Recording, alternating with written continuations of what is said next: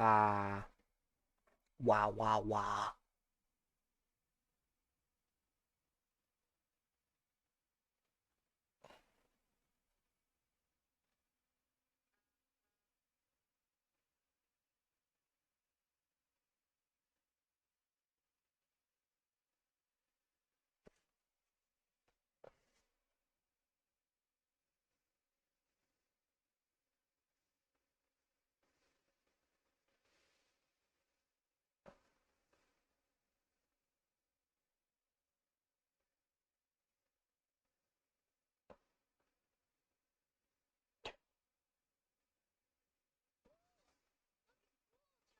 Thank you, Smith Spark, for following me.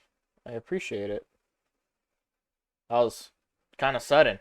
Kind of makes me a bit scared of what's to come.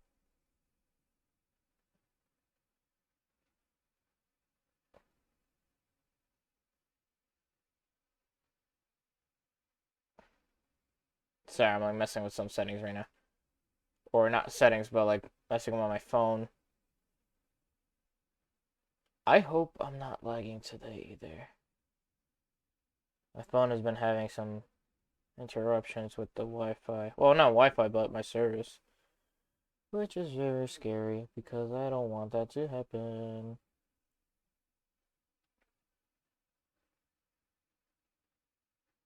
Okay. Ookie. Ookie. Ookie. Ookie. Ookie. Ookie. The fuck?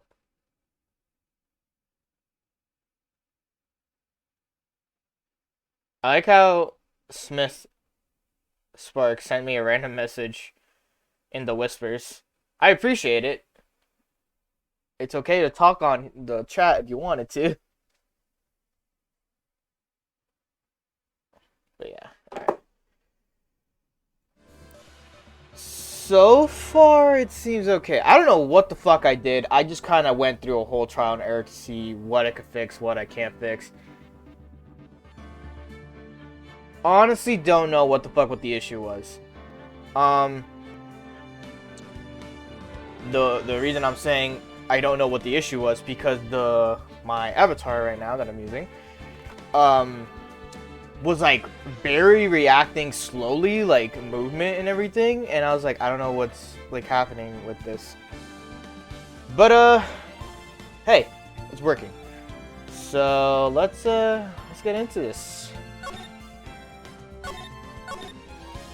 Load. That's enough. This court sees no reason to further prolong the trial. This case is extremely clear. I see no more room for a misinterpretation. It wasn't me. I swear it wasn't me. The evidence and testimony we have seen heard it all. The victim was alone at the table when he drank from the thing. No, you're wrong. I know what I saw. I saw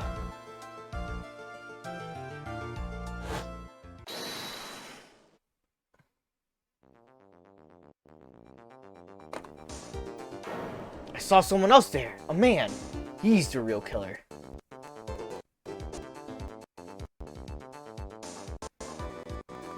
By the way, that is actually happening. Like, what's happening, what you're hearing, and why is it, like, weirdly, like, skipping? That is what's happening. It's like being fast forward. Why won't anyone believe me? Hold up. Stop.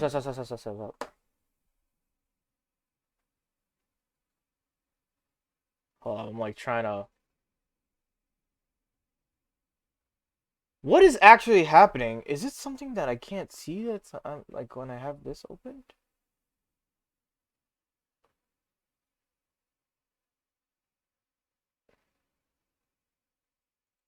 Oh my god, for the love of Christ. See, now the computer wants to start being slow all of a sudden. Hold on, maybe if I open only one tab like this. Okay.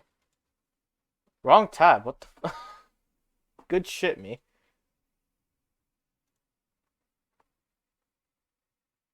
I literally opened up the wrong tab.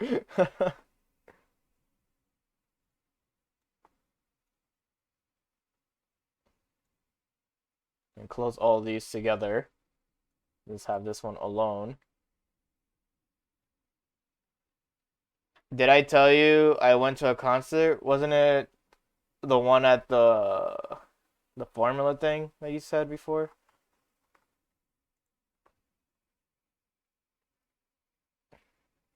Let me put performance mode. Let's see if it improves anything.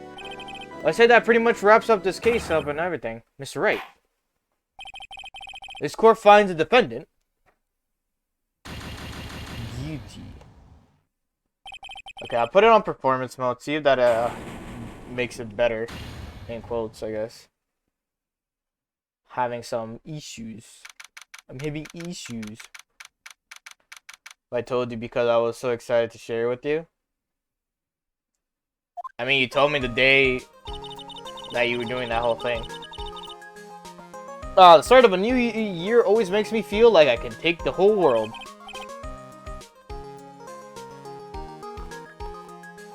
Alright. I bet it does, Maya. So I decided that our resolution should be Zavari, take on the world. What do you think? Sure, whatever, Maya. But I think maybe you've had more than enough mistletoe cake. Never. You got to eat a lot of cake during New Year's. It's practically a tradition. Like watching the fireworks on TV or playing a board game. Hey, pal. I'm like scratching my head and I forgot that I am in motion. Like the gun shoot. Happy New Year, detective. Likewise. Now listen up, right? Here's to another fruitful year of lawyer-police cooperation. Yeah, hold on. Let's see.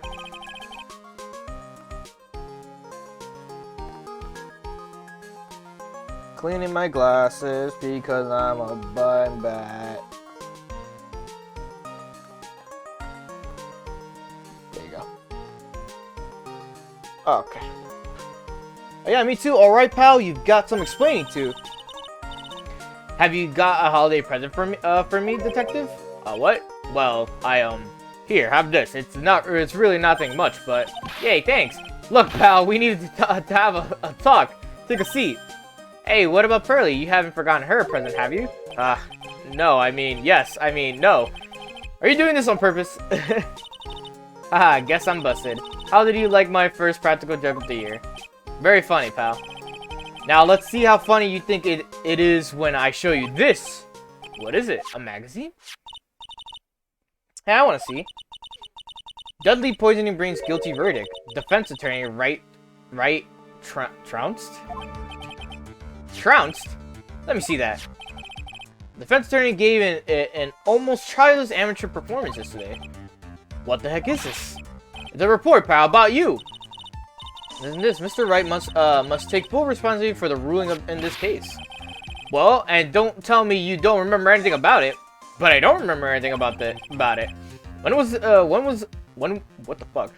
that issue from anyway? December of last year, which I guess makes it last month.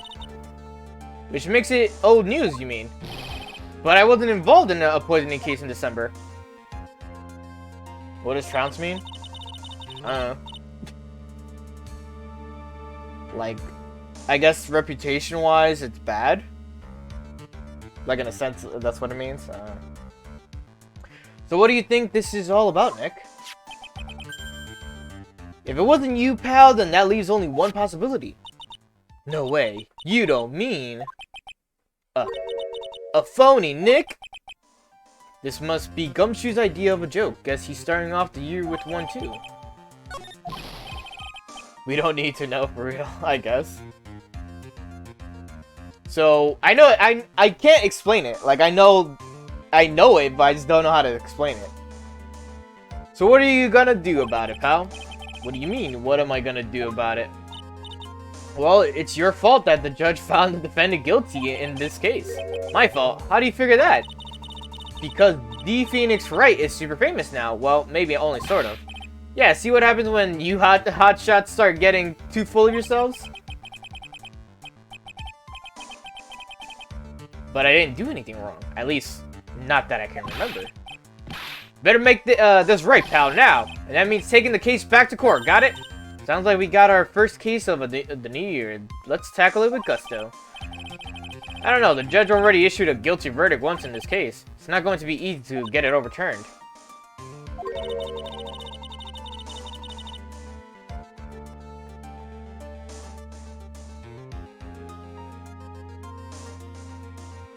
I think there's more than one meaning to it. Guess that New Year's resolution is going to have to wait until next year. So you're taking the case, right? Good. I'm gonna head over to the courthouse then. After that, I'll go back to the precinct. Drop by if you need something. Okay, pal? Guess people are starting to know the name Phoenix Wright. If a client trusted a case to me based on my reputation, I guess I am kind of responsible. But why would someone want to impersonate me? What sort of guy would do that?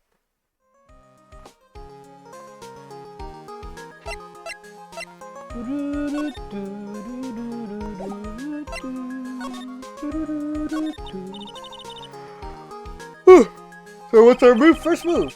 I guess we go down to the detention center and talk. Wait a sec, Nick. This person's behind bars because of you.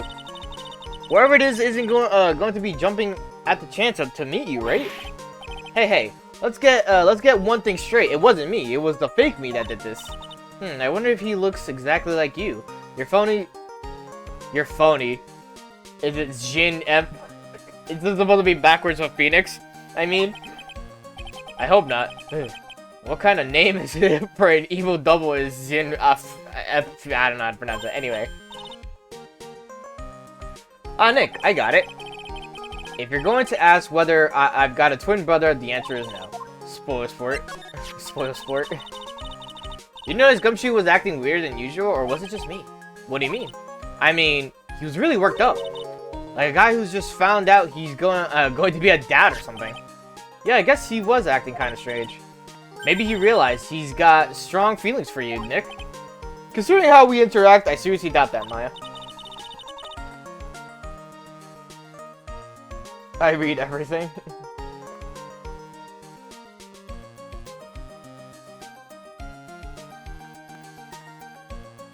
Okay. Well, he wasn't nervous because of you. Then maybe oh my god. Then maybe it's because of our new guilty client.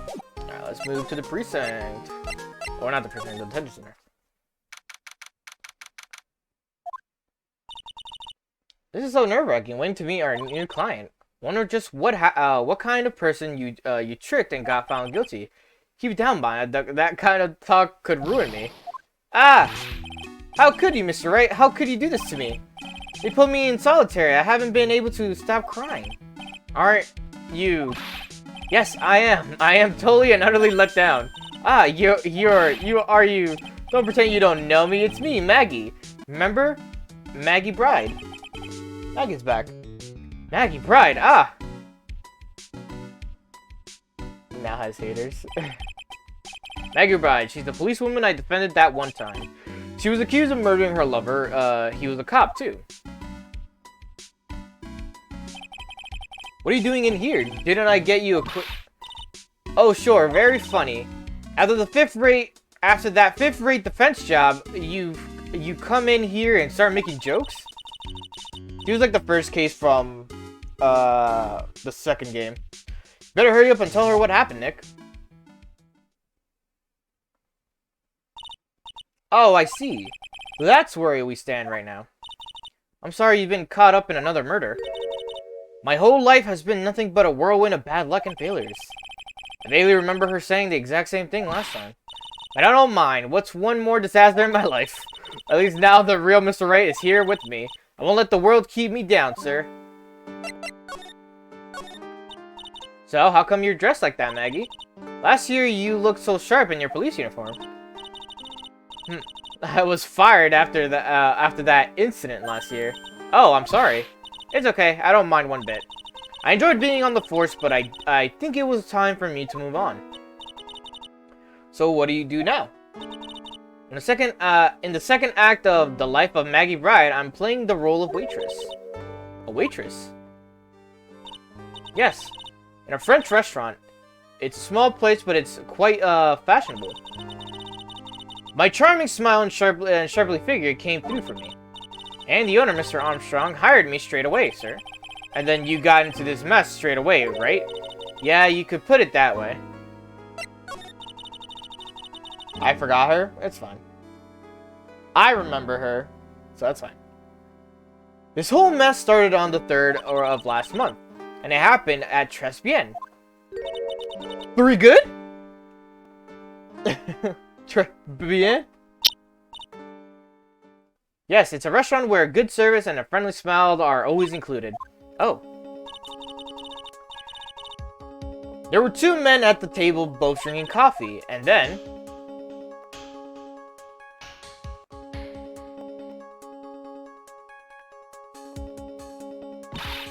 One of the men slipped some poison into the victim's cup. The victim took just 1 sip and was gasping for air.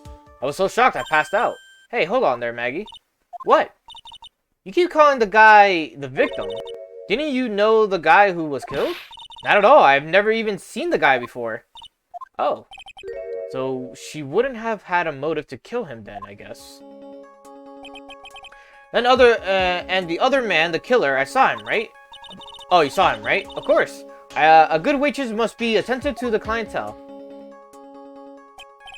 So you saw the killer, but you were found guilty of the crime anyway. How come? You tell me, Mr. Wright. Guess the answer to my question is my phony. Anyway, she saw the killer. Better see if I can get a description of the guy. So if you saw the murderer, why were you still convicted? Because no one else saw. Saw what? The other man, the one who put the poison in the victim's coffee. Everyone testified that way. Mr. Armstrong, the customer, everyone. The victim was sitting alone at his table the whole time. But how's that possible? I don't know, but nobody, not one person would believe me, sir. Even Phoenix Wright, my one last hope for the fair trial, failed me. What a pathetic defense. My granny could have been done a better job. Look, that wasn't me, okay?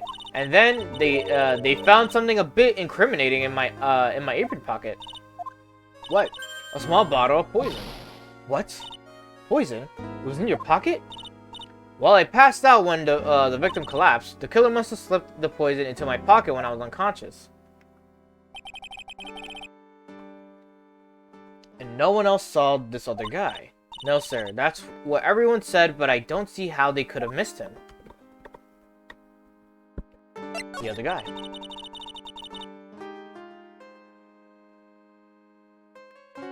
Sorry. I was the only one who took the coffee to the 2 men. Oh. And what was your impression of them? Well, when I first saw them, I kind of thought they might be in the music industry. The music, how come? Well, one of them had some sort of earpiece and an emo musician's look about him. And there was a sample CD on the table, sir. An earpiece and a sample CD? Huh. Did you get a look at the CD at all? It had a band's name written on it. I think it was MC. Oh shit. Fuck. The controller. Alright. Something. I think it was MC something. They must have been preparing for their debut, I guess. It was a band's CD. Maybe a promo disc. Maybe it was MC Screwdriver. Get serious, Maya. Would you buy the CD of a group named that? My headphones are actually annoying me. What was the name? What was the name of that group again? MC Hacksaw? No, MC... What about the killer? What did he look like? Well, I don't really remember. Only that he was a young man, well built like the victim, really. Oh yeah, I need to ask you about this. Hey, this article's about my case. Can you tell me anything about the guy who was pretending to be me? Yes, sir. It was the morning after I'd been arrested. I met you in the visitor's room here. You were wearing one of your super short suits. Me? Yes, you, Mr. Wright. Ugh. Hey, Maggie. Was my evil I am here too? No, I don't remember a phony you, Maya. Oh. It would have been so cool. Then you got really worked up and passionate. I'm gonna get you cleared. I forgot he talked like this. I'm gonna get you cleared this crime, you said. Okay, I get the picture, but you met me in person before, so how come you didn't realize that guy wasn't the real me? I guess looking back now, it was a little strange. Only a little? Well, okay, so you were a bit taller than normal, and you looked a bit shady. And you're... Fuck. So the guy was nothing like me then. But he had your spiky hair and blue suit. Is that all it takes for someone to imitate me? How about everyone else in the courtroom, like the judge and the observers? Didn't they realize he was an imposter?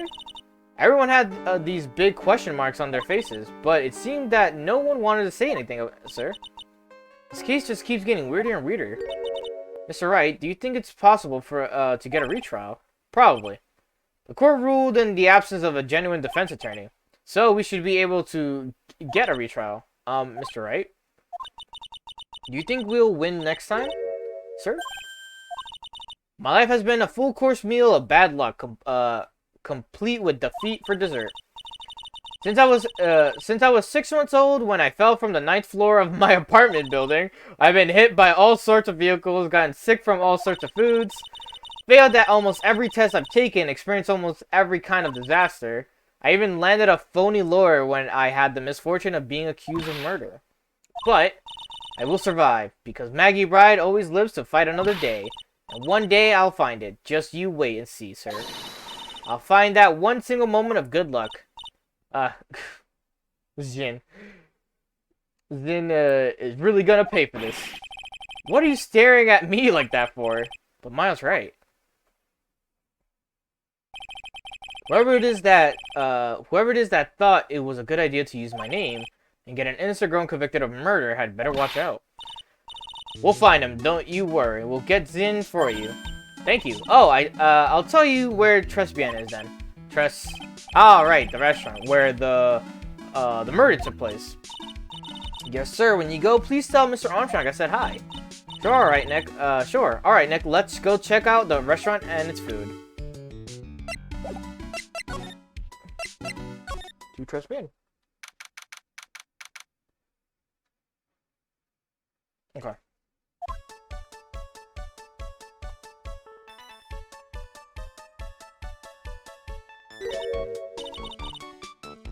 Wow, look at this place. Look, more like smell. Whoa, what is this? What is with the suffocating scent of flowers in here? And again, girls like that kind of thing, right? Actually, I'm not all that into it. No one's coming to see us. Maybe there's no one here. Don't be silly, Maya. This is a restaurant and it's open for business. Hello, anyone here? I don't believe it. There really isn't anyone here. Perfect, let's get intrusive. If there's no one here, we can take anything we want. Yeah, I suppose we can.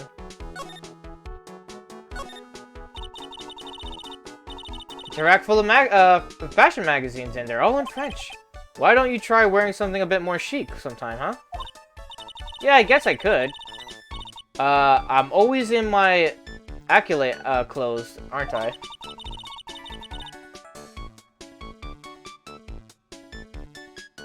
It'd be fun to wear normal clothes every now and then. There's something stuffed in behind the rack. Look at the sports paper to me. Looks like a sports paper to me. Hey, and look at this. Someone scribbled a little doodle on one of the pages. MC Bomber. And 1, 2, 3, 4, 5 zeros. 100,000. $100,000 maybe? I wonder what MC Bomber is supposed to be. This paper, it's from December 3rd. This paper's from the day of the poisoning. What? Paper from the day of that murder. This has got to be the clue. I should see if I can find out some more about this paper. Also, Sly, there's like no stake here. What are you fucking talking about? Also stole a murder scene. Detention center, okay.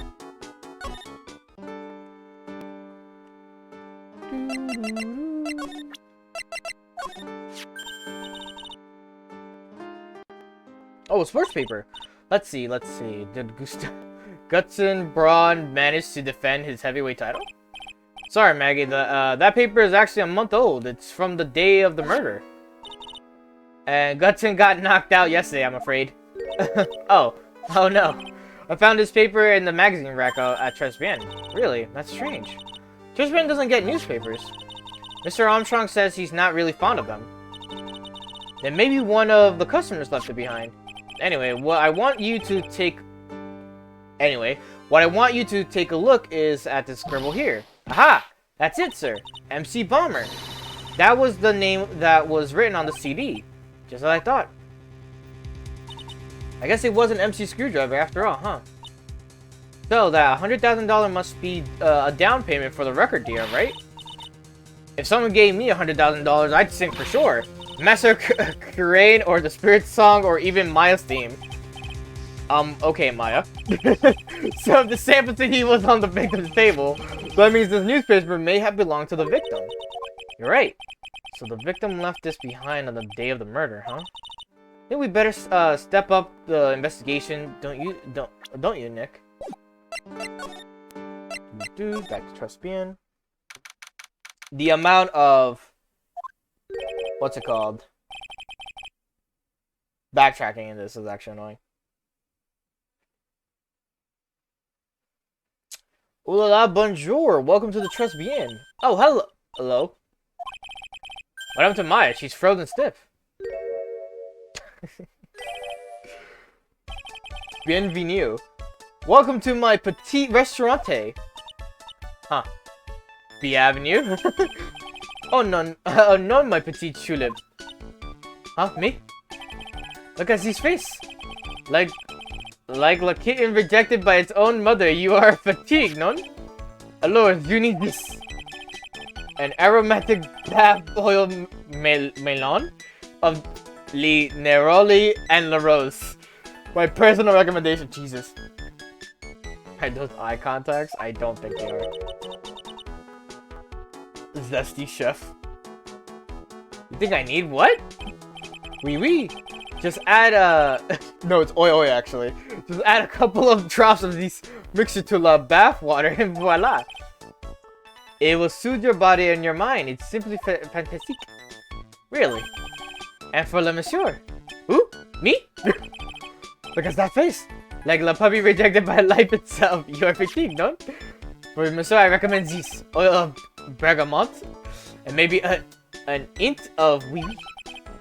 I will add la peppermint and la celery sage for the fragrance exceptional. Such an invigorating recipe will bring out your delicious beauty, monsieur. My beauty? Do you make a French accent? It's coming out here and there. Lords, if you will be seated, I will bring you the special menu of the day. Actually, we're not here to eat, we're lawyers. Mais bien sûr. What? I don't know that word. I know this already, monsieur. You are Le Phoenix Wright, no? Yes, you know me. Mais oui, I never forget the man who flirts with me, especially in court. I guess he was cross-examined by our mysterious Zin. It looks like everyone to do with this case knows who I am already. You know some French? Not like that. I know like basic French because you learn it over time. It's not like actually. I just didn't know what that word was. Wonder what sort of impressions Zin's been leaving on people, don't you? Allow me to introduce myself to you again. I am Jean Armstrong. Enchanté. Enchanté. Très bien. So what does très bien mean? I know tres means three. Right? Yeah. No. Très bien is Francisque. I don't know if that's how you say French in French. Francis? In English, you would say very good. Oh, very good. Très bien. Oui, exactement. L'atmosphère is très bien and la cuisine is très bien. If the food's so good, why aren't there any customers in here? My cuisine is not for all. Some people say do not appreciate la haute cuisine. I thought everyone liked hot cuisine. Since I have lost Maggie, I do not have enough ants. So you're running this place on your own now. Oui. For the moment, no one has answered my advertisement. Oh, pour moi. Please don't eyeball me while you say that. Francisc, I believe. I guess. I am the chef, I am the manager. I am also a trained aromatherapist. What? A practitioner of the aromatherapy. La art of soothing la soul with... Okay. Sorry, I just saw my screen do something weird and I was like, what? The art of soothing la soul with the delicate floral aromas. Delicate? The smell coming from the bottle earlier was anything but. What happened? So, can you tell me what you know about the incident? Of course he's buff. Bien, it makes me sad to remember it. Yeah, yet I remember it so well. What was it about the past since it happened? Yeah, I guess it's been about a month since Maggie's sentencing. So it was the 3rd of last month, just after 1 in the afternoon. A man who was in here for a coffee suddenly became ill because of the poison in his coffee. There's the truth as I know it. It was Maggie who took his drink to him. I was in the kitchen. I heard the sound of someone collapsing. When I came out to see what it was, he was already slumped in his chair. He was dead. Mondue? I don't know how to pronounce that. Oui. He was dead. Maggie had passed out also. And this man who died, was he alone? Oui, monsieur. All alone. I know that Maggie and there was someone else, but... I see. La police say asked many times. Are you sure there was no one else at the table? Say asked. But I am not the only one. The old man said the same thing. Old man? What old man?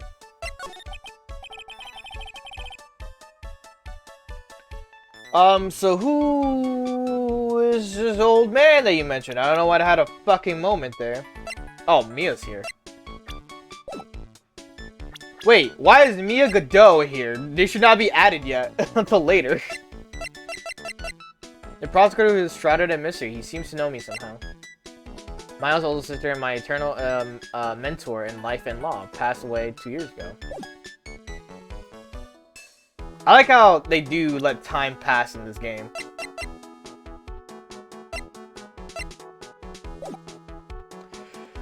So who is the old... no, I'm talking again. So who's this old man that you mentioned? At the time of the murder, there was another customer in here.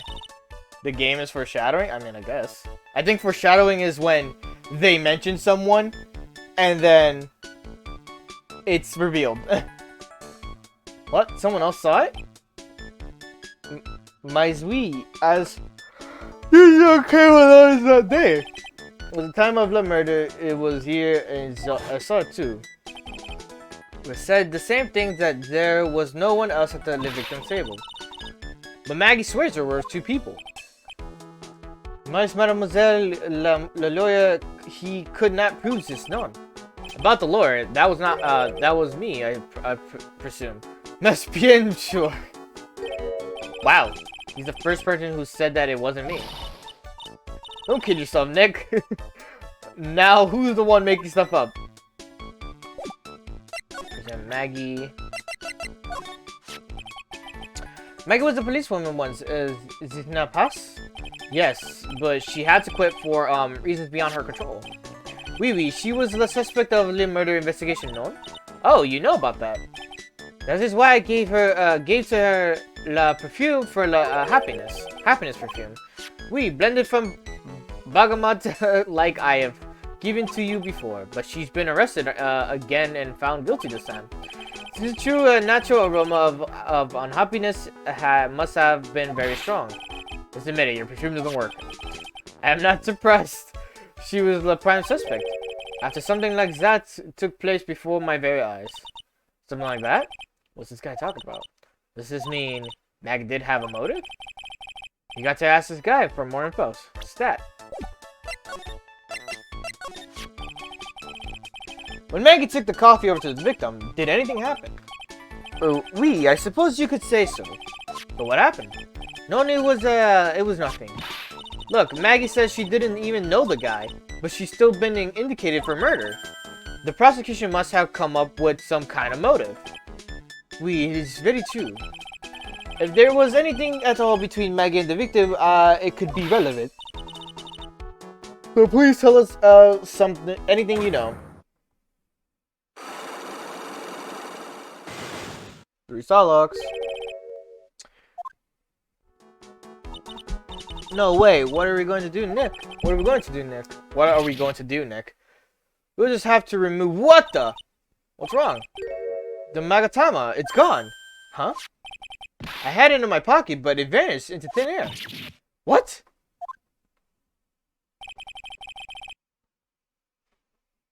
But I could see the Psylocks. Maybe that means the Magatama's nearby? Mr. Armstrong, can I just confirm something with you again? The table where the victim was sitting, was anyone else sitting there? That is the question you will have to ask myself. The old man spent all of his time down to the park. The park? Oh, a park. What park's that? Behind the restaurant, it is called Vitamin Square. Thank you. Jivos en pie, my dear. Let's go check out this Vitamin Square right now, Nick. Okay. Go to Vitamin Square.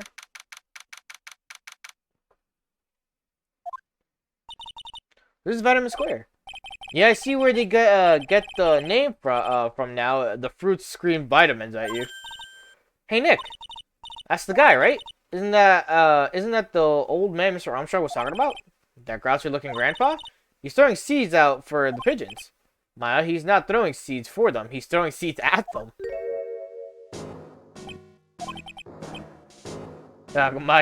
My grumpiness threat level has just been raised to red.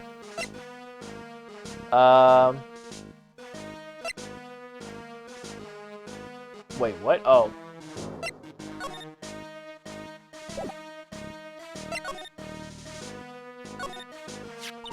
Oh, there's a magazine here. The magazine full of job listings. You discussing rogue picking up something someone else threw away. Throw away? Did you throw this away? Are you looking for a job? That's none of your business. Alright, I guess I'll just take the magazine with me then. I don't want anyone else having it. Give it back. Too bad. Now that you want it so bad, I don't want to give it up. Hey, that's mine.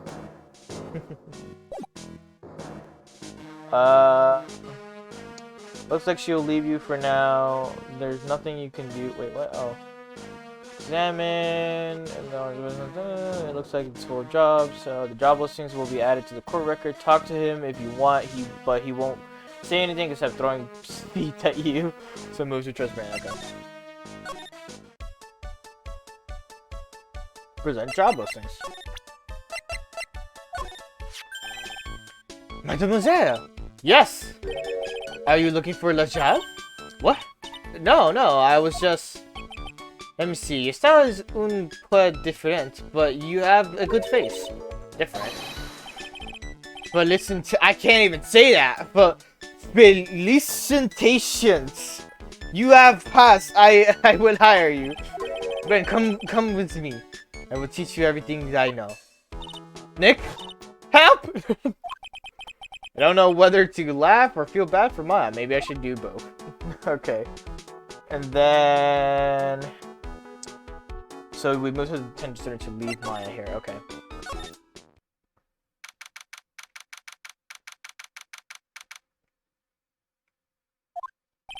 Looks like they have Maggie in questioning. I guess I asked her pretty much everything. I'll come back if there's anything else I need to ask her later. Then I gotta go to the criminal affairs department.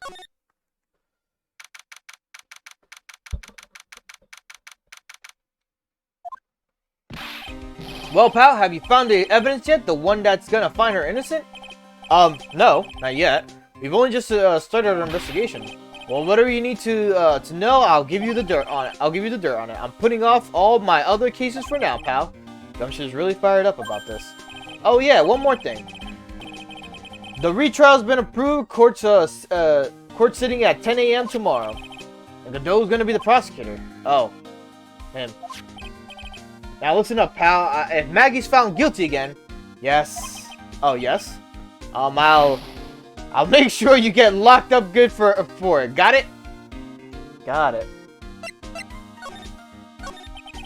So the guilty party was Maggie Bride, huh? Yeah. Back when she was on the police force, you were her mentor when she was a rookie, right? Yeah, I kept a close eye on her. I mean, not too close, you know?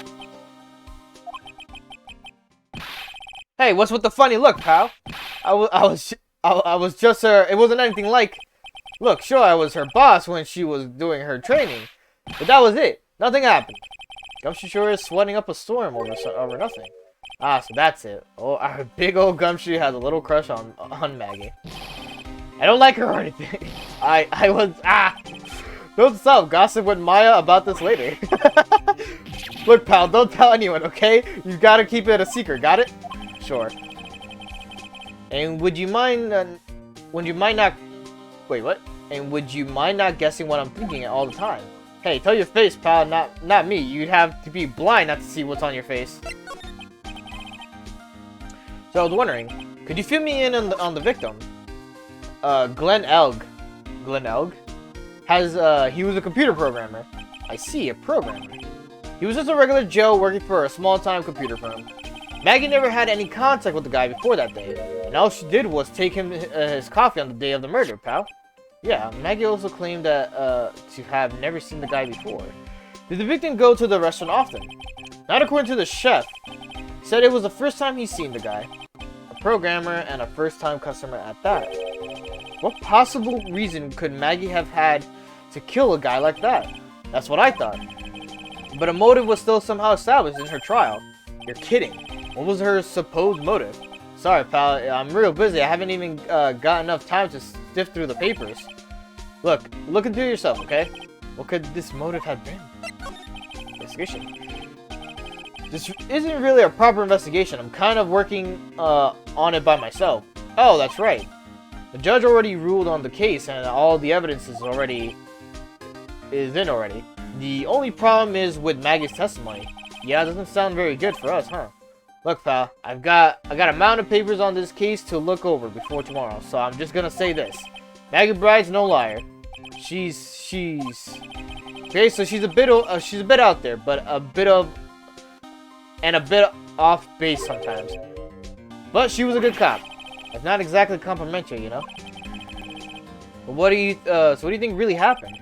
And just how contradictory is her testimony? Contradictions. The biggest problem with Maggie's testimony is the number of people at the table. Yeah, my thoughts exactly. Maggie still insists there was another guy sitting with the victim. Right, but get this.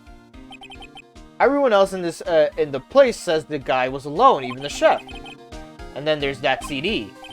Oh yeah, she did mention something about a CD. There was a sample CD on the table, sir. But our guys turned that place upside down, there was no CD. What? Not on the table, not anywhere in the whole restaurant, pal.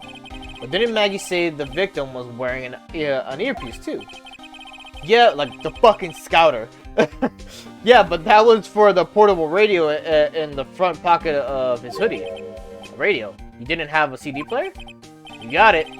Your phony never explained that contradiction at all. Come to think of it, the owner of Tribulations didn't mention that CD either.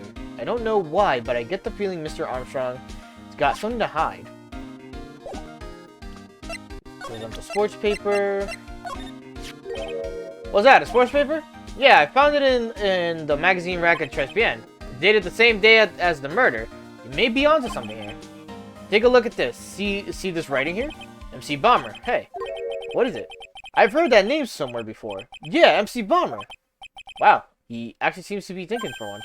Ah, it's no good. I can't remember. And he goes back to being the Gumshoe we all know and love. Hey pal, I want to borrow this paper for a bit, okay? I want to get a handwriting analysis done on this scribble. Handwriting, huh? Handwriting, huh? It'd be good to know more about that in any case. Thanks, pal. I bet this will turn out to be an interesting clue. Oh.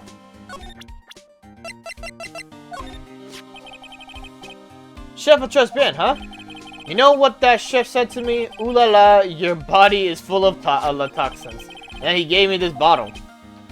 What's in it? I don't know. The label says juniper.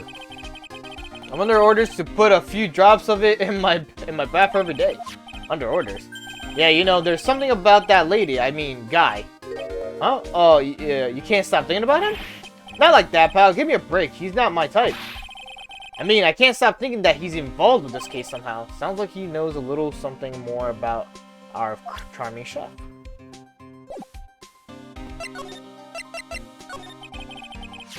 So what exactly is it that caught your attention about the chef at Tribulations? It's, kind of hard to say. You guys probably not even connected with this case anyway. Hey, come on, detective. Didn't you say you'd give me the dirt on anything? Well, this sort of stuff is kind of unimportant, gossipy stuff, you know, pal? Look, how about this? You go to Tribulations and investigate the place yourself. And if you find out anything suspicious about the guy, you report back to me, okay? Don't suppose I get a choice in this, huh? Guess I better find out more about the chef and Tribulations, then report back to Gumshoe. Back to Tribulations.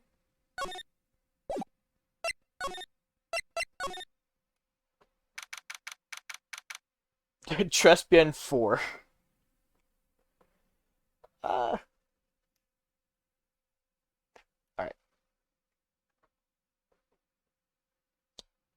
What was I just saying? Oh.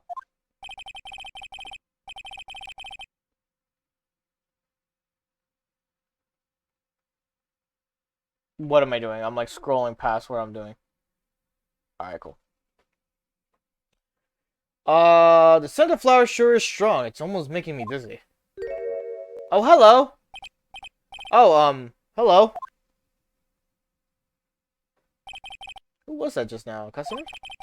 She has sort of a dark aura about her. Ah, welcome, bienvenue. Wow, what a cute voice. It's Maya in a maid outfit. Let's fucking go. Oh, is this you, Nick? Maya? Well, how do I look? Maybe you should quit being a spirit medium. Maybe, but it's kind of boring being a waitress. I mean, you're my first ever customer. Then who was that woman I just saw? Oh, since you're here, you might as well have something to eat. I am kind of hungry, actually. Waitress. So, how do you... Hold up, it's doing that fucking skipping again.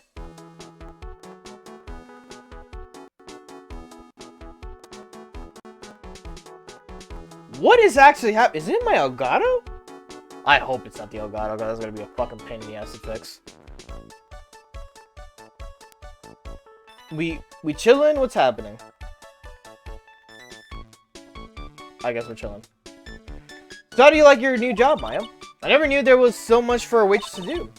Take people's orders, bring them their food, make coffee, work the cash register. Of course, we need a customer before I can do any of that. Yeah, it's a nice looking restaurant. It's a shame more people don't come. Don't forget about the ultra cute waitress. Check out my give me a tip smile. Hey Nick, why don't you order something? Just preparing a tasty lunch set at the moment, or so he says. How much is it? It's the twin tea set, so it's $20 of course. The twin tea set. I believe I'll be taking a pass on that kind of it's kind of expensive. What? But you can't. Come on, Nick. It's not every day I get to be a waitress. Is it a game that's doing that noise? It might be the game that's like that right now. Oh, thank you. I want to try carrying plates and working the cash register. What about cleaning the toilets? That should keep you busy. Yeah, right. Maybe later. About the lunch. Oh, a fine choice, sir. No, Kitchen, a lunch special, please. With all the extras, drinks, side salad, dessert, and gift. I don't need any of that. Just a moment, please, sir. Man is really getting into this. So how much is this set lunch then? $20, huh? But with the drinks, side salad, and dessert, it's $45. Hey, wait a sec, Maya. Sorry to keep you waiting, sir. Here you are, our deluxe fortified lunch set. Whoa. A dish inspired by lobster and abalone fricassee with the balsamic vinaigrette. Bon appetit. Thanks.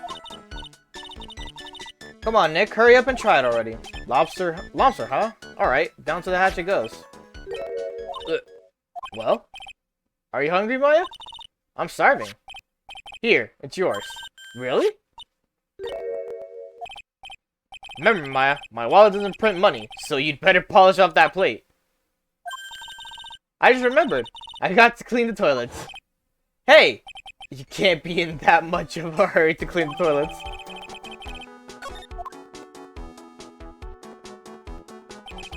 How does that guy manage to make good food taste so bad?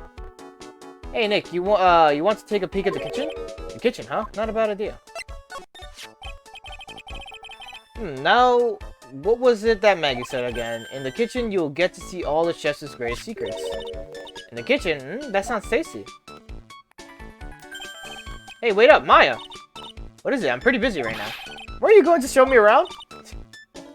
There goes my plan to find some cool clue and show it off to you in your face. I better conduct the search in the kitchen myself.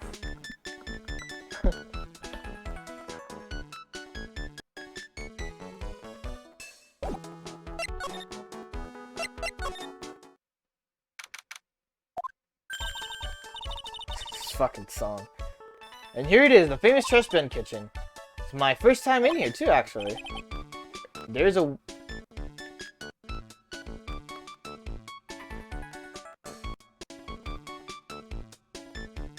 No, it's this part of the song, is it not? It's when it does that part of the song, that's when it starts doing that weird skipping. There's a weird atmosphere in here, that's for sure. Mr. Armstrong will be back soon, so we'd better search quick. Chop chop.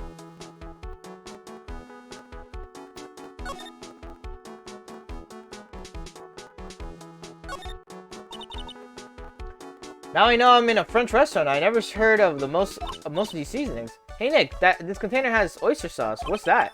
It's not used in Chinese food. Ah, look, right there on the counter. My Magatama. What's it doing there? What indeed?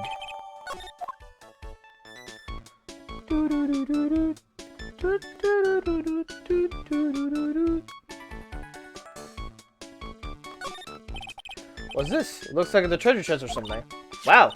Look at all these little bottles. Oh, they're aromatherapy oils. He's got so many. They're overflowing onto the floor. Let's see. 1, 2, 3, 98, 99, 100. They're all the same too. Hey, wait a minute. What is it? There's one bottle that's different from all the others. Well, what do you know? And it doesn't have a label either. And it doesn't smell. So what's the liquid inside then? I wonder. Hey, Nick, we should borrow this. I mean, look how many bottles he's got. He won't miss one, will he?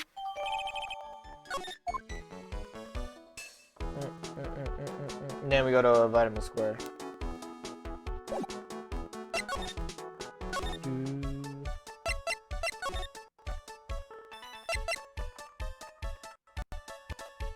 Yes, it is. It is this part of the song that will always do that. Interesting. Interesting indeed.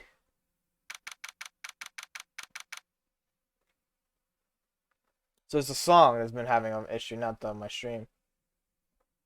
Was that happening during when I was doing this? I'm gonna disable this real quick. Oh.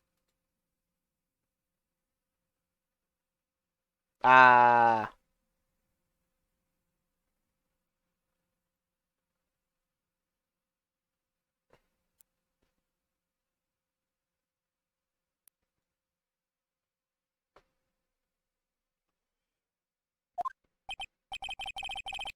No, guy's not here anymore. And I still have some unanswered questions for him.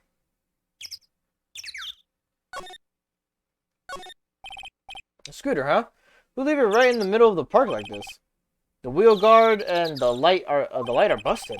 Guess it must have been in an accident. It's totally wrecked. Wow!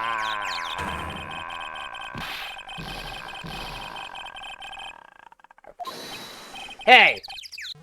What do you think you're doing with my bike?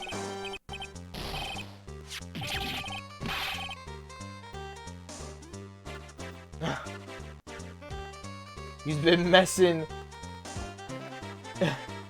You've been messing with my new ride? Is that what you've been doing? New ride? Isn't that kind of an old... He's gonna pay for this. It wasn't me. I was just passing by. Hey, then who's the one that covered my saddle in crap, huh? Gonna pay. You catch my drift? No, wait a sec. I'm not a pigeon, so I couldn't have done it. Wise guy, eh? Had to beat you so hard it'll feel like you were smooching the express train. Uh-oh. You better watch your back. This ain't over. I'm gonna round up a group of the lawyers and then you's gonna pay. Actually, I'm a lawyer myself. What'd you say? I'm Phoenix Wright, attorney at law. Phoenix Wright? You saying you Phoenix Wright? Yeah, I am. So you a wise guy too, huh? Cause I'm Phoenix Wright. The one and only. What? Out of my way, I gotta cruise. He's gone. Surely that guy wasn't my phony, was he? He wasn't anything like me. Guess I better make a note of the scooter. Pathetic. Oh, it's you. Few threats from a little brat like that. And you look like a pigeon that's got seeds in his eyes. Have you been here the whole time then? I wasn't that strawberry. I had some thinking to do. More like you had some cowering to do.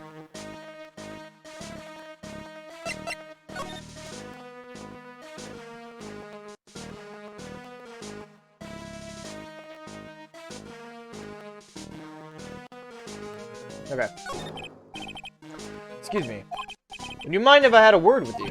Yes. I just want to ask you a couple of questions. What's the matter with you? Can't you see I'm busy? So you don't like my seeds and pigeons? He's really chucking those seeds at them. That's got to hurt. Go on, eat this. Excuse me, sir. Can I ask you about Maggie Bride? I don't know any Maggie Bride. Yes, you do. You know the waitress at Tribulations. You ask me, it's a disgrace. That's what it is. Innocent young girl revealing herself like that. So you don't like that kind of thing, eh?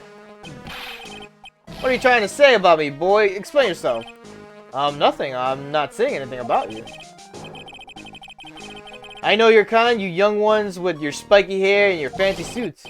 That head of yours is overflowing with filthy ideas. I know someone who needs to learn some stress management. Get out of here, you young brat. Tribulations. You go to Tribulations a lot. That miserable excuse for a restaurant. That garbage they serve oh my god. That garbage they serve in there's not food. Where's the sushi, the tempura, the rice? Tribulations is a French restaurant, sir. Where do you think we are, boy? In Paris? I want real food, not those snotty snacks. What about those shameless girls? You mean the waitresses? You can see all the way up to their... Yes, the waitresses. They're practically naked. It's a disgrace, isn't it? Well, isn't it? Listen, it's not my restaurant. God, it's a miserable excuse for a restaurant that place miserable. He certainly knows the place. He must be a regular. But he hates it so much. Why does he keep going? Are you a regular at the restaurant, sir? It's just that if you dislike it so much, why would you keep going there? Sir? There you are, you filthy pigeons. You want food? Haha, take that.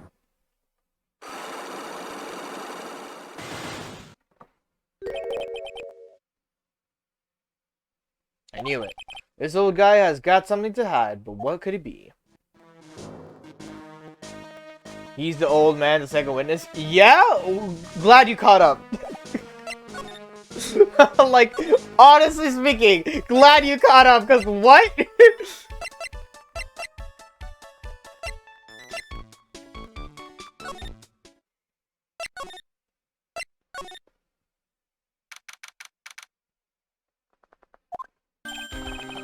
Hey, this is time!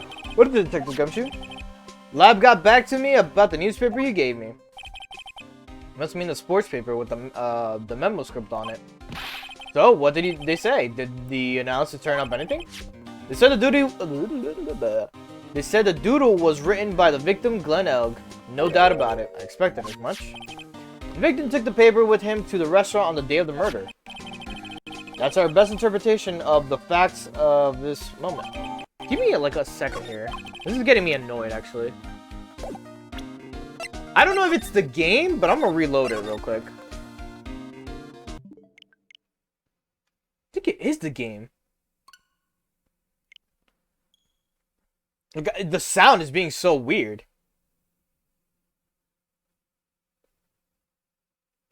The victim reminds me of Moomin Rider from One Punch Man. Mind you, One Punch Man didn't exist at this point. MC Bomber, I get the feeling I've heard that name somewhere before. Oh, well, I guess it'll come back to me. Don't forget to report back to me with whatever you find in the restaurant, okay, pal? Because when did I start taking orders from Gumshoe? Although, I get the feeling there's still an audio problem. It's fucking bothering me. Yeah, it definitely is the fucking stream having a fucking meltdown. Task Manager.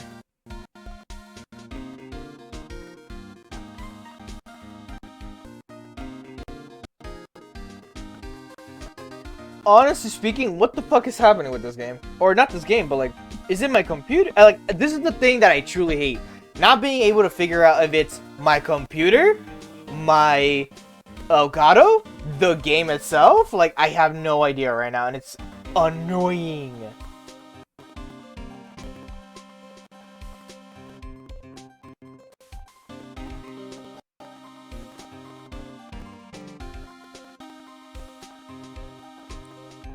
It's very, like, consistent right now, though.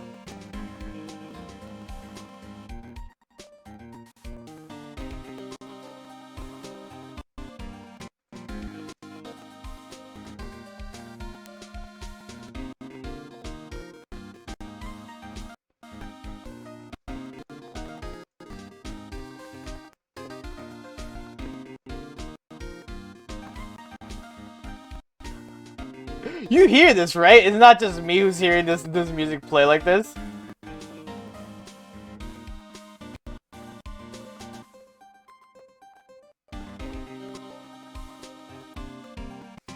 Just keep up. Okay.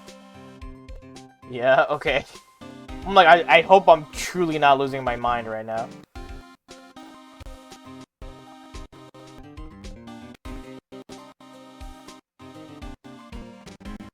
I can't take this, like, skipping consistently. It is absolutely getting me annoyed.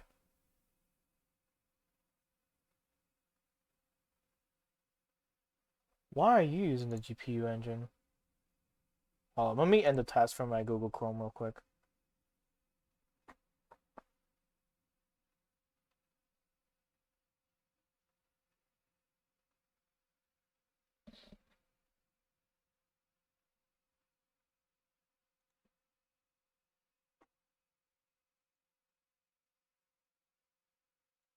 Oh, why is there 2 new videos? What the fuck?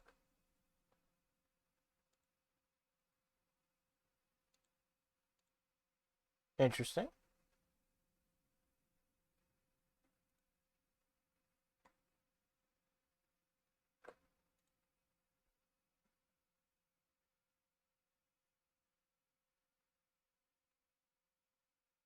Why do you have like 18 things?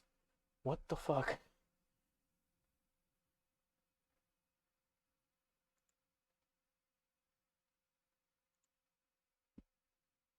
This is the thing that bothers me sometimes, is the amount of thingies that get added onto the task manager, and I have no idea what the fuck they are.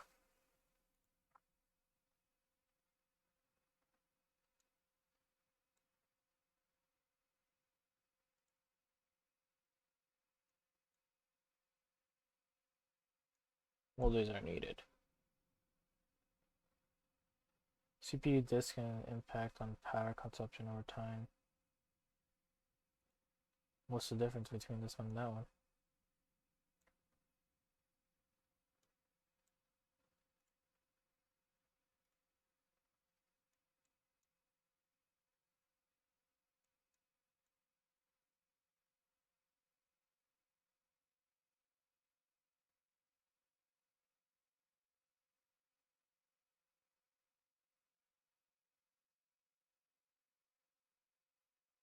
Trying to figure out what the fuck is happening. I'm not gonna lie.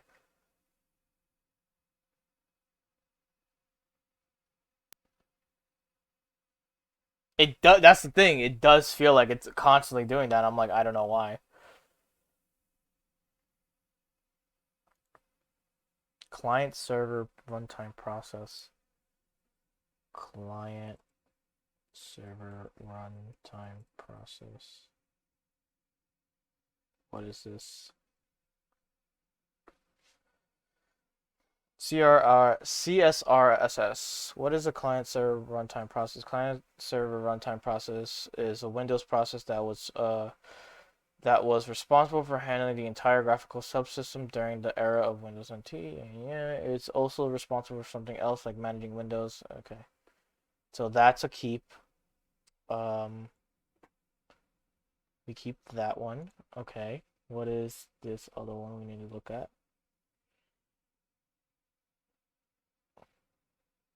What is desktop Windows Manager?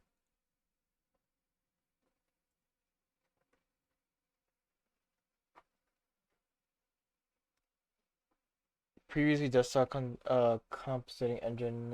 This compositing window manager is Microsoft Windows since Windows Vista that enables the use of hardware acceleration to render graphical user interface and Excel needed. The system is the system. Okay. I don't think it's the GPU. It's the CPU that gets like really overhauled a lot.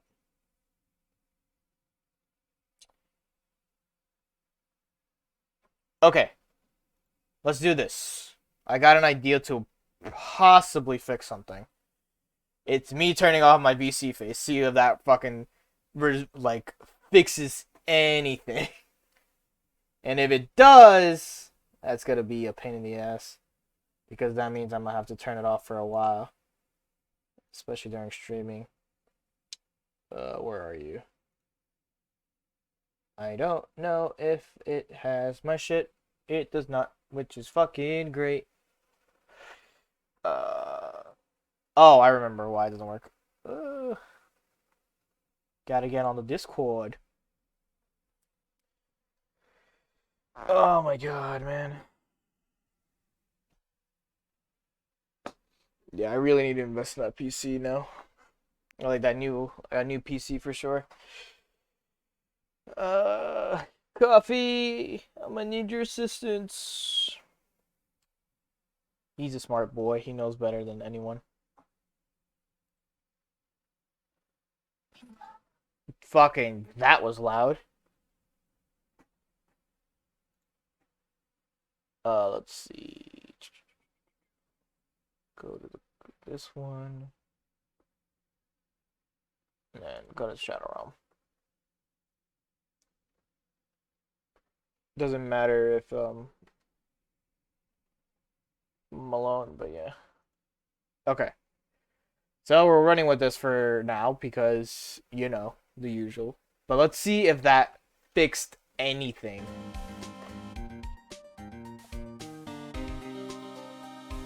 Okay, where was I? Small, like, interference there. Ow, my ear. Okay. I get the feeling there's something I need to show him. Alright, so he tells me about the sports paper, then I present him the model.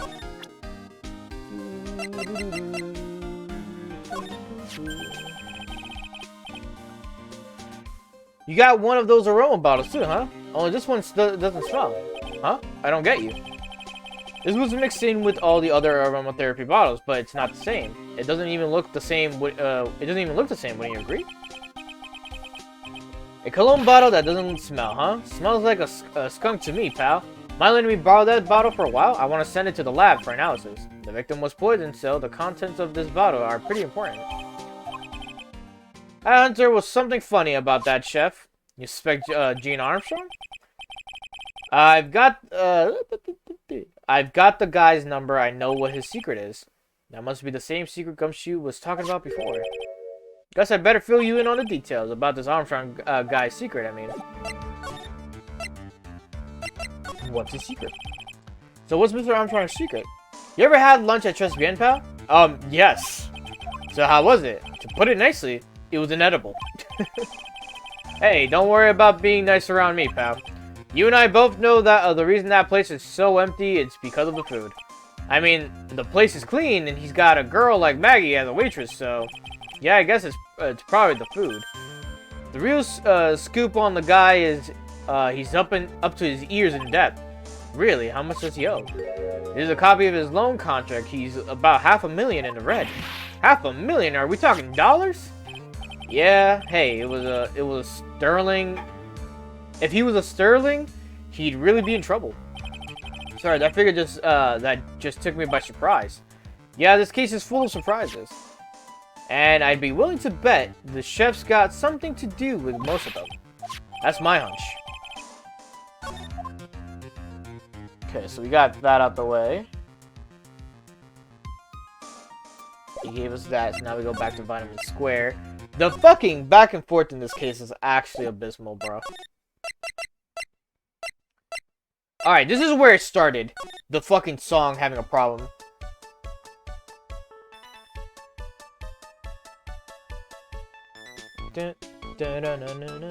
Yeah, okay, so it is my VC face. I'm gonna have to see if I could fix something to make the graphics or something to not take up a lot of CPU, but I do not know what to do with that, honestly speaking. And my fucking headphones are being annoying right now. Sounds good so far. I mean, it's smooth right now. It's not having a fucking meltdown. It is when I have my avatar up. Mind if it glitches and literally makes the most unholy sound that ever exists. I mean, I wouldn't know. There's been something I've been trying to figure out for this fucking thing. Like this guide that I'm using. Cause I'm like, hold up, what is the table of contents for this? For some reason, it doesn't show any of like the Phoenix Wright table of contents shit, which is weird. There you go, I found it. Okay.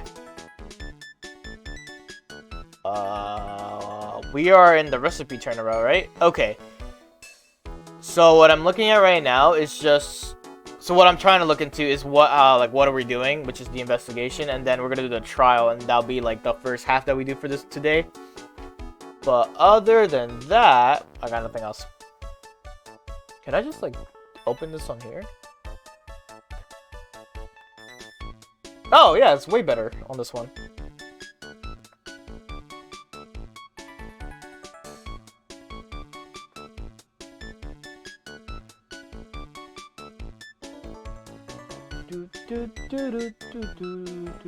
It's weird how this table of contents didn't come out on this one like side thing for this thing, but I'm getting around to it. All right, so Vitamin Square.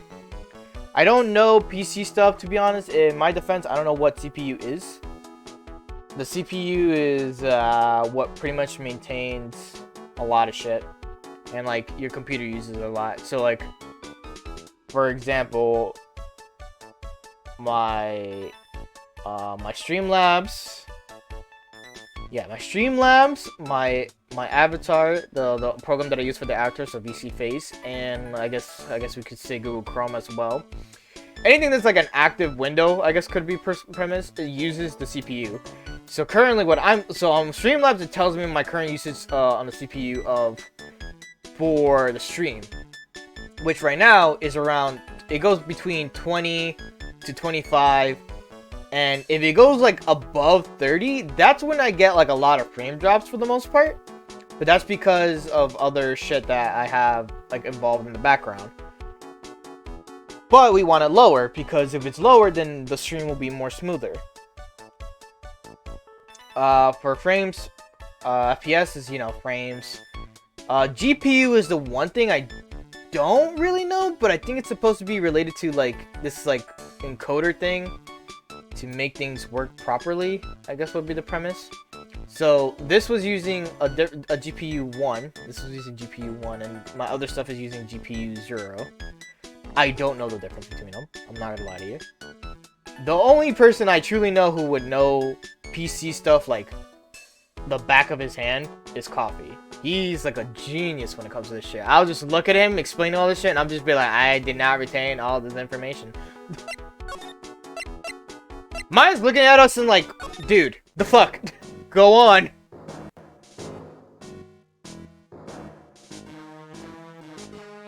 Central Pacific Underground? I don't think that's what it means.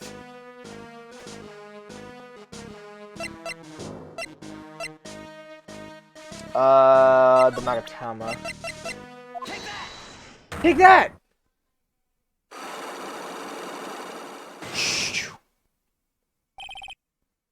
Just being regular. Time you told me the truth. Why are you a regular at the restaurant that you dislike so much? Isn't it obvious? People only have one reason to go to restaurants, to eat. To eat. Is that the whole truth? What do you mean? I don't think you go to the restaurant for the food at all. You insolent brat, how dare you accuse me of what proof have you got? What proof have you got? I could tell that not you nor anyone else in the world would go to a place for its food. Oh, then where the fuck is the monster? The proof is in the pudding, or in this case, the lunch menu. That's the twin tea set. The food at Tribulations is terrible and expensive. You're wrong, it's cheap. Huh? I'm rich. I inherited money when I was a boy. Yes, I'm stinking rich. I haven't done a jot of work since I was born, other than feeding the pigeons. What a load of crack. The taste, another story, but the price, it's nothing to me. So you're saying that you go there because you've got money to burn? Exactly. I have so much cash, I go for a swim in my money bowl every day. Unfortunately, that's a lie. What? You don't have money to burn? You're flat broke. This is yours, right? My magazine. What would a rich retiree be looking for a job? So what? So I was looking for a job. I'm buying a lot at the moment. I need spending money. Oh, I don't go for that. I don't go to that restaurant for food. I just go for the Javachino. Yeah, I think you mean a cappuccino. Anyway, how much does a cappuccino cost there? $8. Those had better be some good golden beans. What's your problem? Do you think a poor man would be better off drinking dishwater? Do you? Is that it? No, I wasn't thinking that. I was wondering if the coffee there is really that great. No, it's not. But anyway, yes. That place has free newspapers to read every day. Newspapers? Exactly. They don't want me hanging around at home, so I go there. Sorry, sir. There are no free papers to read at Tribulations. Take a look at this. What is it? It's a newspaper I found behind a magazine rack at Tribulations. So, what of it? This is the only paper there, and it's dated more than 1 month ago. What? Do you see what I'm getting at here? That restaurant doesn't get newspapers. This is just one that a customer happened to leave behind. Ah. Tell me, why are you so determined to hide the truth? I'm not hiding anything. I'm going to have to put this guy out of his misery. Listen, the real reason why you go so much to Tribulations is Maggie Brown. What are you asking me about the girl for? She was a waitress at Tribulations. Ah. Therefore, the answer to the mystery of why an old man would drink expensive coffee at a terrible restaurant is the waitress. Ah. I don't recognize that face. And you are probably telling the truth here, because you weren't looking at the girl's face, but at her outfit. That's the truth, isn't it? You became a regular at the restaurant because of the waitress's uniform. That uniform is all you can think about, isn't it? I can't take it. To you, that waitress was your... Enough, please!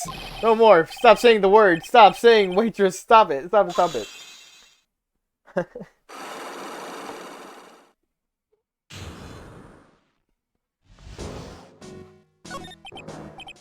Oh, sir. Yes, it's true. I was there for the young girl. Fine. So I'm a dirty, wicked, sinful old devil.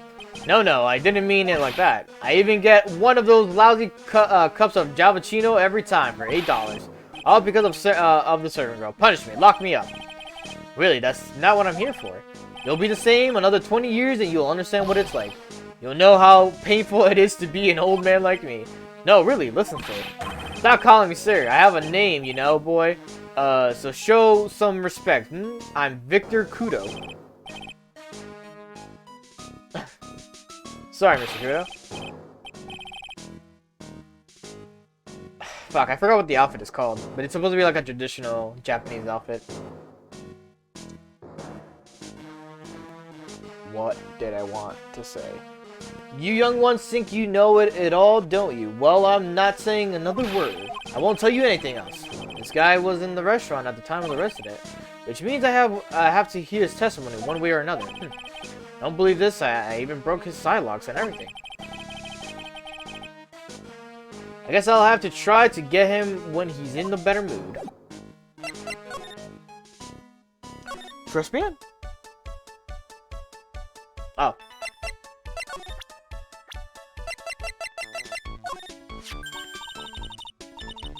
Oh, it's that old man. Is he still feeding the pigeons?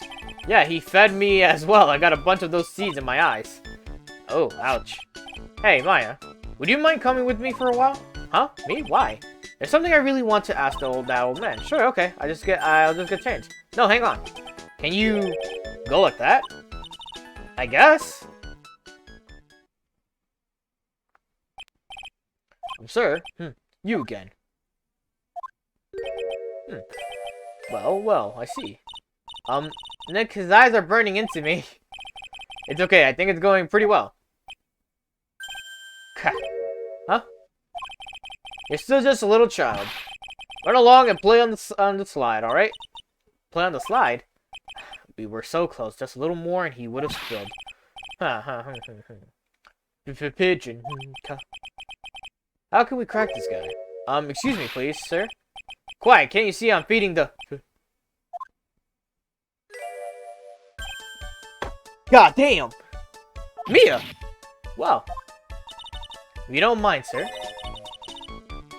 I'd really love to talk with you. Yes. Of course. Certainly. I'm Victor. Victor Kudo. Even from beyond the grave. Wow. Just Phoenix is just like, wow. About the incident. You mean the man who died after drinking the Javachino? It's like he's a different person. It was quite a shock, even for me. He was a strange-looking boy. The girl took the Javachino over to him, you see? And was the customer alone? Definitely. He was the only person at the table. Then he took one sip of his Javachino and he said something like, "Ah," and then collapsed. Oh, how terrifying. You're so good at listening, aren't you? I'll tell you anything, whatever you want you to know. He certainly seems to be telling the truth now. But it looks like Mr. Kudo didn't see the other man either. Do you like the food at Tribulations? Well, of course, I'm really quite a sophisticated man. I was a young businessman once, you know. I set up a casino in London. Really? How interesting. Eating the food at the restaurant really takes me back to my days in Paris. Or in France. What the fuck did I say Paris for? What a lovely story. London's in England, not France. Oh yes, France is wonderful. I'd love to show you around the city sometime. It's too much, I can't take it. I want France. Can't believe Mia's laughing at the guy. You visit Tribulations a lot, don't you? Of course, I mean, yes. I'd like to come and see you there. Really? Oh, you flatter me so. The owner would be delighted to welcome you, I'm sure. Be careful of that chef, my dear. The chef? You mean Mr. Armstrong? That's right. That man's an ex-con. He's an ex-con? Armstrong record. Whatever did Mr. Armstrong do? Oh, no. Those eyes. I can't take this. He has really got this guy eating out of her hand. He steals things from his customers. Gloves, handkerchiefs, little things, mainly. He's a fuck, how do you say this word? Pilfer.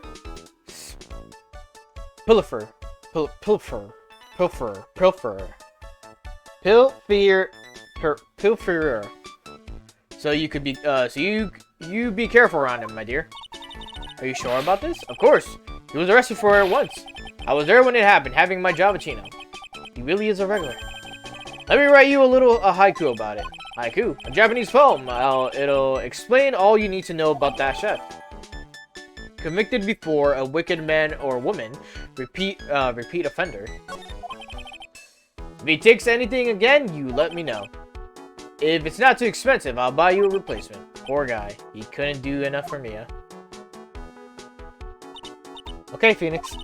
That's about as much as I can do to help. Thanks, Mia. We got some really important information thanks to you.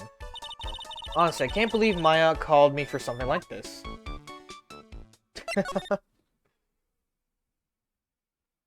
Okay, yeah, we now go to Chespian.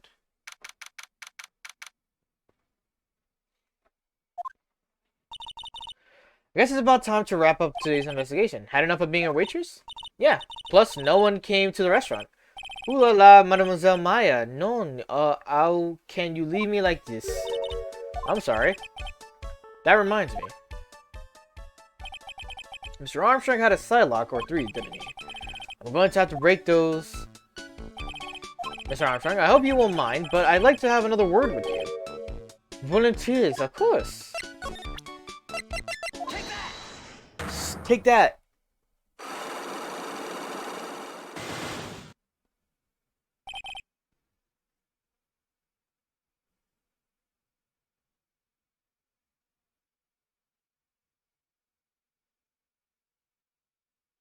Okay.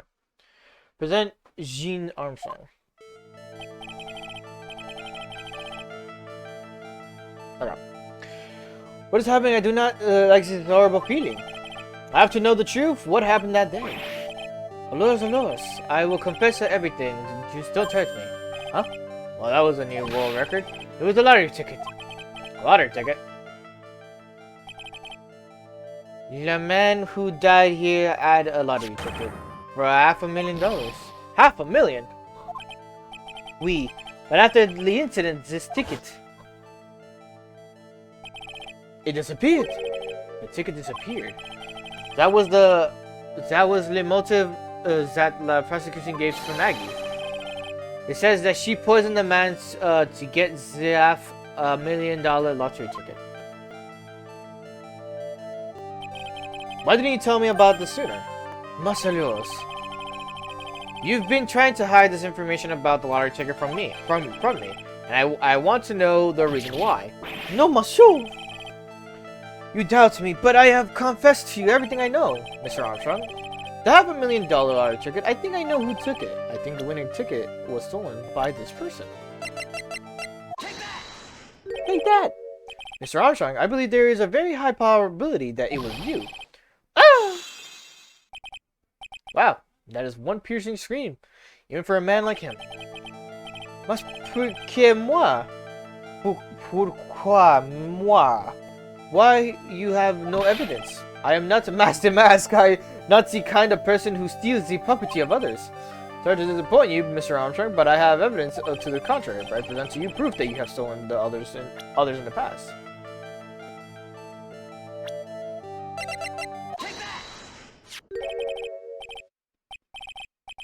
What is this, a poem? Oh, monsieur, you know me so well. I adore poems.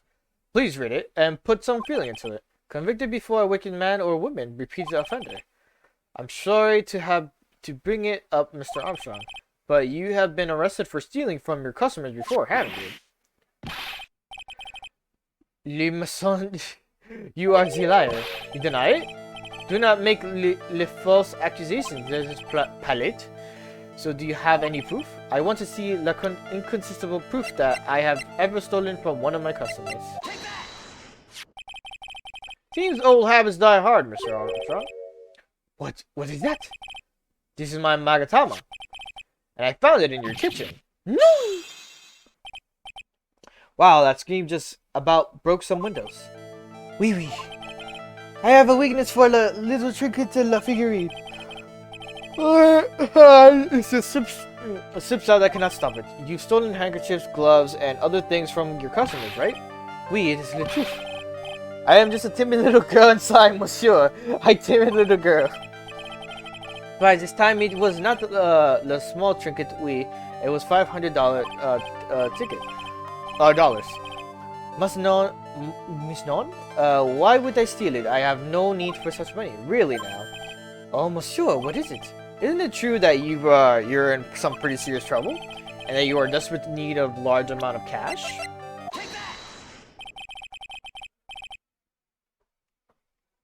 This restaurant is deep in the red, isn't it? You have a loan to the tune of $500,000. That lottery ticket would have wiped out your debts. Well, Mr. Armstrong, what do you have to say for yourself now?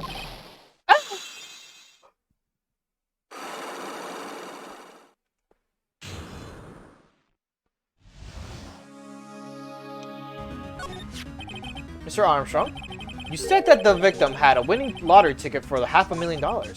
How did you know he had something like that in the first place?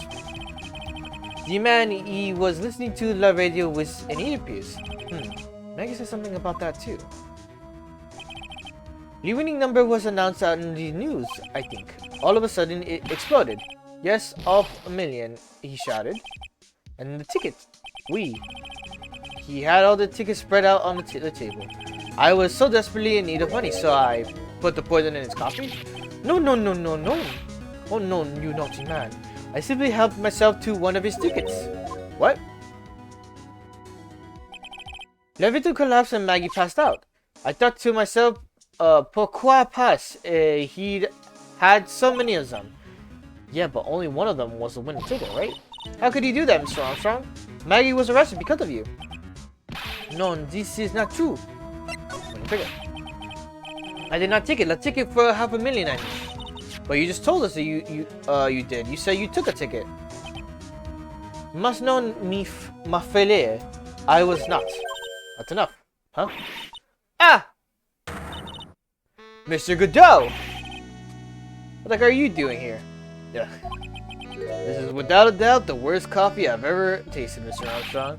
Came in here for coffee. Does his craving for coffee know no bounds? Perhaps Mr. Armstrong stole one of the victim's tickets on the day of question. I'm Leah, no! Just a pretty little girl who everyone is laughing at. But in that case, Maggie shouldn't be the only one under suspicion. He had the wrong ticket. What? Mr. Armstrong made off with a winning ticket's pretty neighbor. So the ticket he took was worthless? Not quite. He did win something, $1. You see, I have just pretty face. Without my looks, I have nothing. So what happened to the winning ticket then? The one he meant to steal. Indeed, what did happen to it? I don't like spoiling myself by watching trailers, so we'll just wait and see how the movie turns out tomorrow, won't we? Yeah. Voila, you two! Time to laugh at the pretty little head. Looks like I won't be needing the note anymore.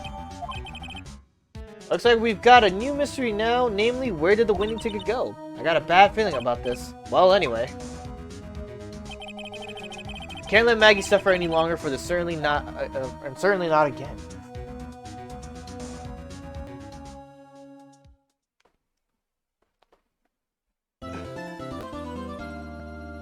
Ooh!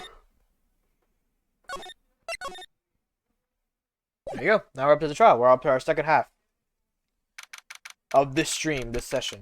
And then tomorrow we'll do the next investigation and the 2-part trials. Or tomorrow, I mean next Saturday. Oh, I see. I guess I should have expected this. Nobody saw the other guy, huh? But he was there when I took the coffee over, sir. Scout's honor. Maggie. Ah, Detective Gumshoe. Are you doing alright? How are you feeling? As if you need to ask either question, sir. Don't let him get you down, Maggie, and don't forget to eat well, okay? Roger. And you! Yes! You'd better square this case away. Got it, pal? Maggie's innocent, you hear? If you screw up, then I'll be doing some squaring away myself. Squaring away some paperwork for your arrest. I think he's serious. Hey, detective, you're on our side for once, right? Yep. So you'll be able to have Maggie out, right? Really? Can you, sir? Of course! I got the situation under control. gonna be the first witness on the stand today. If something I say doesn't mesh with the facts, make sure you point it out, right? Sure. Okay, we're forming a united front today, pal. You get me. Oh, you get me?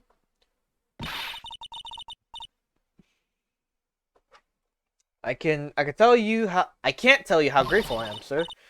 I've always admired you so much, Detective. I know I can count on you. Looks like it should all go pretty smoothly today, huh? I can only wish.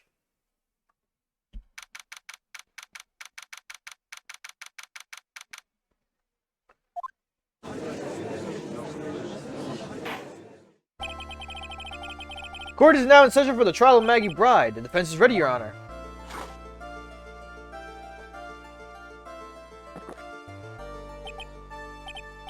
Ah, bitter. Mr. Wright. Yes, Your Honor? Ah, what's wrong? Nothing. It's just whenever I addressed you in the previous trial, your response was, "You talking to me?" And I was a little, well, intimidating. No. That wasn't me. That was the phony Phoenix. I see, so our trusty Phoenix Wright is back with us now, is he? Our trusty. So, Mr. Godot, your opening statement, please. Mr. Wright, whether you are a fake or the real deal, we will find out soon enough through the trial today. But I can already tell you, I am the real Phoenix Wright. I wasn't questioning whether you are Phoenix Wright or not. I was questioning whether you had studied law or not. That's what I intend to find out. There's no denying it. Behind that mask is a man who really hates me for some reason or another. As everyone is aware, the court has already given its verdict on this case once. Therefore, I won't stand for irrelevant testimony during this retrial. Nor will I stand for a simple repetition of the evidence presented at the last trial. I'm not planning on repeating anything that phony me said, trust me. Now, Mr. Godot, please summon your first witness.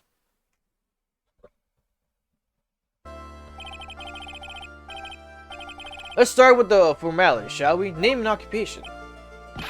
Witness, state your name for the court. Huh? Oh, sorry, sir. Name's police. The name's police department detective. Occupation Dick Gumshoe. All the way around, detective. Huh? Oh, sorry. Anyway, I'm the officer in charge of this case since yesterday, sir. Since yesterday. Yeah, the guy who was on it initial investigation tied up with another case now. I hope Gumshoe's really got everything under control for everyone's sake. I see. So, Detective Gumshoe, what do you outline for the court the basic facts of the case? Yes, sir. The victim's name was Glenn Elg. He was a professional programmer. He was on the payroll of Blue Screens Inc., a local company. This is the victim's autopsy report. The court accepts this into the evidence. And here are the floor plans of the restaurant. When the incident took place, the victim was sitting right here. The poisoned coffee was brought over to him by the waitress. Waitress being the accused. Yeah. The victim died from poisoning almost immediately after he took a sip of the coffee. At the time of the incident, there were two other people in the restaurant. Mr. Gene Armstrong, the owner and chef, and a regular by the name of Mr. Victor Kudo. This seems to be a very straightforward case to me. Okay. Come, detective, take up this hammer and nail the defendant's coffin shut with your own two hands. Now, Detective Gumshoe, let's have your testimony. Yes, sir.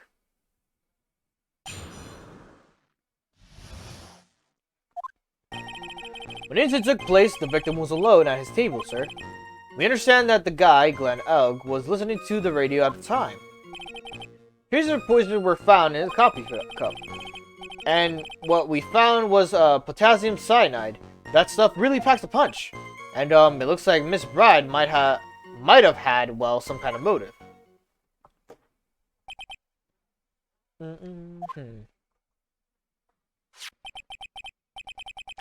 Using the dark or aromatic depths of coffee to conceal the poison. Classy lady. The facts of this case seem to be ironclad. Mr. Wright, I could ask you to begin your cross-examination, but yes, please, no intimidation tricks this time around. Is that understood? I already told you that wasn't me.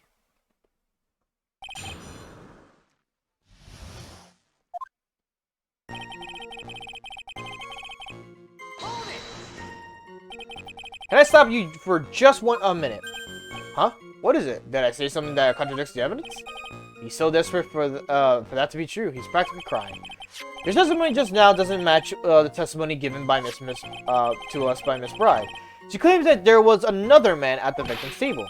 Yeah, that's what she said. What killer wouldn't say when faced with a homicide conviction? Hey, sadly her testimony isn't supported by the owner or the other customer. Isn't that right, Detective Gumshoe? Yeah, it's true. There are two testimonies tied up on that. They both said there was no other guy at the table. What should I do? Should I press on this point a little harder or not? Press harder. Well, maybe the other witnesses just missed him. Perhaps their view of the victim's table was obscured in some way. Ha! That argument is as weak as the coffee at Tribulations, Wright. I have here in my possession a ticket. Ticket. Looks more like a photo to me. Yes. A one-way ticket to Guiltyville. Population defended. But there's a photograph taken from near the entrance to the kitchen. This is the scene as a witness by the chef moments after the poisoning took place, correct? I think the court will agree that with such a clear view of the scene of the crime, how, Mr. Wright, could anyone have overlooked the second person at the table?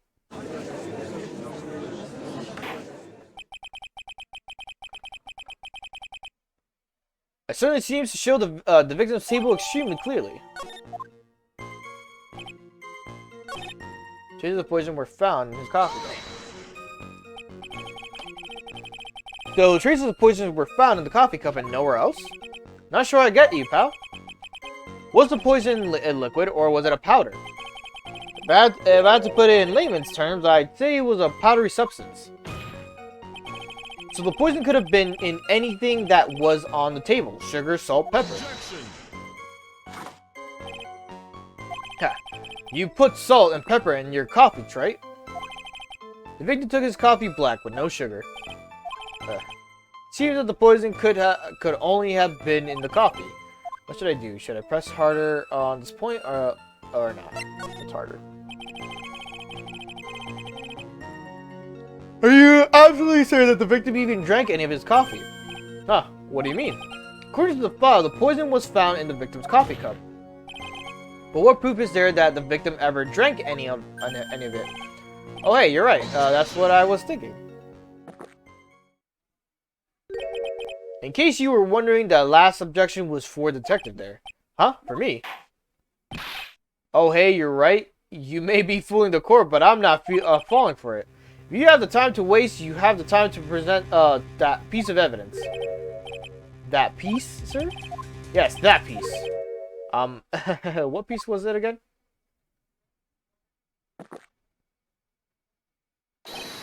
This!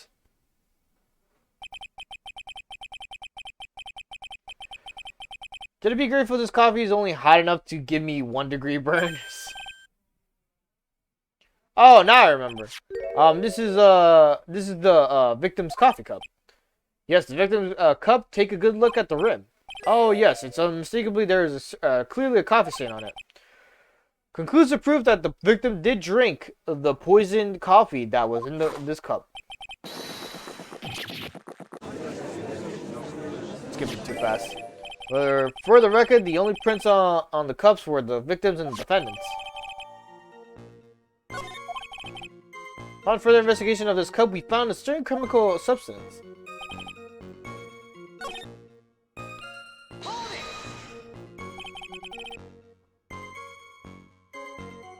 Sorry. Some kind of motive. Yeah, but if you ask me, it's been blown way out of proportion. You know what my golden rule is, detective? Chuck out a bad cup of coffee, you can always get another. Huh? I don't get it.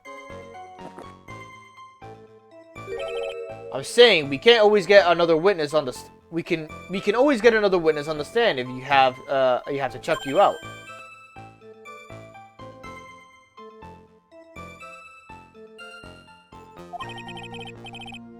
Stick to the facts, detective. Now then, what was Mrs. Bride's motive? Come on, Gumshoe. They said she wanted to steal the lottery ticket. I knew it. That's what we heard yesterday too. Disappeared from the scene of the crime. And it wasn't just any lottery ticket. It was a winning ticket for $500,000. Mr. Armstrong knew about the ticket too, didn't he? If he stole the wrong one, then is it possible Maggie stole the winning one? What should I do? Should I press on the point a little harder or not? Wait a minute. The mere fact that the lottery ticket disappeared in no way implicates my client. Ha! I have here in my hand the very ticket in question. That's a $500,000 lottery ticket. One of the female police officers found it when she was conducting a search of the defendant. What?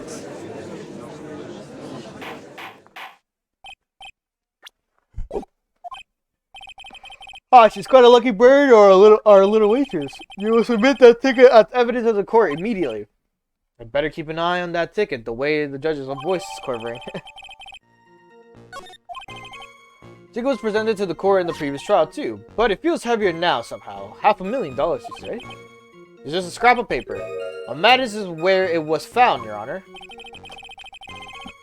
And that's on Maggie's person, unfortunately. That's enough.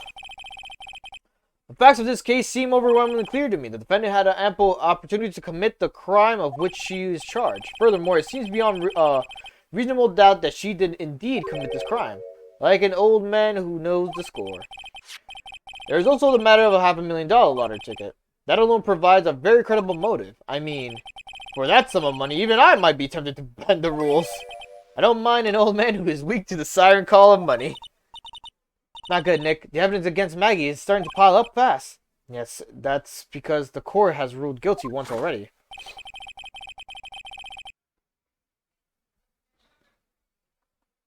Okay. I say it's about time to wrap up the repeat performance. With one final decisive piece of evidence. He's got more evidence against Maggie. This is an apron, this is the apron that the delightful Miss Bride was wearing at that time. Wow. That's not the cleanest apron I've seen. That stain looks like it can't be blood, can it? Ha! It seems the star of our play was a little flustered. The somehow spilled coffee on herself. The coffee? That's not exactly the first thing that caught my eye. Of course, the coffee stain isn't the most interesting thing about this apron. No, there's something else that stands out even more. Something else, I presume you mean. Of course, I'm referring to the pocket. The pocket? A search carried out right after the incident uncovered this. Potassium cyanide, the very poison used by the killer, was in her apron pocket. Bottle of poison in Maggie's pocket. Yeah, and Maggie's prints were the only ones on it. What?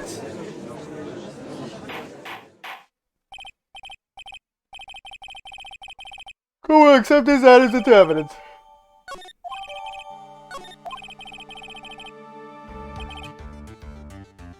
There's something still bothering me, Mr. Godot. Why have you not explained the bloodstain to the court? Bloodstain? What bloodstain would that be?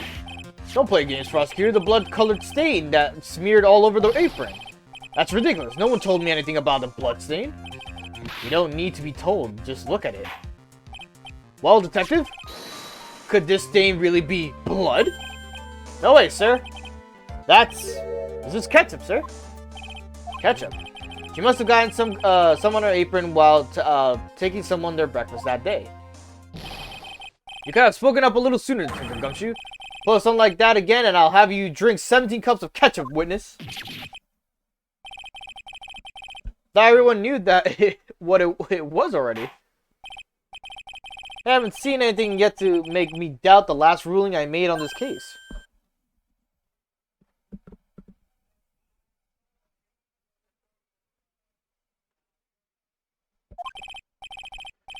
The motive, the opportunity, and the supporting evidence. They have all been clearly established. Well, Trey, seems you really are a phony after all. You really know how to drive a man nuts. Witness, please continue with your testimony. Describe for the court the scene of the crime and the findings of your investigation here. Investigation. Crime was reported at 2:25 p.m. by a kind of scary old man, sir. Poor Maggie had passed out from the shock, and it must have been real tough for her. The victim didn't have any identification on him, but we figured out who he was pretty quick, and then the investigation went smoothly. When Maggie was searched, we found the lottery ticket and the bottle of poison. And that was it. There was nothing else missing from that crime scene. You identified the victim and secured your prime suspect. Very good. Last chance to convince the court you're a real lawyer, Wright. Don't count on any more cross-examinations after this one, so let the fun begin. Excuse me. 2, 3, 4. Wait a second. Huh? Did I say something dumb again? Let me paraphrase what you just testified to this court. The victim didn't have any form of ID on him. That's basically what you said, yes? Yeah, basically. In that case, how were you able to identify the victim so quickly? Oh, that. He's so let down. He's got whole saggy shoulders and puppy eyes, this thing going. There was a prescription bag on the victim's table along with the lottery ticket. It seems Mr. Glenegg visited his doctor before he went to the Tribulations. We got the victim's name from the medical records of the doc who prescribed the meds. It's a reliable enough source for the court. What should I do? Should I leave it alone or ask to hear more? Ask about the prescription bag. So, what sort of medicine was in the bag? Well, actually, the bag we found was empty. Huh? Yeah, completely empty. It was completely empty. Ha.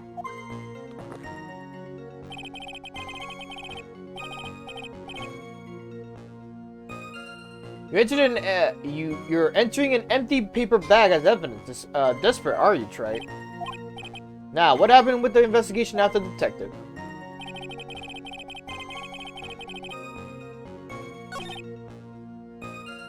That was it. There was nothing else missing from the crime scene. The bag. The pills. Detective Gumshoe, I think I should point something out to you. There is just one small contradiction in your testimony. Oh, finally. I'm getting all anxious. I just waiting. So hurry up and will you? You testified that nothing else was missing from the crime scene. However, the prescription bag you mentioned was empty. Did the officers recover the medicine from the scene of the crime later? No, they didn't. The victim was given a prescription right before going to Tribulations. Where then did the medicine disappear to? You are too cool, pal!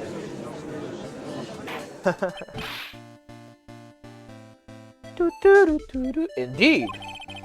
Due consideration wasn't given to the victim's prescription in the previous trial. Witness, why do you always overlook such vital pieces of evidence? I guess that's the most careless thing I've done so far. The victim was killed by poison. The victim's medicine mysteriously disappeared. The victim's own prescription could have been the lethal poison itself.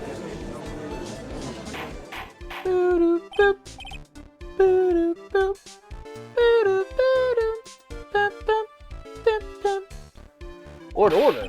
Well, Mr. Godot, what would you have to say to that? Ha. That's all. What? Read for the court the name of the clinic of the prescription bag, if you will. What's the clinic's name got to do with anything? New Ear Orthological Clinic. Orthological.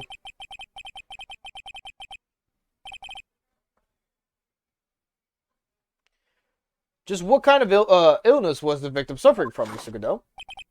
Hardly an illness, Your Honor. More like a bitter war wound, you could say. A war wound? The day before the incident, Mr. L found himself in a fight. He took a blow to the right side of the head and ruptured his eardrum. He ruptured his eardrum. And what on earth was the prescription he was given? It was a cream that was to be applied topically inside the ear canal, not to be ingested. What? It's mentioned in the autopsy report. If you read the fine print, they found traces of the medication in the victim's left ear. Yes, here it is. Very, very fine print. Seems Mr. L correctly applied some of his medication while he was at Tribulations. Therefore, it would be absurd to believe that he would have eaten his medication. Seems that the medication is irrelevant to the case after all. Now, Nick, if you don't think of something quick, it'll all be over. That's right. But I can't get away with any old, weak objection. What should I do? Push the medication issue.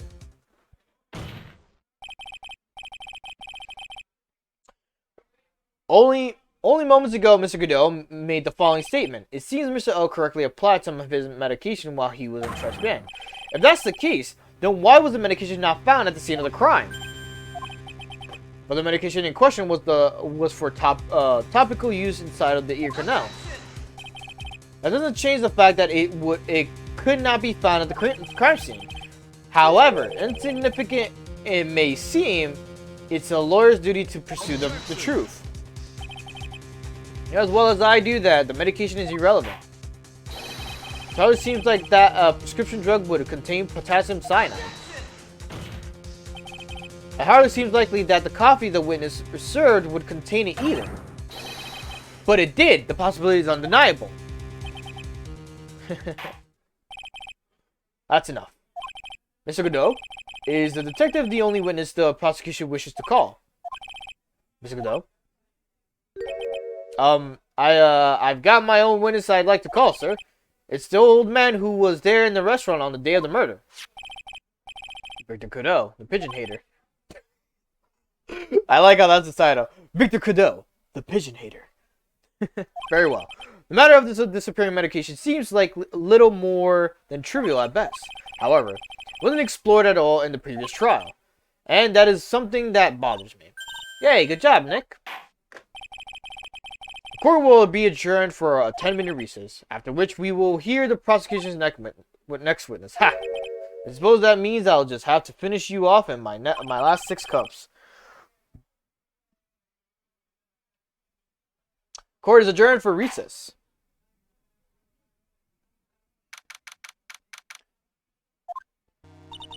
Phew. That was close. Tell me about it. I nearly died in there. That's my line, sir. No, it's my line. I think I really did die a little bit. Looks like we all nearly died in there. Can't believe Detective Gumshoe. How could he betray us like that? Huh? He said he'd help me, but he totally set me up. I don't think he meant to do that, Maggie. He was backed into a corner. I mean, the guy's got to do his job, right? That's okay. I know all about lies and betrayal. Oh my gosh. But it really hurt this time. It felt like someone punched me hard in my stomach. I hate that guy. I don't ever want to see him again. Poor Gumshoe. The next witness is going to be the old guy from the park, right?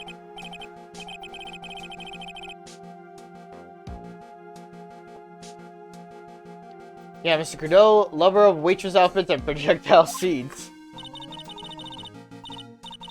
I bet he's gonna be really stubborn. I mean, he's pretty set up in his ways, you know? Yeah, he's a big old grouch. Are you going to be able to handle him, Nick? Yeah, I can take whatever he throws at me, even those never-ending bird seeds. He's like, he just never runs out of them. It's so weird.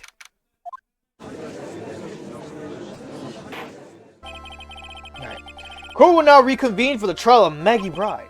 Mr. Godot, your next witness, please. Prosecutor calls the lucky old-timer who caught the show over a cup of joe, or a cup of coffee. Will the witness please take the stand? Name and occupation, if you don't mind. Name is Victor Godot, born and bred in the land of the rising sun. Honor and duty are what make me. Mind you, I can be quite emotional at times too.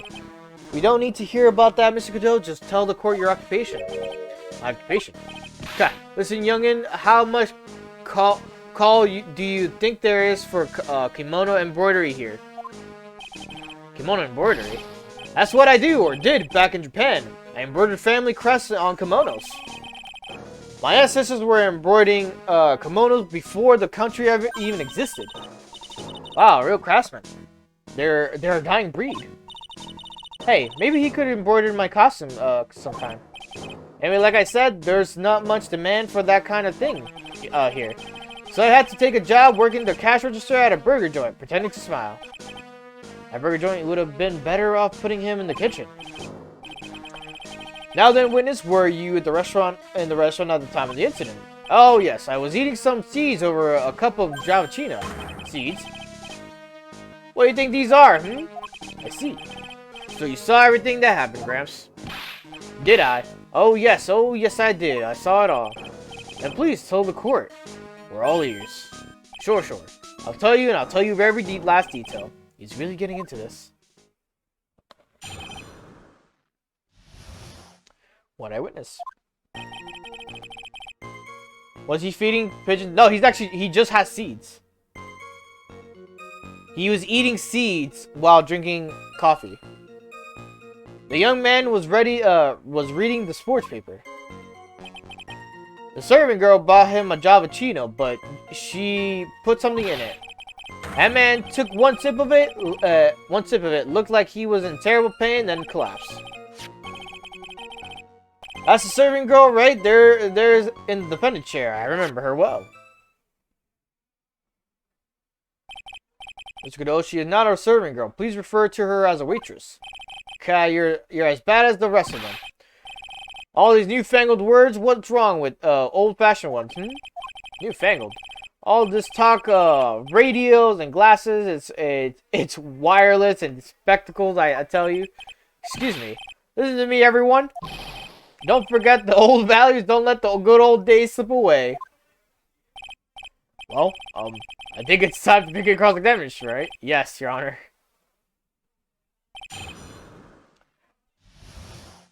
Boomer, am I right?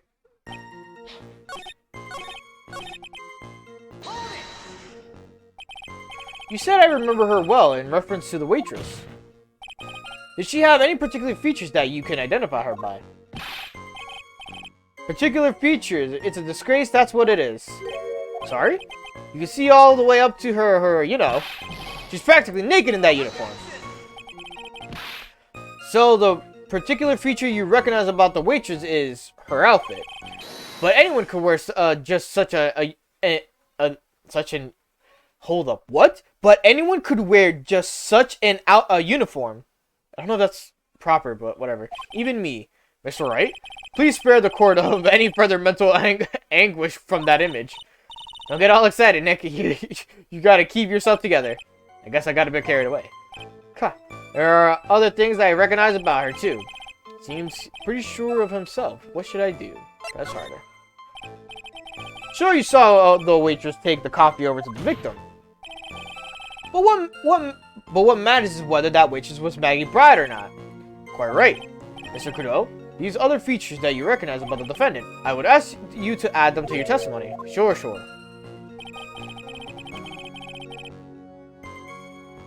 Okay. There was a ribbon in her hair, and her apron straps were loose. You do seem to remember several details about her appearance.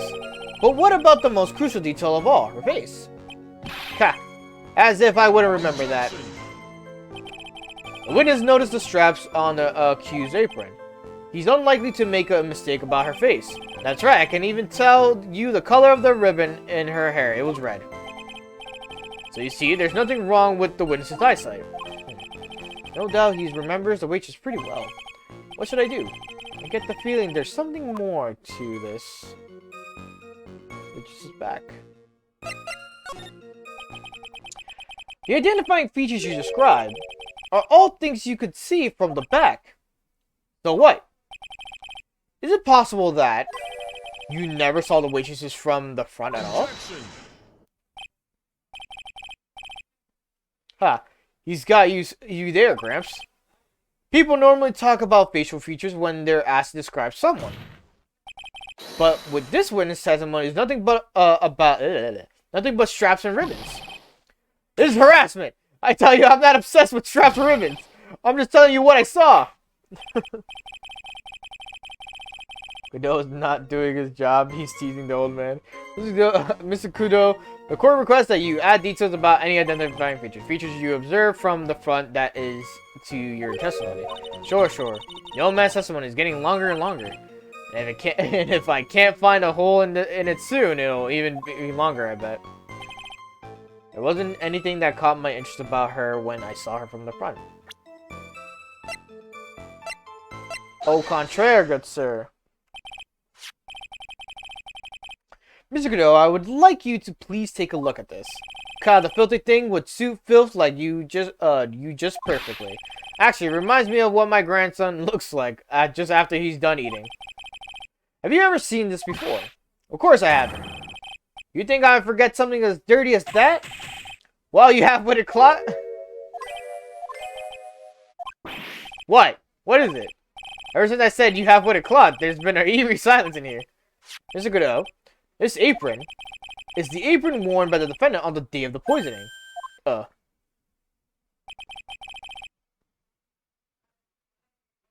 And as you just said yourself, you wouldn't forget something like this.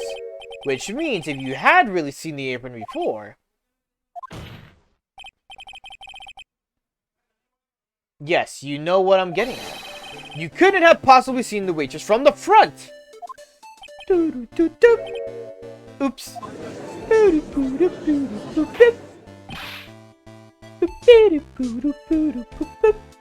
Witness, you can't just oops your way out of this.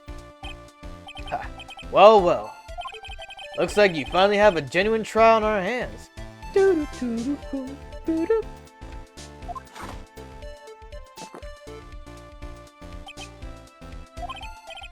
Listen, Trey, here are the facts. On the day of the incident, there was only one waitress in the restaurant.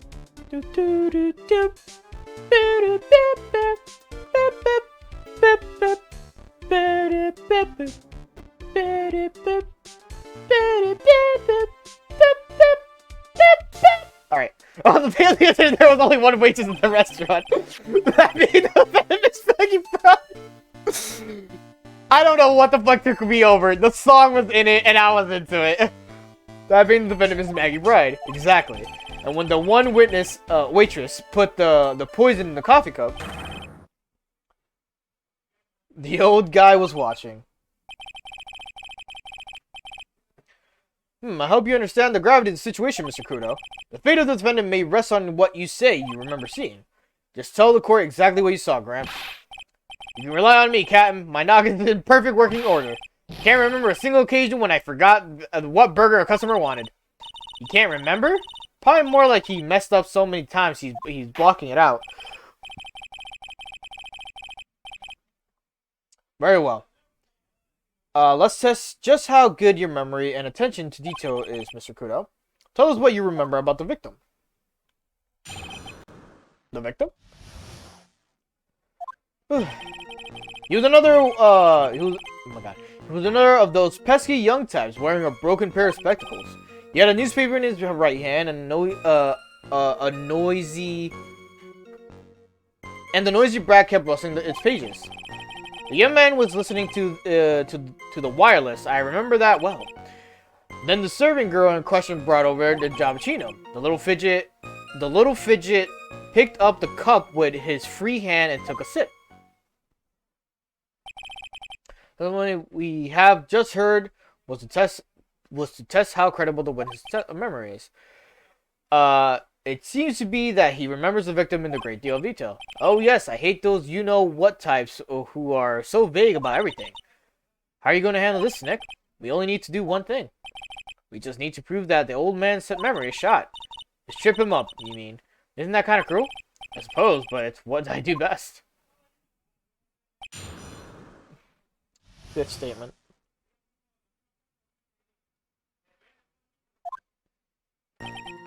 Two, three, four, five.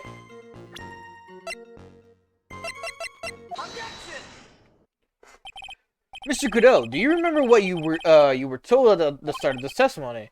That this was a way of testing the credibility of your memory. I know. There's nothing wrong with my memory. I tell you nothing. If I got anything wrong, I'll eat these seeds and sing the pigeon song. Care to tell us where this is going, Trait? According to Mr. Cadeau, the victim was holding the paper in his right hand, while drinking coffee with his free hand, which would make that his left. Kyle, what is this, kindergarten? But I would like the court to please take a look at this. That's the cup of the victim used, correct? Yes, and on the rim, you'll notice the mark left by the victim's lips. Yes, there is a stain left by the coffee. If you consider where that stain is, you'll clearly see that the victim was holding the cup in his right hand. But how? Well, Mr. Kudo, the court is waiting for your performance. You said you'd eat those seeds and sing the pigeon song. Ah!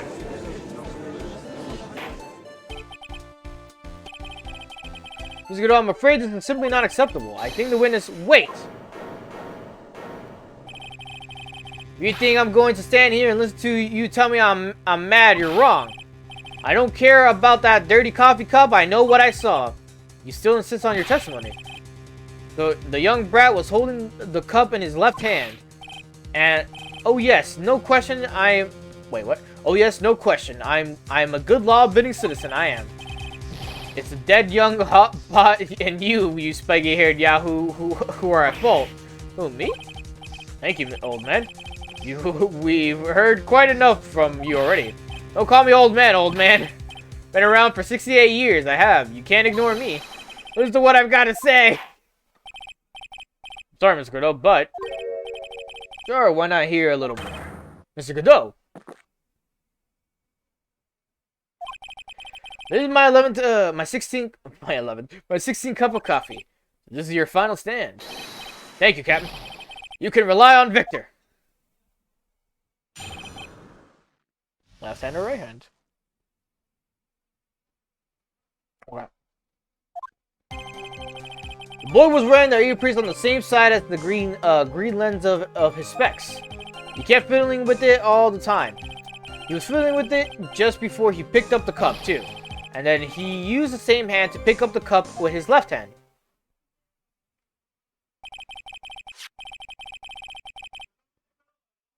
Okay.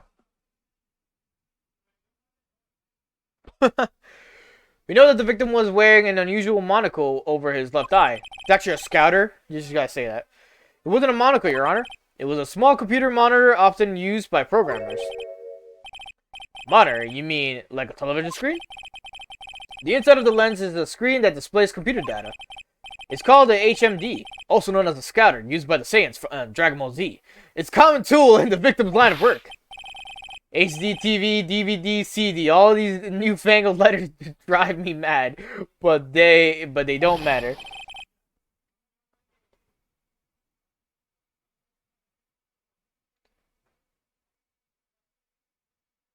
What did you call it? That is a power scaler. That is not what it's called. It is called a scouter. Literally. I know what I saw and I'm telling the truth. It's true. He doesn't seem to be lying. Those are the facts in the good old black and white. Vegeta. What his name is? Second one is right. Vegeta. Vegeta. Or, wait, is it? Fuck, now you got me fucked up.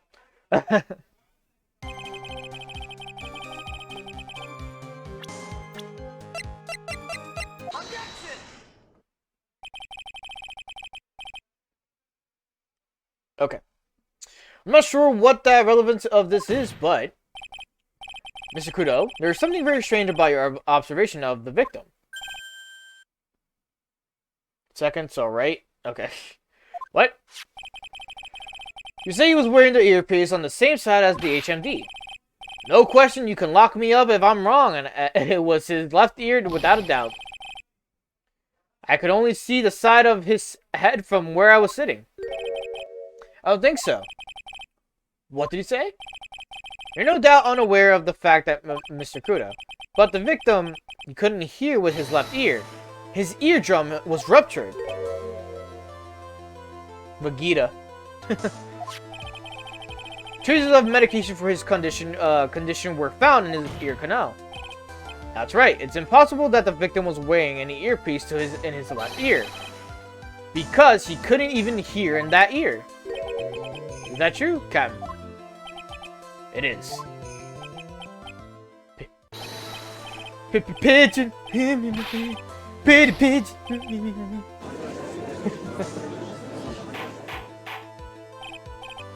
Order. The witness's testimony is completely unreliable.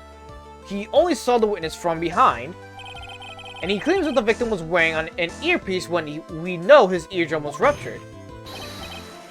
Well, Mr. Godot? Ugh. A single drop of milk is all it takes to destroy the pure black magic in the cup. This old man, my drop of milk. Captain, are you calling me a drip? The victim's coffee cup in which the potassium cyanide was found. The mark of the rim clearly shows that the victim picked it up with his right hand. I'm having a stroke. I never back down, I know I'm right. The lad drank his Javachino with his left hand. To put you out of your misery, clearly the victim used both hands. He took a sip with the cup held in his right hand and then switched to his left. That's what the old man saw. Impossible. The witness has already testified on numerous occasions that the victim died immediately after taking just one sip of the coffee. Which hand the victim used to pick up his cup is irrelevant, Your Honor.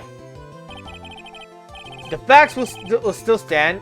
With one hand or the other, Mr. L drank the poisoned coffee. Like this. Sadly, Mr. Godot, that doesn't wash. The point of this testimony was to establish whether the witness' memory is credible. The results are clear. The testimony given by this witness is useless.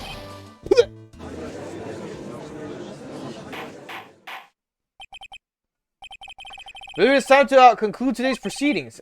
I am satisfied that the witness is not deceiving the court. But to be frank, his testimony is a farce. Do you have to be so frank? Take that, you pompous old foggy. I'm sorry, Mr. Godot, you can't reach me from there. I'm ordering the defense and prosecution to investigate this case further.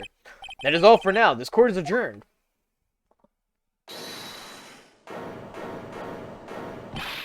Wait! If we stop now, where does that leave me? Leave you, Mr. Godot.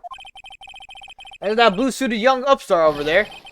I'm just a bumbling old man who can't even dot his T's or cross his I's now. How is your bad memory my fault? Sorry, Mr. Kudo, but there's nothing I can do. I've kept my mouth shut until now, but there's something else the court should know. What? There's more?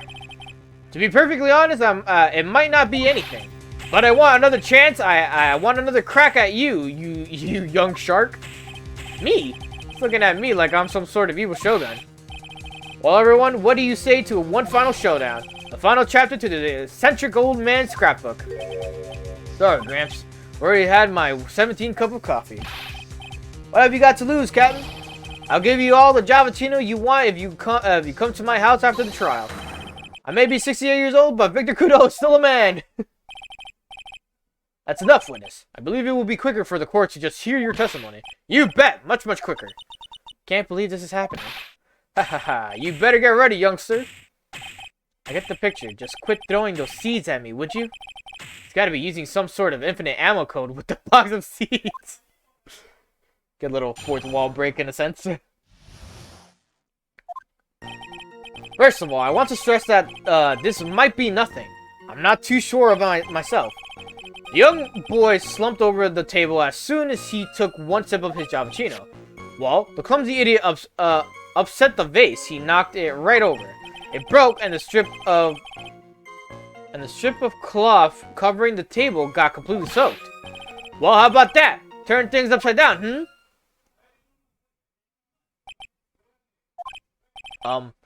Is that all? Yes, that's all. I remember it perfectly. Hey, you're doubting me again. You're doubting a poor defenseless old man. No, we are not doubting you, Mr. Kudo. You get the feeling there's a question hanging on everyone's lips and neck? Yeah. So what? Probably. That's all I can think of, and have a cross-examination of this guy. You're a bird brain, that's why that's all you could think of.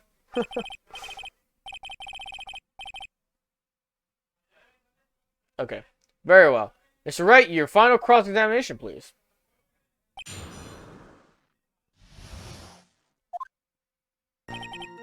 2, 3. The base and he knocked it over. The crime photo.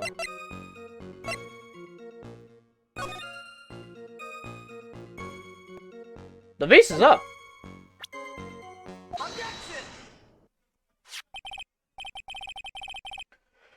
Mr. Godot, this is a photograph of the crime scene. So what? Look carefully at the table. The vase is there. Intact. Huh? Lost your tongue, Granddad. I'm no granddad of yours, hopscotch. Ow! Ow! Enough. If you throw any more seeds in this courtroom, the cleaners will be here all night. Ah. What is it now? I just remember something. Yes, go on. The broken vase, haha, it was on my table. What? Ah, well, you see, it started me when the young lad collapsed, so I stood up. That must have been when I fell over. The vase on my table, I mean. The vase on your table? Yes, it was on my table. And that's how my groin came to be completely soaked. Fucking adult face!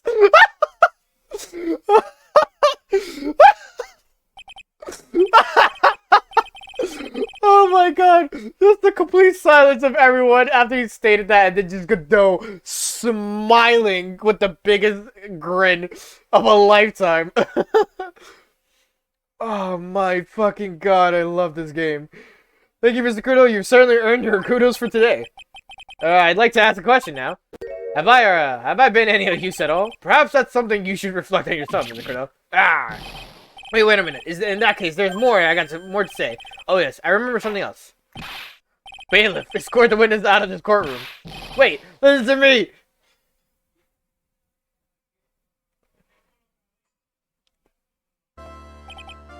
Whew. Whew, Godot. Godot kills me. He is one of my favorite prosecutors. If not any of all. He's one of my favorite characters. There you go. That's a better statement. Well, we seem to have been considerably sidetracked. I am still not in possession to deliver a verdict. The defendant has not been positively identified as the waitress in question. Additionally, there are two disparities in the testimony we have heard thus far. The mark of the coffee cup to the victim supposedly drank from with his left hand, and the earpiece which was inserted into his left ear, out of which we couldn't hear. Wow, next you did it. I therefore require both the defense and the prosecution to further investigate the facts. Yes, Your Honor. There's one more thing before I call today's session to hand. One more thing, Your Honor. The witness we just heard from. He is most insistent that his testimony should be used, though he summarized it accordingly to his statement. Okay. You may each have a copy of it if you wish. Whatever. Prosecution doesn't need props like that. Godot's really mad, huh? Yeah, I would be too. I'll sleep now. Good night, Red. Have a good night, Sly. Very well.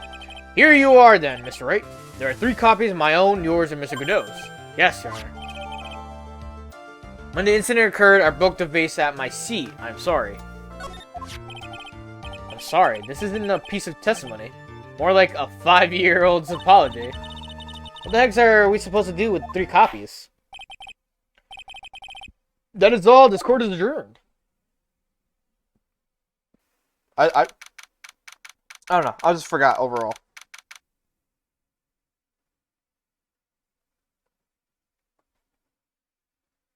Put on my guide. Because, you know, I need the guide. Oh, wait. I was like, what the fuck is happening already? Okay.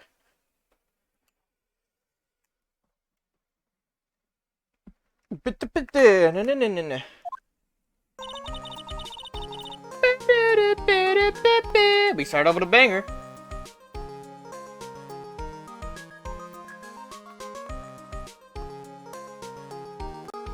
Oh my god, this is on 20 and it's still fucking loud.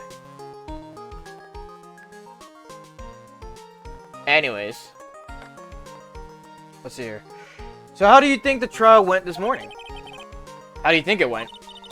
Got a bit crazy in there. I just wonder if that killed our chances. Yeah, I guess it did. I did get out of hand. Mr. Kudo's testimony did nothing to help us. Plus, now we don't even know the identity of the waitress who laced the coffee. All we know is what old Mr. Kudo saw: the apron straps, and the ribbon. And that was that the victim was wearing an earpiece when his eardrum was ruptured. Talk about a terrifying case of contradictions, or contradictionist. Time to play doctor and find ourselves a cure then, huh? Yeah. We gotta find one for Maggie, or she's going to have a terminal case of guilty.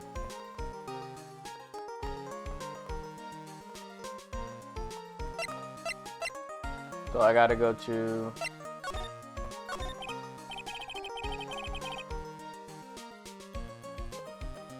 Well, I'm officially well, I'm officially at a loss as where to start. Yeah, me too. Let's try brainstorming. You go first. I guess we should try to put Mr. Kudo's testimony to some sort of use. Yeah, that's true.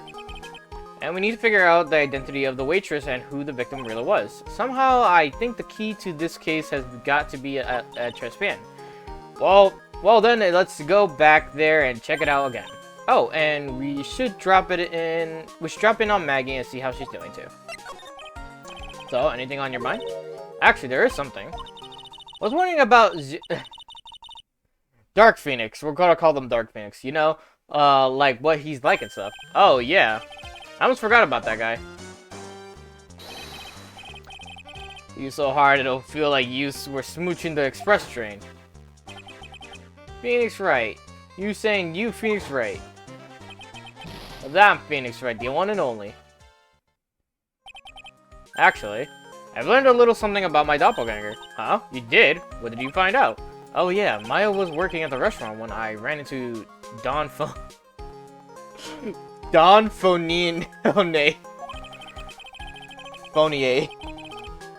Let's just say he was such a terrible version of me that I wanted to sue for defamation. What's that guy's story anyway? What does he have to gain by impersonating me? Hold up, I gotta clean my glasses. Trust Bien, I believe, right? First go to Trust Bien. Fuck, I can't see.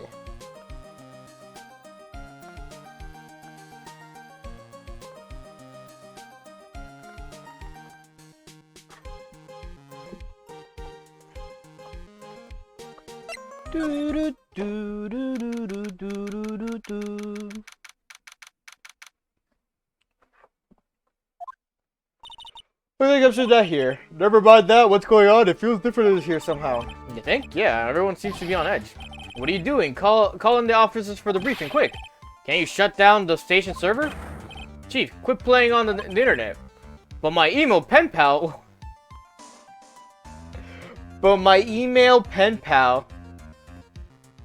1337 Asian? Is that supposed to be like Asian? But like what the Asian princess?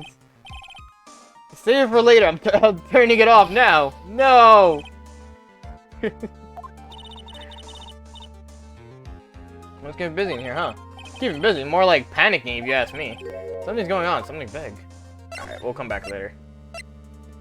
Fucking, I gotta go to the tender center first. I guess Maggie's still in questioning. But we've got questions to ask her too. Maggie! Keep it down, Maya. This isn't a playground, you know? Okay, so even if you go here, I'll be busy. Trust Bien. Empty as usual. Yeah, and it's the lunchtime too. That's it. Come on. Hey, that sounds like... Now just call an 8, pal. Come on. I know you can. He's getting really worked up about something. No, that's the wrong number. Ah, looks like an 8 would have only netted me $5 anyway. What a ripoff. What's the problem, Detective Gumshoe? Huh? Oh, it's you. I was just listening to the radio, pal. To the radio? Hey, Detective Gumshoe's having lunch here. He is, and he's having the twin tea set. Ah, what can I say? Please trial.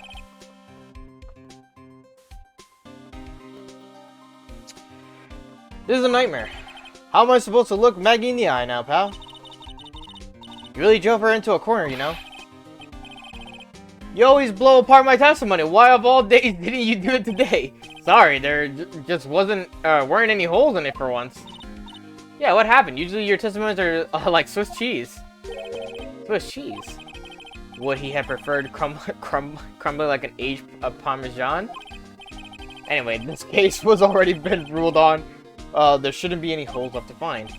So, did Maggie say anything to you about me? I mean, well, how did she put it again? I can't believe Detective Gumshoe. I hate him, sir. I mean it. I don't even ever want to see him again.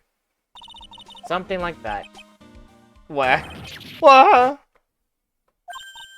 Please, Detective Gumshoe, I didn't mean... Why is this happening? He's banging his head against the wall, Nick. Oh, man. Poor Gumshoe. What's this? So, did you like the twin tea set? I never paid that much money for lunch before. I was so nervous, my hands were shaking. So, how did it taste? Well, for 20 bucks, I guess, I don't know how to describe it. Really, it was delicate. Delicate? You mean you liked it? It didn't taste bad to you? What's the matter with him? Looks like he's thinking. That's it! I've been trying to think of the right word to describe that taste. And I just realized, it's bad. That's it. It's bad. It's kind of hard to admit to yourself when you paid 20 bucks for it, you know? Maybe he should have found out about the price after he had finished eating it. Hey, dang, maybe that's why Glen Elg came here. Maybe he heard about the super fierce twin tea set. If by fierce you mean fearsome. Speaking of Glen Elg, that reminds me. We still hardly know anything about the guy. Why don't we ask Detective Gumshoe what he knows, seeing it as he's here? Radio. So, what were you all excited about earlier? Huh? That's right. You said you were listening to the radio or something. Oh, that was nothing. I wasn't excited. Come on, Detective Gumshoe. You can tell little me. What were you listening to? Nothing really. I was just that daily exercise show. Good. You're a big man. What the? A Psylocke? This lunch special's lobster sure is great. And why are there tears in your eyes? The Magatama. Take that! Just a dumb fucking thing. Alright, Detective Gumshoe, tell me the truth. What were you listening to? No way, pal. Now that you've made a big thing out of it, I'm not gonna tell you. We'll see about that, pal. Considering all the noise you were making while you were listening, it's clear that the radio program was, I'd say it's related to... Excuse me. I'm right, aren't I? You were listening...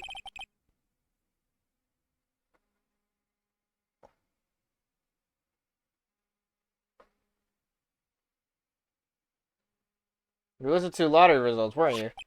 I thought you were, you try to win big just like at Glen Elg, right?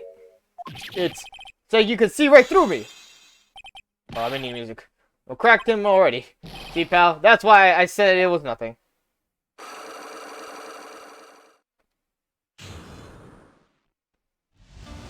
Alright, give me like a second. Do like, fucking... I have to go answer something. I'll be right back.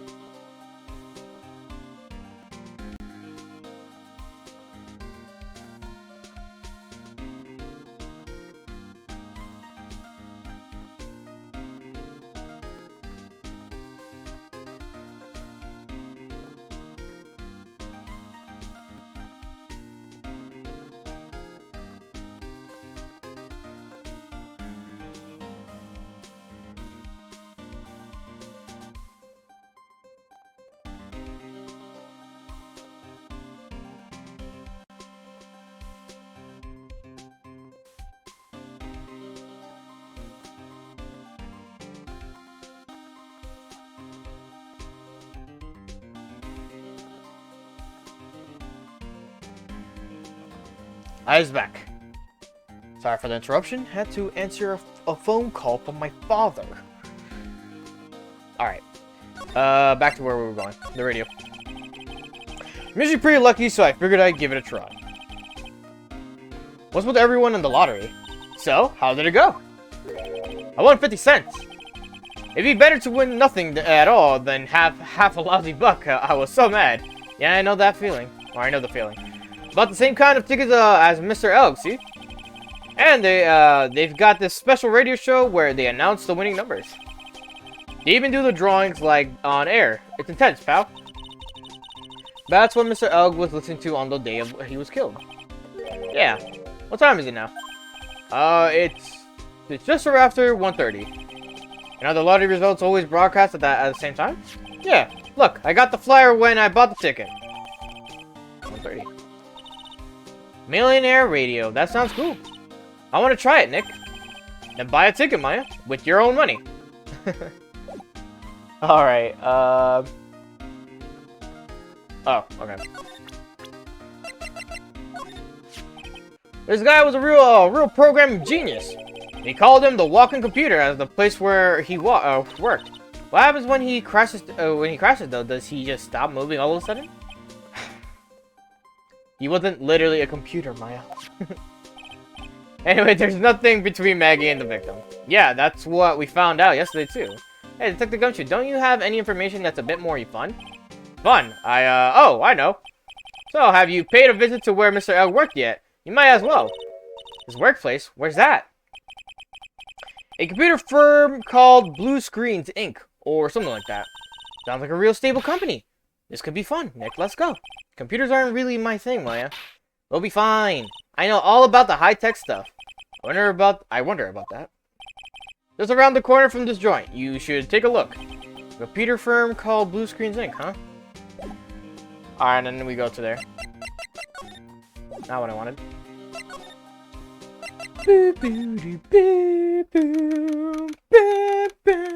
Whoa. Wow, this place is a high-tech. This place is so high-tech you can almost smell the electricity in the air. It is a computer firm, Maya. They can't work without electricity, no? Who are you?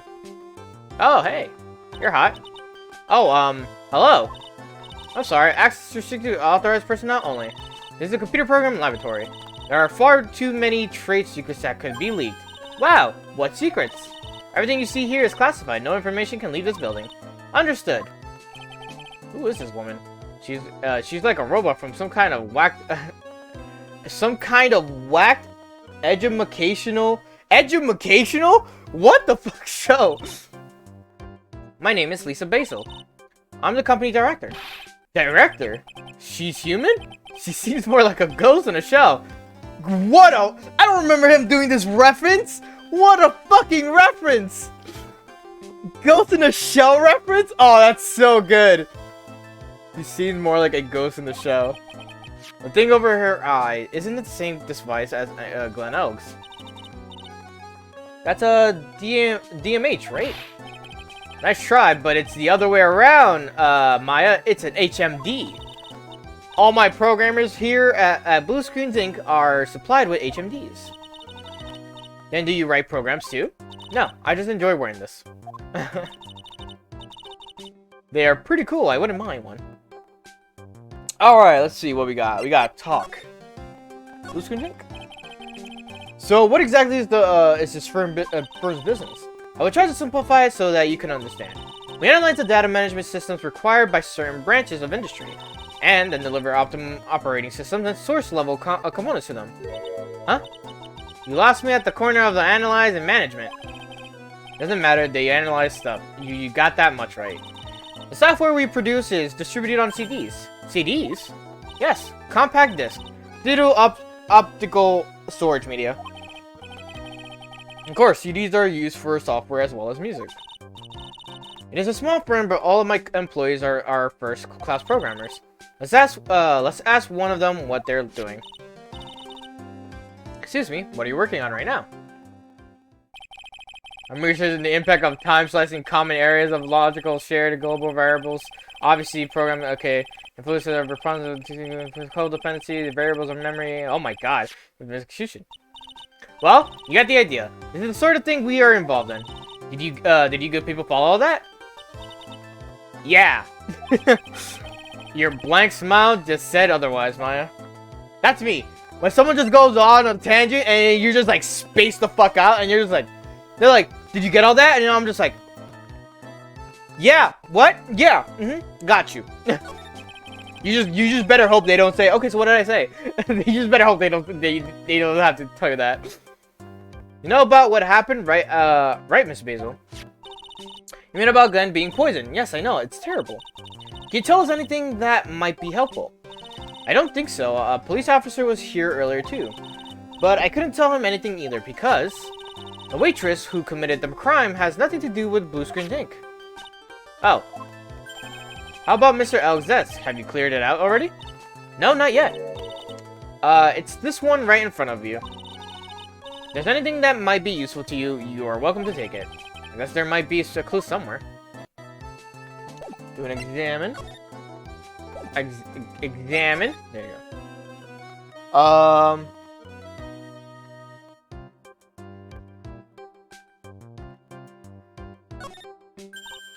Oh, look at this desk, Nick. What a mess. Looks pretty average to me. But you can't get any work done with everything all over the place like this. You think? Real whiz kids can work under any conditions, you know? She's trying to hint that I should tidy my desk more. I'll clean up my desk when Maya stops asking silly questions. No hurry then. Maya? Hey, this calendar. What about it? Is there another hint about tidying you can forget? You can forget it. Someone's marked December 3rd in red pen. December 3rd? Just the day Mr. L was murdered. Is there anything else? Yeah. It says, meet with the tiger. The tiger? Got that out the way. With the tiger, it's a very important. Okay. Present the portfolio. About Mr. Elg. He was a top programmer. I would even say he was a genius.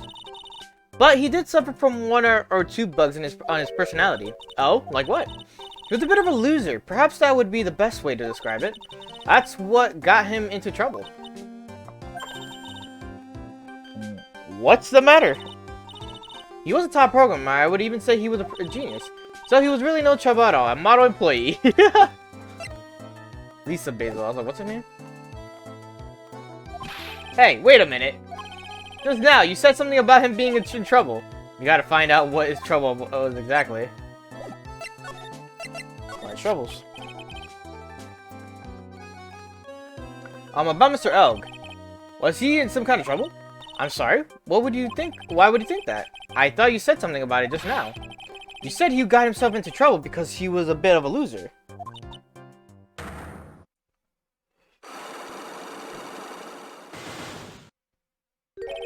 Three Psylocks. Guess Mr. Elg is like every other man with his own pile of secrets.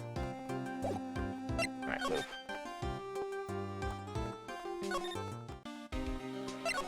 Très bien! Très bien.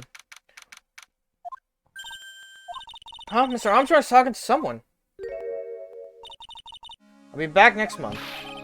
Oui, naturellement. I will be waiting for you. If you haven't got it by then, I'm afraid it might get a little hot around here. No! I will have everything ready, I promise. I love fire, you know? I love the way it crackles. No, no, no. Stop it, I beg you.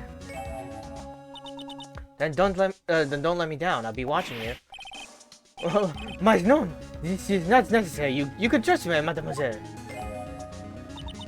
Talk to anyone and I'll drive a knife right through your heart. Oh no, you do not have to worry. You know, you worried far too much. Maybe this will help you relax. It's the oil of sandalwood. I do love raw meat from time to time. Oh! I'll be taking my leave. Goodbye for now.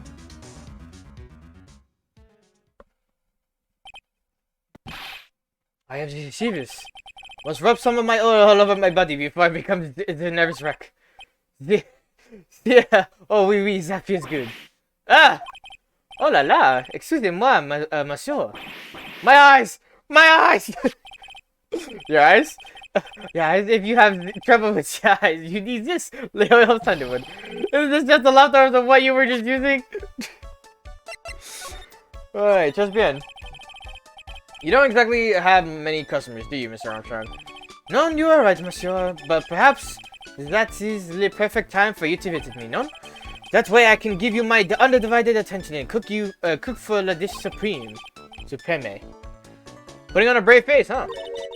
That's what girls do, Nick. But you are right. Business is very difficult these days. Perhaps the name is the problem. People do not understand, they think it is a tray. I just wanted people to think that my restaurant was exclusive. But they think you just serve fast food on cheap plastic trays. Nick, that's the kind of thing that can make a girl cry.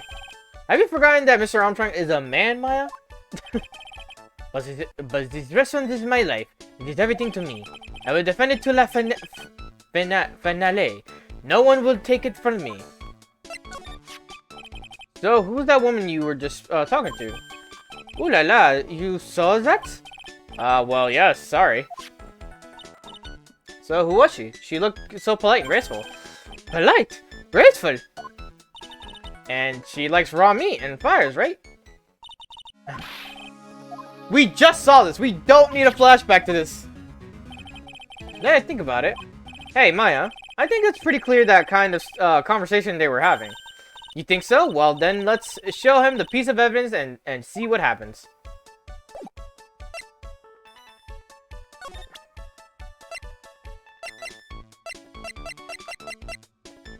Oh, I was like, where the fuck is the contract? So long as that paper exists, I am but a delightful angel with la broken wings. An angel, huh? Doesn't bode well when you think about it. They kept harassing me month after month. And in the end, I had to give in and agreed to help them. Help them? With what? Must be sore. If I did not owe them la money, I would have refused. But my hands were tied. Please, what did you agree to help with them with? No, I cannot say. If I tell you that woman, she will slit me up and eat me with la salad ganache. Ew. I hope he doesn't mean like that. He'll literally be sliced up and served with garnish. I'm going to guess that woman was something to do with your loan contract. Am I correct? Ah. Please, Mr. Armstrong, tell us about that woman. The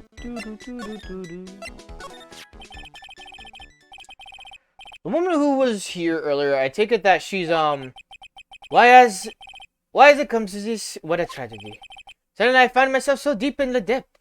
It is a sign of the bad world that we live in, No, I say it's more of a sign of the bad black culinary skills. The woman who was here, the scary woman, she is from the loan office. A loan office? Is that where you borrowed $500,000 from her? Oui. Tender lender is it is called. Catchy name. Just hearing it makes me want to borrow some money. Please. Please, you must not borrow from them. If you must, no more than $10. $10? Sounds like your whole monthly, stamping. It's Maya? Hey, I got a bit more than that, thank you very much. So tender lender is the loan office you borrowed $500,000 from, huh? Wonder if they've got anything to do with this case. I'm a weak woman. When I am upset, I have to buy something nice to cheer me up. Thanks to loaning me the money, I have to pay back $500,000 now. I am like a slave. I have to do everything that he tells me. Who's this he? La Tiger. The Tiger? Oui. You're the manager of this tender lender, a terrifying man, the big city mobster. When he shouts at me, my knees are trembling and his voice is ringing in my ears for 3 days. As soon as I hear the noise of that battered old scooter, scooter he rides, I start to cry. Big city monster who rides a battered old scooter. Does this guy resemble me by any chance? Oh, no, no, no. This man is a presence, a most formidable personality. Although, oui, he does have like spiky air, like just like you. Oui, there is a resemblance there. I suppose. Sounds like this loan office is worth checking out after all. You want to visit the Tenderlander? It's just beyond Vitamin Square. Hey, Nick. If you need money, I can loan you some. As long as it's less than $3. Thanks for the offer. Just beyond Vitamin Square, huh? And then... Alright.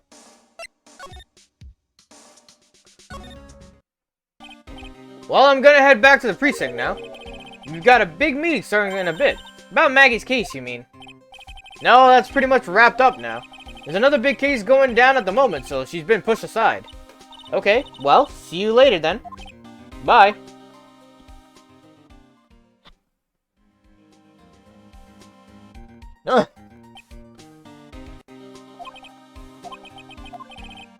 Better get going, detective, or you'll be late. Actually, I kinda got a favor to ask. It's a big one. A favor? Yeah, it's for, Maggie, actually. I was kinda hoping you give this to her for me. What is this? It's a lunchbox. I got up early so I could make it. I've been real worried about her. She looked like she lost a lot of weight. Detective Gumshoe. How many weenies are in here? There's not a person on Earth who could down this much meat. You think? I love weenies. I can't get enough of their tender juiciness. So, will you give it to her? It took me ages to make, so please say you will, pal. I can't exactly say no, can I? Maybe I'll eat it myself if I get hungry. Don't forget, okay? I'm counting on you to give that to Maggie. He's finally gone. I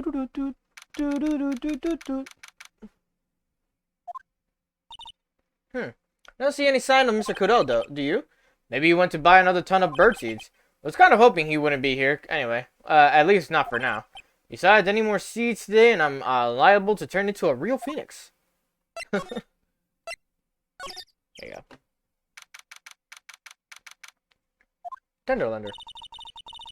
This gives off a really strange vibe, doesn't it? Looks like the tiger isn't in his lair, and that is, as they say, a very good thing. Welcome. Yep. Talk about a creepy voice and makes your soul want to shrivel up and die. Hello. You're here to discuss a loan? No, not exactly. The manager is away at the moment. Wait quietly, please.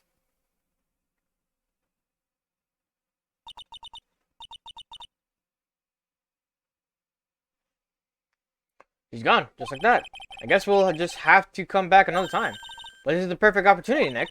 This place reeks of suspicion. Come on, Nick. Let's take a look around, okay? Do you think it'd be okay? Of course. No one will ever know. Coffee? Ah! I'll leave it here for you to enjoy, quietly. Yes, thank you. Do not touch the desk, please. Nick? Let's get out of here. Now she wants to get out of here. Alright, let's start examining. Bookshelf first. Let's see. This round doll thing is called a Daruma, I think. I figured I'd read a book or two and be more cultured, in case you're wondering. You mean you aren't making stuff up for a change? Ha! I bet you also didn't know that no matter what, he'll always write. He'll be always right. What? Go on, Nick. Give him a good show. Only if I feel like dying. Now, this yellow thing, this is the Japanese chess piece. I think it's a king. Not that I'm an expert or anything. It's shogi, I believe. I'm more of a reversey person, you know? Assuming she knows what she's talking about. These aren't exactly your typical mobster wannabe items. They're not trophies, are they? Hey! There's a piece of paper sticking out from under here. What is it? A repair bill. Looks like he did some repair work on his car. Does he even have one?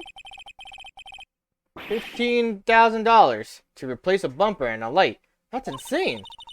The car is registered to the Cadaverous. Cadaverous? Huh. That's not even the Tiger's car. Why would someone else's repair bill be in the Tiger's office? Okay, examine the CD on the desk. CD player on the desk, but the desk is so loud. But the desk is so loud, it's a wonder how you can hear it. Let's open. Wonder what kind of music the Tiger is into. Have you finished the coffee? Ah, yes, thanks. It was lovely. So, you drank it all? Hehehe.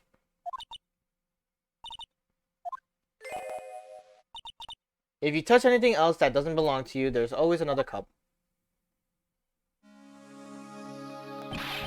That coffee. It was laced with something. I'm sure of it. Nick, my stomach. It's killing me. Oh, wait. Maybe it was just the burger I ate for breakfast. I sure hope so. We better take a look at that CD while we're still alive and have the chance. What the? What? It's not the Rocco soundtrack, is it? Rocco? Claw of the Tiger? Eye of the Tiger, Claw of the Tiger. That's a good one. It's the demo CD. The artist's name has been handwritten on the disc in pen. MC Bomber. What? This must be the CD Maggie told us about. Let's listen to it. I bet it's heavy metal. No way, that woman will make us drink more coffee if we do.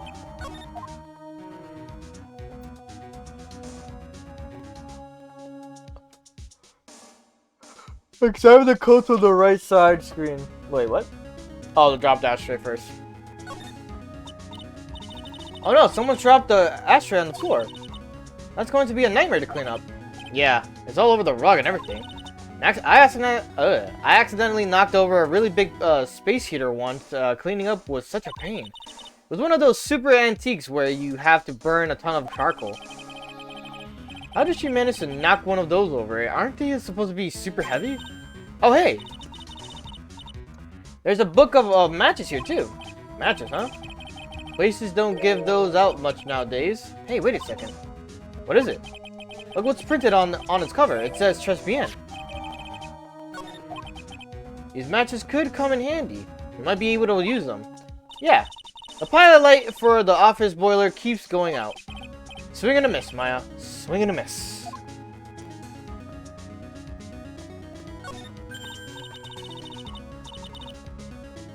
Hey, look at this Persian style coat. It's so chic.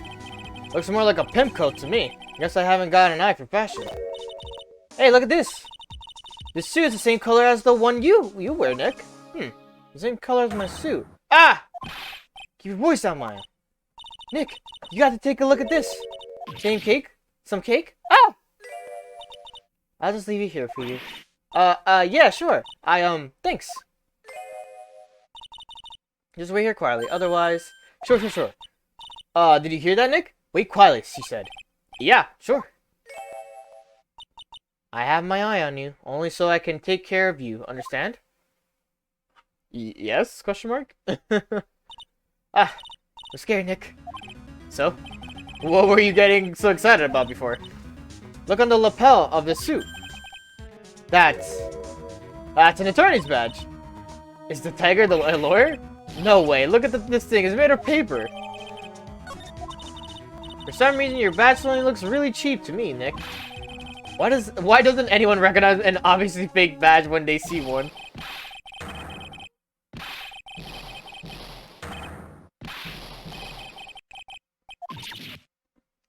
Gua.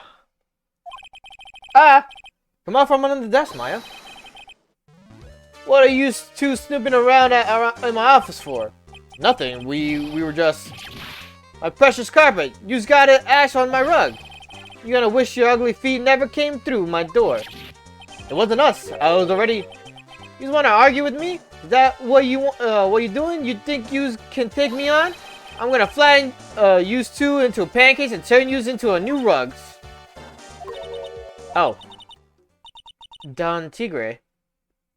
Don Tigre, you're back. Ah, that voice, it's the evil seeping into your head through your eyes. I'm sorry, Don Tigre. I knocked over the ashtray earlier and... Has she got a death wish or what? Oh, right. Huh? Huh?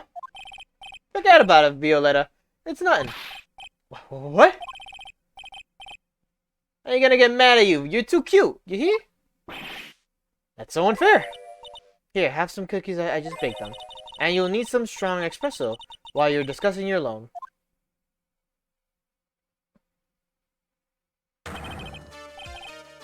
Phoenix Wright. Yes.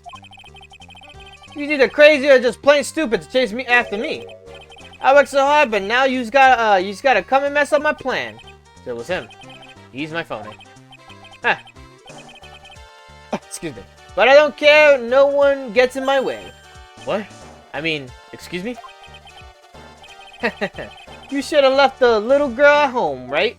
I have a few things I want to... Huh? No question. This is the last time we meet. Wait, please. That was pretty weak, Nick. You waited until he was out of earshot before you shouted after him. Like you're one to talk. I didn't hear you scream, hold it, either. The espresso. Ah! And cookies. This one is definitely not good for my heart. Now, what was it that the tiger called her? Violetta? Hey, Violetta. Tender Lender. So, I'm kind of curious about your company, Tender Lender. With the warm and friendly atmosphere you'd expect from a family-sized business. A conscientious rate of interest and an attractive repayment policy. Why do I get the feeling this sentence is not going to end well? We will tenderly lend you that little bit extra here at Tender Lender. Hey, Nick, things are a bit tight for Rent and Go at the moment, aren't they? I mean, there's that $500 you owe me from our card game for starters. Why don't you take out a loan? Would I like to take out a loan from a place like this? Not so much. Tender Lender is on your side. So let's say I'm late with my repayment. What happens then? We give you more coffee, strong coffee. Right. I think I'd rather skip town. Hey, just remember I can make strong coffee too, Nick. Strong tea as well. What are you mad about? So do you know about the incident from we're investigating? What incident?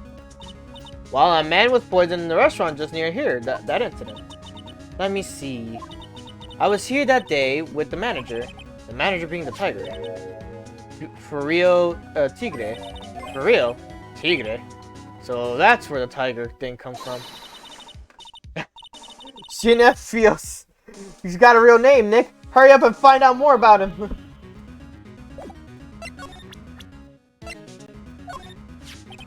Can I ask you about the tiger? I mean, Mr. Tigre. Cookie. Sure. Sure? How do you like my cookies? I baked them myself. Go ahead, Nick. The honor's all yours. No. Ladies first, Maya. No matter how I look at this, I just don't get it. What are the tiger and this scary girl doing working together? We are lovers. That's not exactly coming across in your tone of voice. And I owe Don Tigre my life. He's the one who saved me. The tiger saved you? Please, address him properly as Don Tigre. Otherwise, I'll have to... Okay, Don Tigre. Of course. I'm sorry. He saved her life. I sure like to know how that happened. I'm very frail, you see. Just recently, I died once. You died? About 4 months ago. The doctor said to abandon all hope. Guess they were expecting her to take a boat ride across the river Styx. But Don Tigre, he saved me. He gave up everything. He gave up everything. Everything. When I found out what he had done for me, I was happy. No offense, but I'm finding that a little hard to believe. I decided I'd pay him back with my life by serving him coffee and espresso. I still wonder about what's in her coffee. So, is that why you're... oh my god. Is that why you got a that bandage around your head? This... so what's the story with the bandage? They put it on after their operation. Operation? It's just a little injury. A little fatal injury. Fatal injury? Maya just suffered one herself by the sound of that. By the sound of it. So, that's the injury you were talking about before when you said you had died once.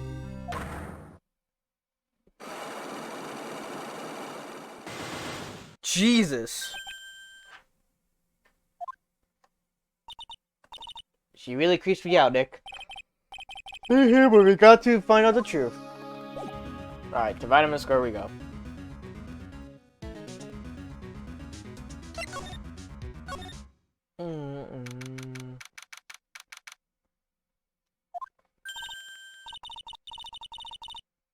There he is, old CD's back, feeding the pigeon again. There, take this, and this, and get out of my park! Like I thought, he's really mad. Come on, Maya, just keep your head down and let's sneak away while we still can. What? Why? Hello, old man. What are you doing, Maya? Huh. Huh. Hey, he just turned his back on us.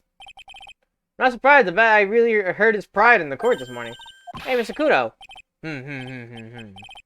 Pigeon. Look, we really need to talk to you, alright? Out with the demons! With good fortunes. Ow, ow, seeds, shell splinters, painful. I always knew you were a demon, Maya.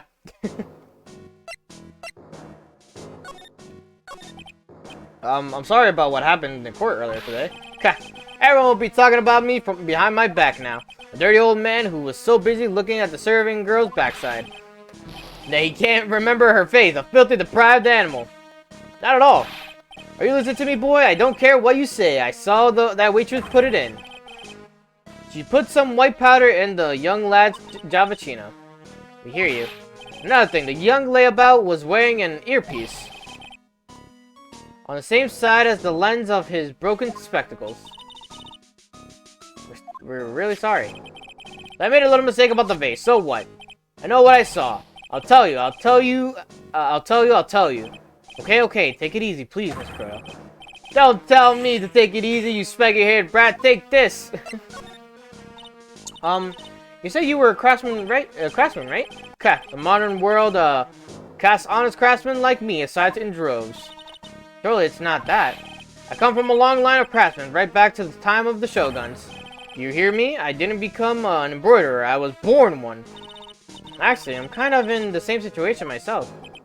I wanted to stick my fingers up that dribbling old judge's nose and scream right down his ear hole. Objection! Oh, so did you want to become a lawyer when you were young? I don't think that's quite it, Maya. I think he's just in a bad mood, that's all. I've got a tsunami of frustration inside and it's ready to burst out. If we let him start rambling now, we might never shut him up. What should I do? Suck it up. Guess I better let him talk.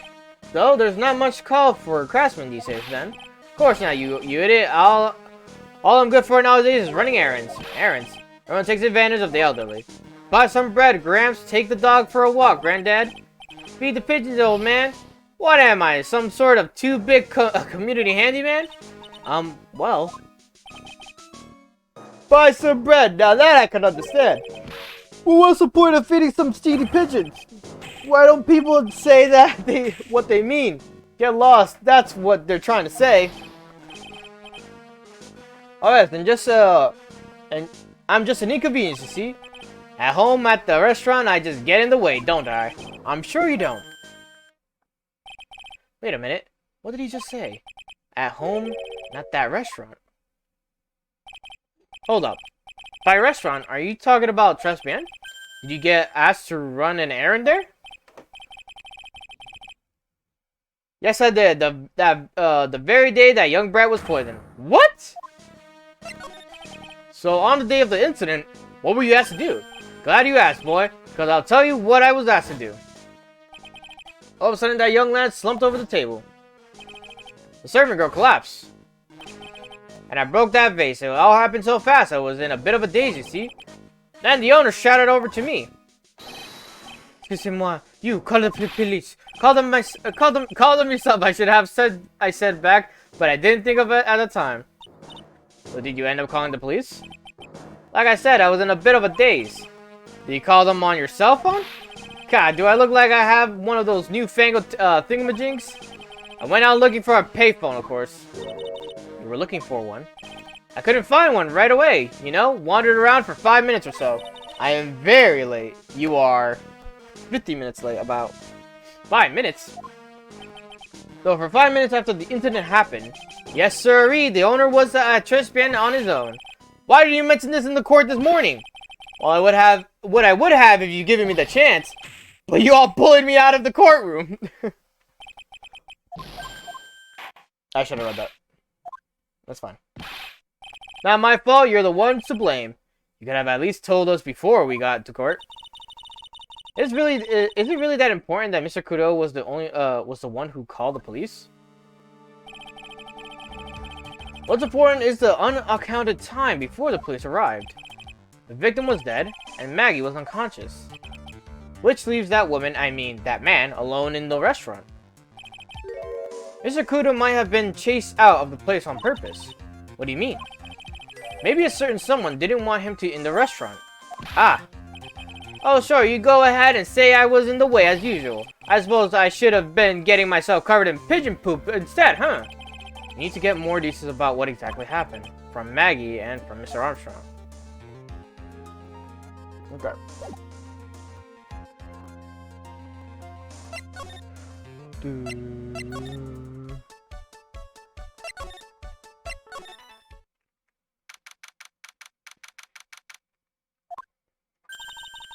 Mr. Armstrong's out again. But the place is open for business. You can't have an open restaurant without a chef. Hey, it's not my fault, Nick. Don't take it out on me. Only a couple of minutes after the incident happened. Miss Kudo left the scene, leaving Mr. Armstrong here alone. Ah. Missing when we need to talk to him the most. Maybe he's trying to avoid us on purpose.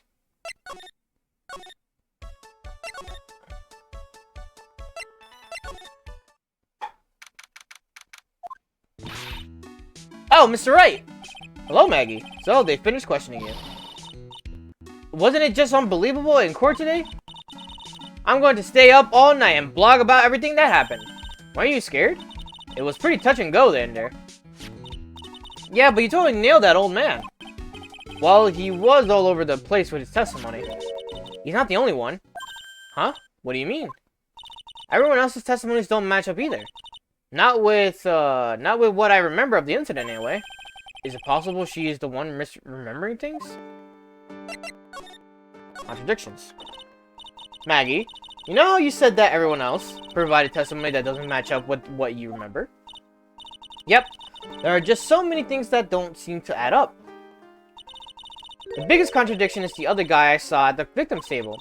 He was the one who slipped something into the victim's coffee. I'm sure oh my god, it was him.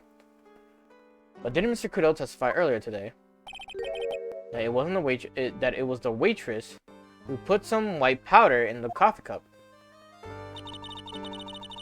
So you really think it was this disappearing man that did it?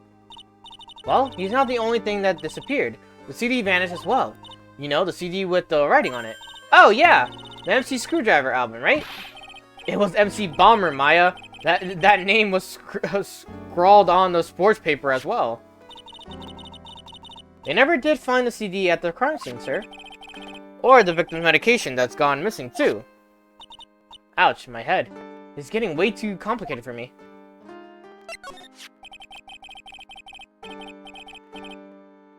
You said that you passed out when the victim Glenn collapsed, right? Yes, it's so embarrassing. I mean, I used to be a cop. When I came to, the restaurant was buzzing with police. And before I knew what was going on, they arrested me, sir. So between the time the victim collapsed and the time the police arrived on the scene, you have no idea what went on at Tribulations. No idea at all. Why? Is it important, Mr. Wright? The other witness, the old man from the park, was pretty much chased out of the picture. Chased out of the picture? What do you mean? Old CD wasn't inside the restaurant because he was told to go call the cops. Or the police. Exactly, and you, Maggie, were unconscious. That means Mr. Armstrong was alone at the restaurant for a brief period of time. No. You don't think Mr. Armstrong set me up, do you? When you consider the facts, it's hard to imagine that Mr. Armstrong isn't involved in this at all. It's like the master biting the paw of the dog that feeds. Are you sure about this, Mr. Wright? Well, the old man said as much when we spoke with him earlier. I don't know. Things that man says don't add up for some reason, sir. Maggie looks like she's trying to figure out something out. Maybe we should ask Maggie exactly what she knows about Old CD.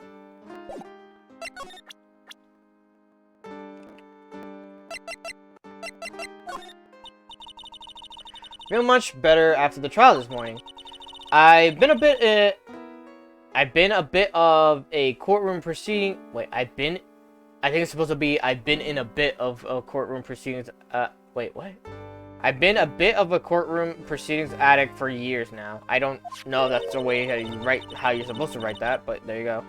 Feels like forever since I saw a witness as slippery as that old man. He's not really that bad of an old man, though. Still, I feel a bit uneasy.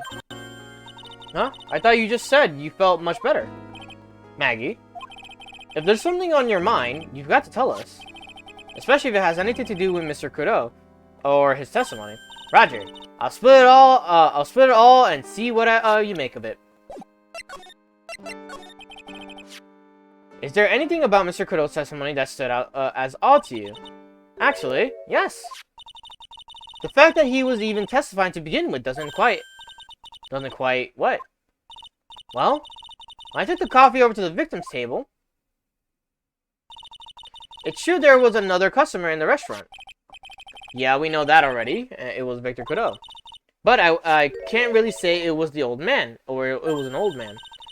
Okay, then how about calling him a really old middle-aged man? No, age isn't the issue. The other customer was a woman. A woman? Are you sure, Maggie? Well, I'm not 100% sure, but I think so. So what did this woman look like? She was sort of creepy. And she had a kind of a cackling laugh. Creepy. Cackling? Why do I get the feeling that I've come across a woman like that recently? Oh.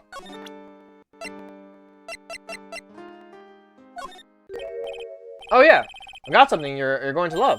Really? What is it? A lunchbox just for you. Here. Wow! A lunchbox. Weenies too. I can't believe it. Thank you, sir. Did you make this just for me, Mr. Wright? Nah, it was Detective Gumshoe. Who else would make such a nice lunchbox for you? Detective Gumshoe. He's really worried about you. Looks like he put a lot of effort into making this too. I can't accept it. Detention center rules. No gifts allowed, sir. Hey, come on, Maggie. Don't be like that. The rules are the rules. They'll lock you up if you break them. Somehow, when an ex-cop turned waitress says that, it seems a whole lot scarier. And anyway, I hate weenies. Oh? Really? It's all yours, Maya. You can enjoy it with Mr. Wright. But he's right. It's better than letting it go to waste. But I guess so. Well, how was it? I had the spot. I love weenies. Oh, good. I'm glad I gave it to you then, sir.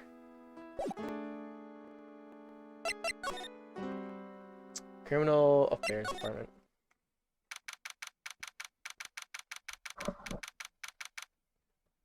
Sorry, I'm like scratching my back right now. Alright.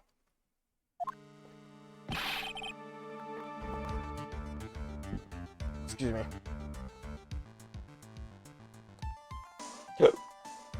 There you go. Okay. The main server just went up in smoke. Why the heck isn't the press conference set up yet? The superintendent's here already. Yeah, and there's a problem with the internet too. I already told you to stop using your computer, Chief. But I'm watching videos online. I'm catching up on my Asian soap operas.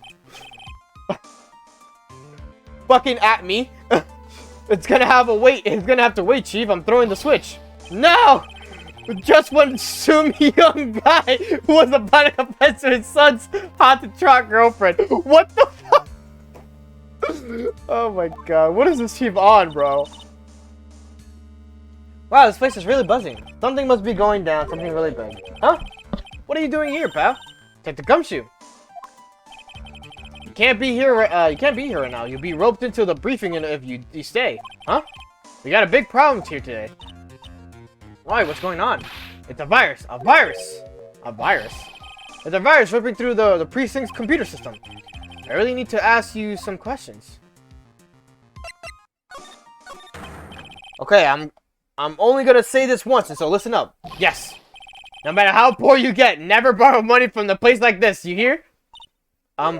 Okay. If you got money trouble, just go on a diet of an instant noodles and hang in there. We're not thinking about borrowing money, detective. We want information. Oh, is that all? Well, let's see. Tender lending is considered to be even fishier than the average illegal loan shark. And it seems to ran into trouble just recently. Those guys have been pretty heavy-handed, calling it in all their depths. Really? Don't go poking your nose around in their business, pal. You'll really regret it if you upset that lady. Alright, I get the picture. Hey, wait a minute. What did he just say? That lady. Who's this lady he's talking about, Nick? You better find out what the story is with this lady. So what exactly is the computer virus detective, Gumshoe? I don't know. What? Look, I just go with the flow, alright, pal? And here I thought detectives were supposed to be somewhat knowledgeable. What's with that face, pal? You think you know what a virus is? Oh, Nick, do you? A computer virus? Sure. I mean, only in simple terms, of course. Really? Wow, you know everything. You know everything, Professor Nick. Yeah, I'm gonna call you Dr. Wright from now on. Hey, that sounds pretty cool. Don't you agree, Dr. Wright? Why do I get the feeling they're making fun of me? Okay, fine, I'm no expert, but I can at least explain the basics to the two of you. A virus is a program that gets inside of a computer and causes damage. Damage? You mean it makes the machine go boom and explode? No. The damage is, well, it's all internal. So the inside goes boom, right? Imagine all the case data you've got stored on your PCs here in the station. The virus could wipe out all of that. That's the kind of damage I'm talking about. Whoa, that's scary. Yeah, and what's even more scary is that viruses are infectious. Infectious. Most computers are connected together on a network, right? A virus can move from one machine to another over the network. So the virus just keeps spreading faster and faster. It's like a real virus, huh? But Nick, why would anyone want to make a program like that? Yeah, it takes ages to type in all that data. Why would you want to destroy it, pal? No, people don't infect their own machines. They send the virus to someone else's. What? That's horrible. Oh, I get it. It's like you sneezing on Mr. Goodell so he catches a cold. Right. Then he wouldn't be able to turn it up in court because he would be too sick. You really shouldn't do stuff like that, Nick. It's wrong. Who? What? Where? When and why did the conversation jump from talking about me? Anyway, that's what a computer virus is. A bad program that causes damage. And all the different viruses have names, right? I kind of feel like I've heard the name of the virus we caught somewhere before. The name of the virus, huh? I feel like I've heard of it before, too.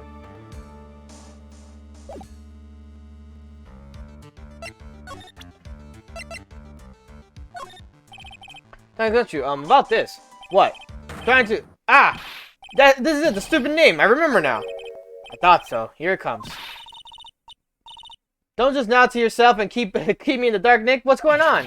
Okay, Maya. You don't have to cry about it. The name scribbled on the sports paper and the ran on that CD. That's the name of the virus. MC Bomber. What? Yeah, the virus that's just infected every computer in the station, pal. It's MC Bomber. Can you give us any more details, please? We already knew about the MC Bomber virus from a while back.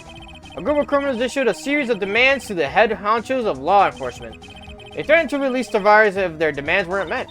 Who are they? I don't know. Some hotshots from the criminal underworld would be my guess. Now the virus has been released, huh? Yeah, it's in every computer in every public office in the city. Everyone's going nuts. They're hopping around like they're dancing at a carnival. All this stuff with criminals and viruses. It almost feels like we're in a sci-fi movie. Apparently the programmer who made the virus was a real genius or something. The focus right now is on tracing the route of this virus on the black market. You mean someone put this virus up for sale? Yeah, because this one's so powerful, They're estimating its price tag will be in the millions of dollars, pal. In the millions? A virus can be worth that much.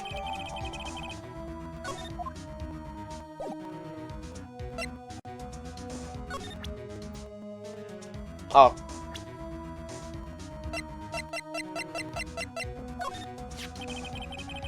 That's the girl who works for over at Tender Lender. You want to stay away from her, okay? I mean it. She does look kind of unforgiving, doesn't she? That should be the least of your worries, pal. What's that supposed to mean? What could be worse? Her name's Viola Cadaverini. She's the only granddaughter of Bruto Cadaverini. Bruto Cadaverini. Do you know who that is, Nick? Never heard of him. Bruto Cadaverini is the boss of the Cadaverini family. Cardaverinis. That's one scary sounding name. We can't touch them. They're way too powerful for the police. But you're thinking of taking them on, aren't you? No. I don't remember ever saying I was going to. I better get some more info info out of Gumshoe about this family. Cardaverinis. I'm not sure if I really want to get involved in this, but who are the Cardaverinis? Who are they? A scary bunch of people, that's who. You're a cop, and you're scared. What's that about? Trust me, it doesn't matter if you're a kid or a cop, these guys are scary. They've got some serious clout in the criminal underworld. We can't touch them. They've got too much moolah. Moolah, as in, they pretty much control all the cash of the city on the city's black market. Black market, huh? And that includes Tender Lender, I take it. Sure. No one stands up to Bruto Cadaverini, and I mean no one. Interesting. So Viola's the granddaughter of some mafia boss, then? Yeah. Everyone knows how much Bruto loves his little girl. She means everything to him. So, how did she end up at Tender Lender? I don't know, pal. But I heard she and the boss of Tender Lender are pretty tight. Tight. That's what it said in the file I read related to Maggie's case. Sounds like a pretty important clue. Ah, I can't believe it. I almost forgot the most important thing. And that is, you know, the lunchbox. How did everything go? Lunchbox. You remember, the weenies? So, how did my weenies taste when they went down the hatch? Huh? Well, it was delicious. Yeah, that's what she said, really. Well, not exactly. Don't worry about it, pal. I figured something would happen, so I came prepared. Prepared? What do you mean? I'm in a jumbo lunchbox. Oh. Do me a favor again, huh, pal? And deliver this. This sure is heavy. This sure is a heavy burden. In more ways than one. I can just imagine Maggie's little eyes sparkling with joy when you bring her that. Weenies again. Nick, tell me we don't have to eat all those too. Really can't eat anymore. Alright. Now let's move to the other place.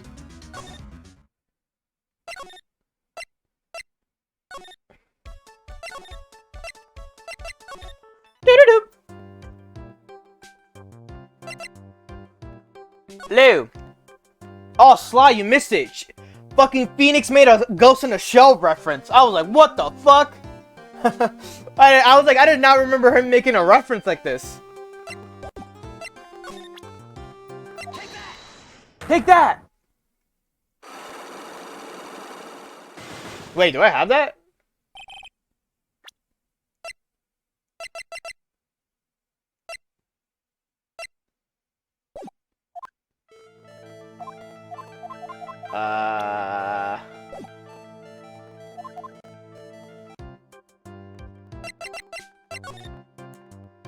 I forgot to examine this. Wow, look at this mess. Looks like they're all betting tickets. What kind of betting tickets? We're betting on which horse will win the given race. They're horse racing tickets. Oh, wow. His drawers are stuffed full of them. Looks like they're all losing tickets, though. There you go. As many tickets would get you, what, $1 down at a recycling center? But I didn't know you were so hard up with that you tried to profit from the dead, Nick. I'm just taking them as the evidence, Maya. Okay, there you go. Now we do this.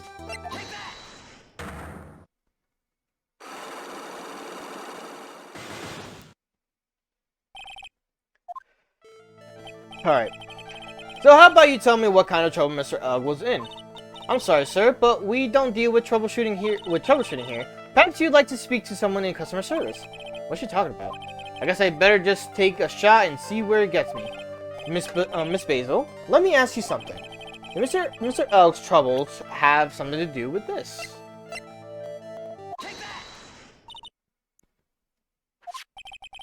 A bunch of horse racing tickets, all losing ones.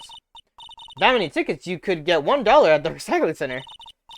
You good people are very, very bad. Cashing in on others' misfortunes is immoral.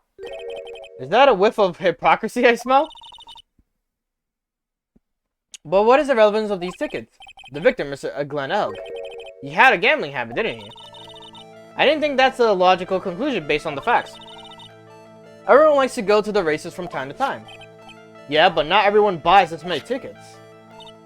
Anyway, I don't believe that proves anything on its own. You're right, but I'm not through yet. Mr. Elg's gambling wasn't restricted to horse racing, was it? I was like,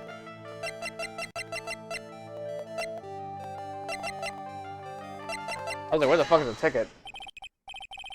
The lottery. Also, I just forgot my phone is off. It's supposed to be on with my damn thing.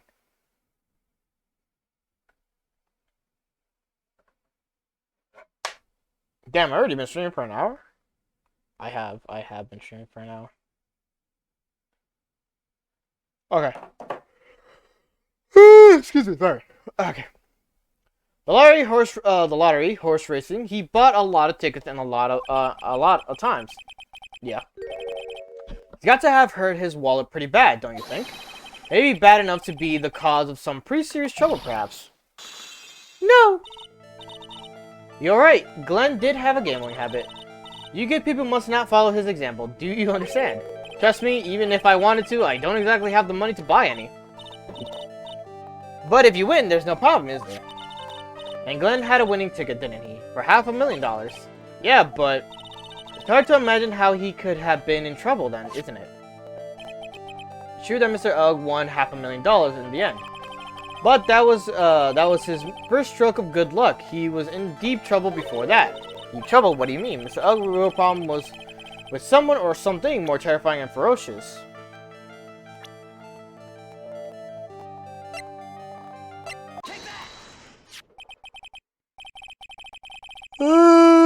Excuse me.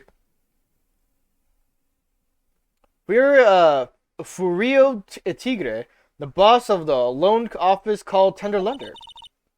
Tender Lender? People with businesses should think harder before naming their offices. Like you're one to talk. Well, what do you think? Our firm is doing very well at the moment. I don't think we need to borrow money. No. I mean about Mr. Ugg. You think Glenn had something to do with the Furio Tigre? Yes. I'm sorry, I don't know of any connection between the two of them. Really, because I got proof that Mr. Ugg and the tiger knew each other.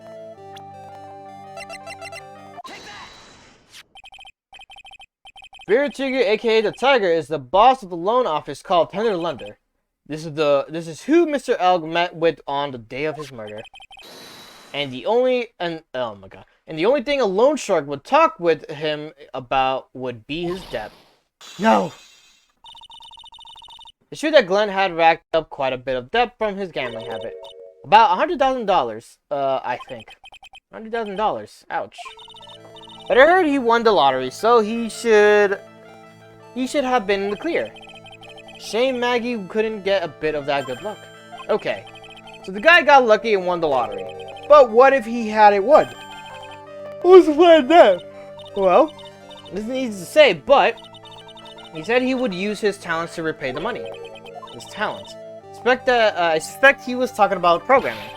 What computer program is worth $100,000?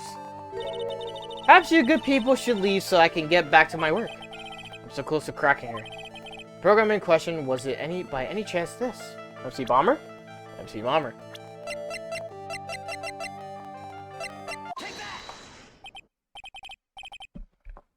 Well, this is it, isn't it? This is the virus that's infecting computers worldwide as we speak. MC Bomber. No!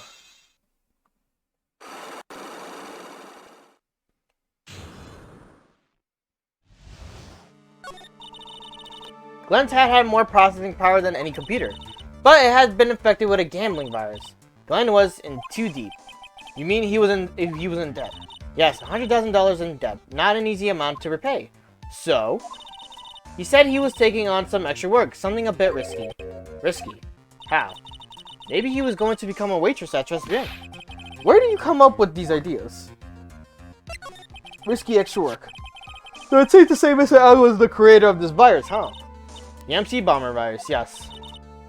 It was a work of genius in a bad sort of way, of course, but still genius. Something like that would probably fetch several $1 million on the black market. Inconceivable. Gumshoe was right for a change.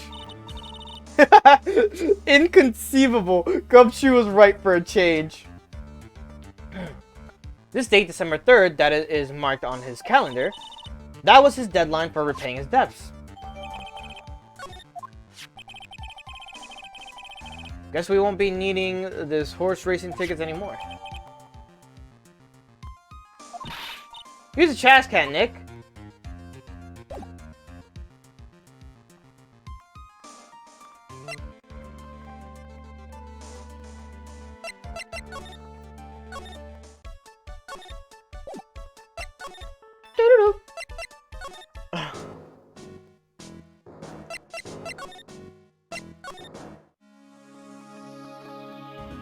Okay.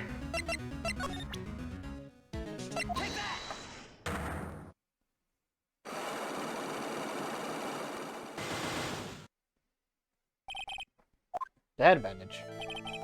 You said that bandage around your head was from an operation. You also said you suffered a fatal injury to the head, correct?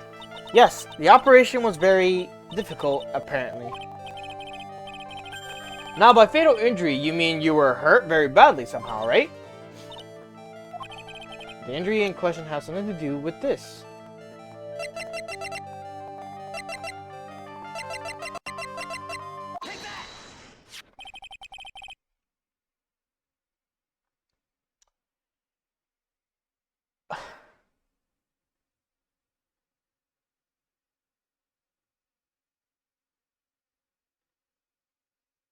Sorry, I'm just like, what?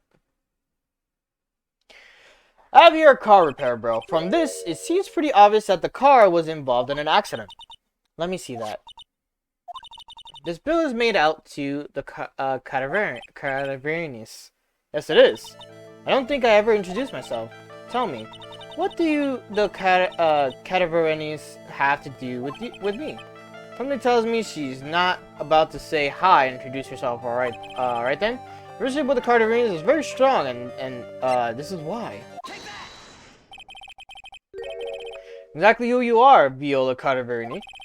You sustained that injury in the traffic accident, didn't you? It happened about 4 months ago. I was driving in one of our family's cars when someone pulled out of and in front of me. It was a motorbike or something like that. Something like that. I don't remember it much. Anyway, I swerved to try to avoid it, but I took a blow to the head and a bad one. Yeah, I can imagine. So what happened to the person on the bike? I'm guessing they didn't get away with injuring the Viola Cadaveroni, right? I don't know. What happened to them? They ran away, or so I heard. Ran away? They'd say I'd have hee hee hee. It is possible could the person who committed the hit or run have been. It was this man, wasn't it? He was the cause of your accident. It wasn't Don Tigre. I refuse to believe it. We collided the motorbike and my car. But Don Tigre isn't injured at all, is he? It was the tiger who caused Viola to crash, I can feel it. Plus, one of her locks just broke, so she must suspect it was him, too. I'm sorry, Miss Cadaverini. But I have proof that the tiger was involved in the traffic accident on his bike. Sorry, I was like rereading the line there. Not exactly a motorbike, but Mr. Tigre rides around on his scooter, doesn't he?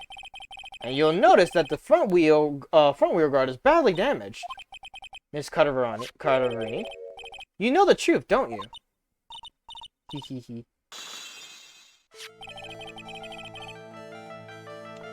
The repair bill was paid by Fiero Tigre. The Cadaverinis have known for ages who caused the accident, haven't they? It's possible, perhaps. Somewhere inside me, I know that may be true. I knew it. But Don Tigre still saved my life. The operation was very complicated and it was very, very expensive. How much are we talking? Very, very, very expensive. She seems kind of hesitant about giving me the actual figure. I should back off. Well, anyway, it was the tiger who paid for it, right? After I recovered, Don Tigre told me. He said he paid for the operation because he cared about me. I believe him. Really, but do you honestly believe that to be true? Do you want to know what I think? Then the reason he paid for the operation wasn't because of you, but someone else. Perhaps I shouldn't be saying this, but your grandfather, Bruto Cadaverini, controls a lot of dubious cash, right? And if you are his beloved pride and joy, sure, I don't know exactly how much of an operation costs, but you weren't the granddaughter of Mr. Cadaverini. Do you think Mr. Tigre would have paid the money? $1 million.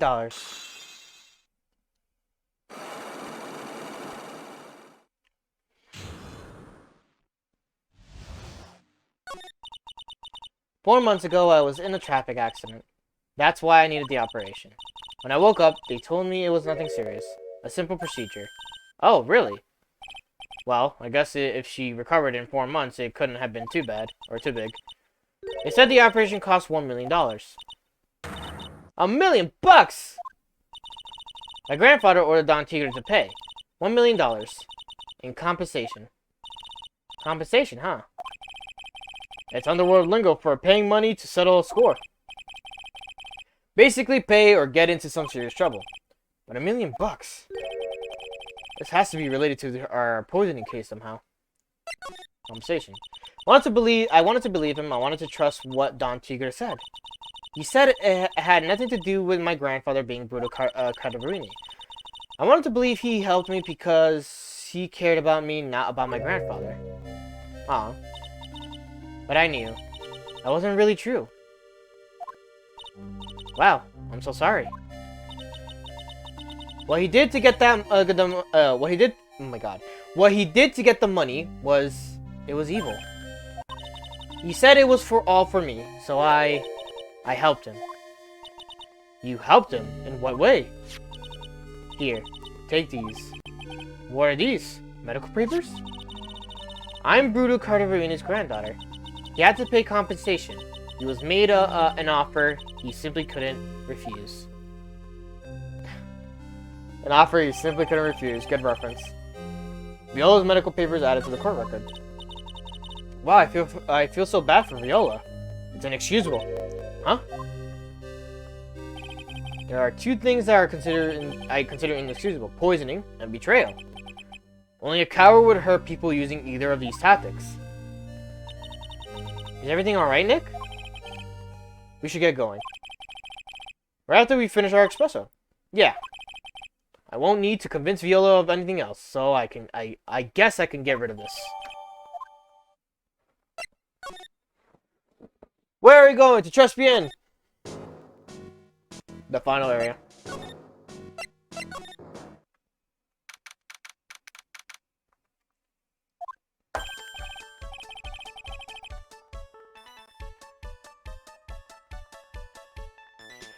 Eh, bonjour! I have been waiting for you to return, Mr. Armstrong.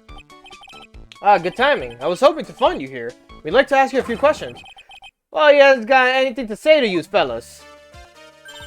Ah, it's here. What do you call it? Zenopi. Ah! Come out from under the table already, Maya. Okay, hand it over. What? You just want to play games with me? I don't recommend that. The medical papers, now!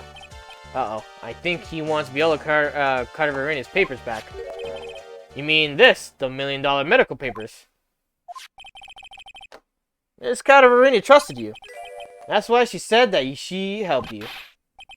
Forget about it. The girl's dumber than an eggplant. You just want to know what's sad? I tell you what's sad. And it ain't... Oh my god. And it ain't only her face. She thinks she's got power because she's Bruto's little girl. Now that's sad. Can't let you have these papers. Tomorrow in court, I'm going to expose what you did to get with the 1 million you used to pay this off. Are you crazy or something? I don't care if you want to give it to me or not. There's 2 of us here. You got that? 2. Oui. Miss Armstrong, forgive me. Désolé. I cannot argue with him. No. The paper is gone. That really hurt.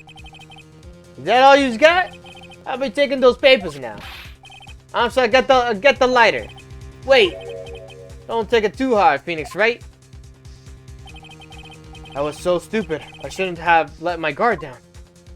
Why the fuck will you show it to him? Those medical papers were vital evidence. Hold it, pal. Detective Gumshoe! Detective! You think you're gonna stop me, Kappa? Beat it! Whoa! Come on, Gumshoe, keep it together. You guys, get out of here. Leave this guy to me. But, go, pal, and take this. If you get hurt, who's gonna look after Maggie, huh? Alright, thanks, Gumshoe. Wait, Nick, don't leave me behind. Gumshoe, let's fucking go! I'll get even with that guy tomorrow in court. Tender Leonard is going down. Gumshoe the savior. Whew.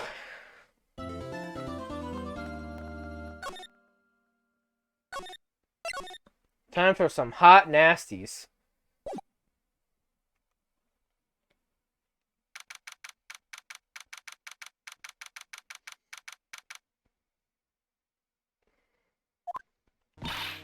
Good morning, Mr. Wright. Good morning, Maggie. So, what do you think is going to happen today, sir? Yesterday's session didn't go so well and ended it on a giant mystery. That's true. And we still haven't solved a single part of it yet. Are you okay, Nick? Huh? Oh, yeah. Of course. I saw that little flash of doubt in your eyes. No, that wasn't doubt. That was, determination. Why don't I believe you? Nearly time, Maggie. You better get going to the defendant's seat. Roger. Don't let me down, Mr. Wright. I'm counting on you. Hey, pal. Hey, Detective Gumshoe. Quit stressing Maggie out. She doesn't need that. How did you know she was stressed? I was watching through the doorway. Oh? You look like you lost the case already. Show a bit of confidence, will you, pal? Here, maybe this will help. Huh? Have you taken up the aromatherapy too? Not in a million years, pal. Don't tell me that you don't remember this thing. Come to think of it, that doesn't look like the one of those aromatherapy bottles. The small bottle that turned up in Trespian's kitchen a couple of days ago. Oh, it's a little bottle. Oh, they're aromatherapy oils. She's got so many. They're overflowing onto the floor. Hey, wait a minute.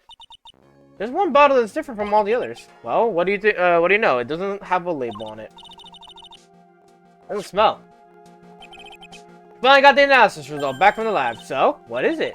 Is it the poison? I'm afraid not, pal. It's medication. Medication? Yeah, for ears. Topical use only, apparently. For ears, you mean? Yeah, it's the medication Glenn Elg was using for his ruptured eardrum. What was Glenn Elg's ear medication doing in the kitchen?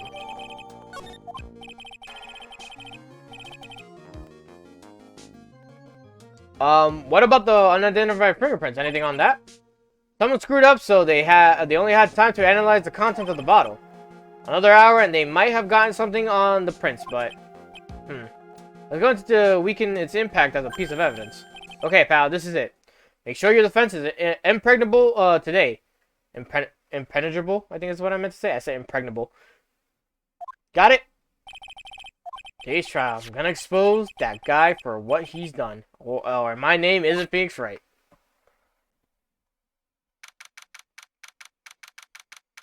Whew.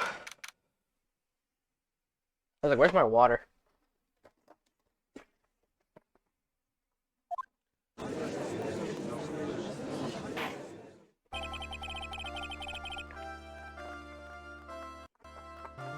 I need more water. I'm running out. Court is now in session for the trial of Maggie Bride. The defense is ready, Your Honor. Ready and waiting as always, Your Honor. Very good, then we'll get underway at once. Yesterday we heard the testimony of Mr. Victor Trudeau. Claims to have witnessed the defendant putting a powder into the victim's coffee. However, the witness testimony was plagued with a number of problems. Mark on the rim of the cup shows that the victim drank from it with his right hand. But according to the old man's testimony, he picked it up with his left hand. Thank you, Mr. Godot. Furthermore, according to the witness account, the victim was listening to the radio with the earpiece in his left ear. Yet the victim's left eardrum was ruptured, which made him effectively deaf in that ear. It's amazing how many contradictions a single case can have, huh, Nick?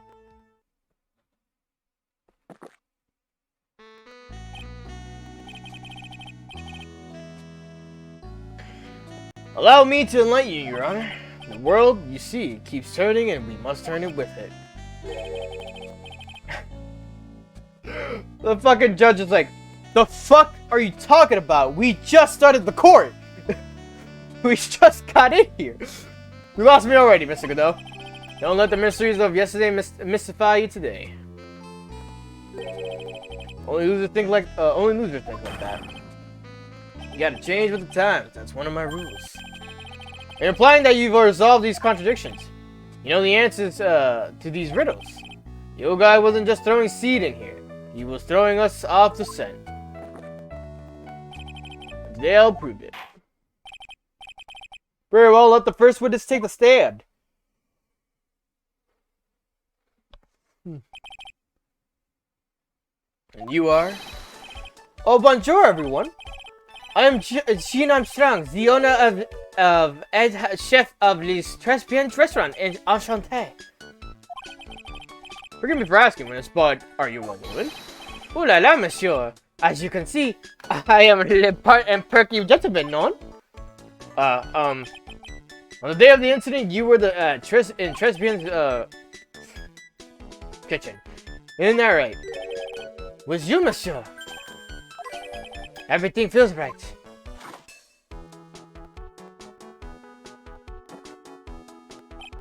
Ha. Wow, he's totally unfazed. Doesn't anything intimidate this guy? Well, your testimony, please, witness. Please tell the court what happened the day of at Trespian. We volunteers at Trespian.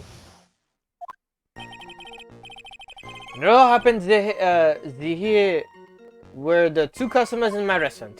I remember I was experimenting with some new art décor that day. Like having a large mirror between the tables, for example. Perhaps that is what the old man was looking at. The cup, the earpiece, and the glasses, it would have seen everything in reverse, no? No. A mirror? Oui! Un grand mirror. La most enormous mirror. And suddenly the mystery disappears. Like I said, the world keeps turning, so roll with it. I would explain the coffee cup and the earpiece conundrum. Remember would have made everything appear back up to front. What the heck? It's way too early in the morning for this to be happening to me. Now then, Mr. Wright, you may begin cross-examining. Alright. That's a fair statement. 2, 3, 4, 5.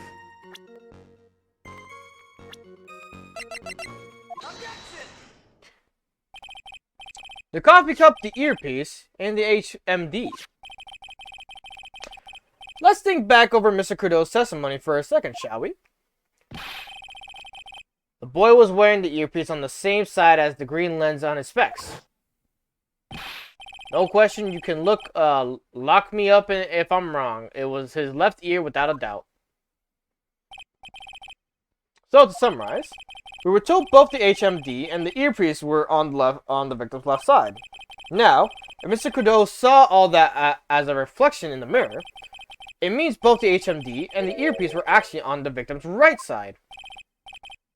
Exactamente. You see, monsieur, now that you think about it, it's not so hard to know. Not so hard, no? Unfortunately, that's where we run into a monumental contradiction with the facts. Mr. Kudo really did see everything in the mirror.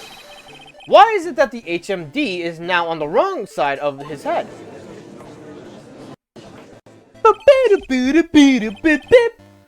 Mr. Wright is correct. If the witness genuinely observed the victim reflected in the mirror, then we would expect the victim's earpiece to have been over his right ear, or right eye. How bitter! Try. You should have a taste of this bitterness. It'll calm you down in no time. Are you talking about your coffee, or something completely different? You don't understand the way the witness thinks. How he thinks? You remember this, I presume. I broke the vase, sorry, apology, Mr. Kudo's sworn testimony. Exactly. The old man has one very grievous habit, other than throwing seeds. The more of an impression something makes, the more it muddles his mind makes it. What's the most striking thing about Mr. Elk? Clearly, it's the victim's earpiece. And that's my point. The old man strikes again. Mr. Elk's HMD made a big impression on the old man.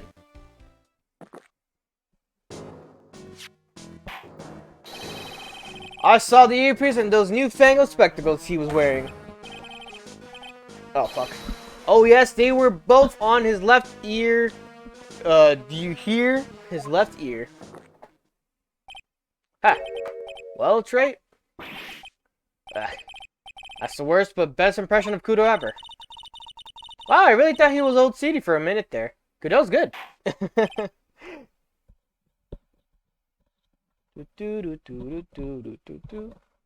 So I'm like fixing my headset right now. Enough. I must agree that yesterday's witness was irresponsibly rash in much of his testimony. Bad luck, Nick. Looks like the boil of the contradiction you found is just a rash. Mirror can't be beaten by a handful of seeds, nor can it lie. So what exactly was the old man looking at? Listen, Mr. Armstrong. Go on, tell the court we're all ears. Oui, I can explain, but please, if you will look at the plans of the restaurant. The mirror.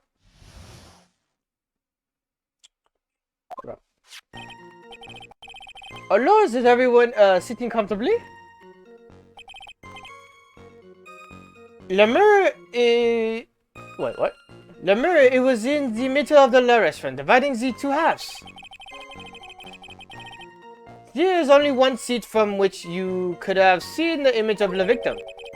That was the seat at the table next to the victim. That was where the old man was sitting.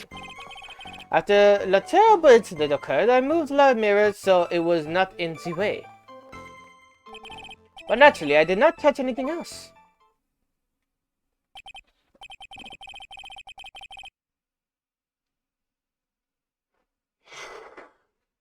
Oh my god. Okay. I see no problems with the explanation we have just heard.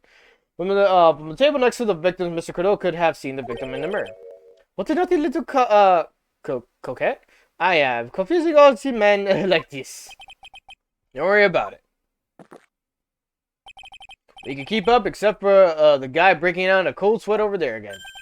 Ugh, I hate that guy. You said you didn't touch anything else apart from the mirror. Are you quite sure about that? Well, it is, of course. Very well, Mr. Wright, you will cross-examine if you please. Yep.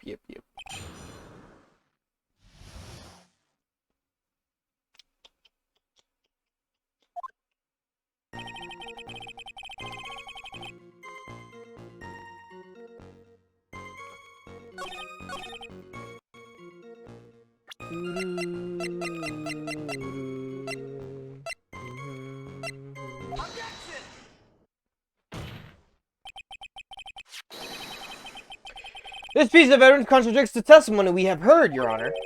The crime photo. Yes.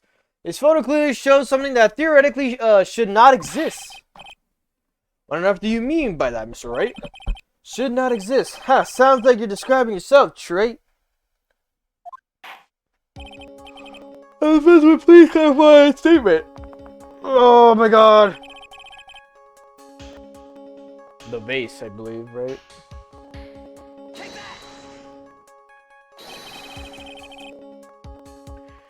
I think it's pretty obvious that this is what should not be in the picture.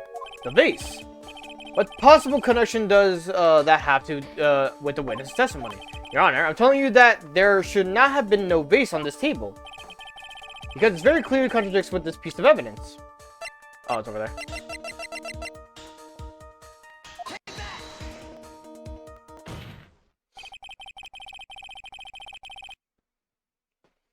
This is one thing that was clearly demonstrated by yesterday's testimony.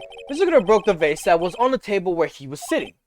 And yet, as the court can see, there's an unbroken vase on the table next to the victim. Why? Because Mr. Kudo was not in fact sitting at that table next to the victim at all. Don't be an idiot, Shrek. That's impossible. Hold on, what? That seat's the only one Kudo could have seen the victim reflection from. Exactly.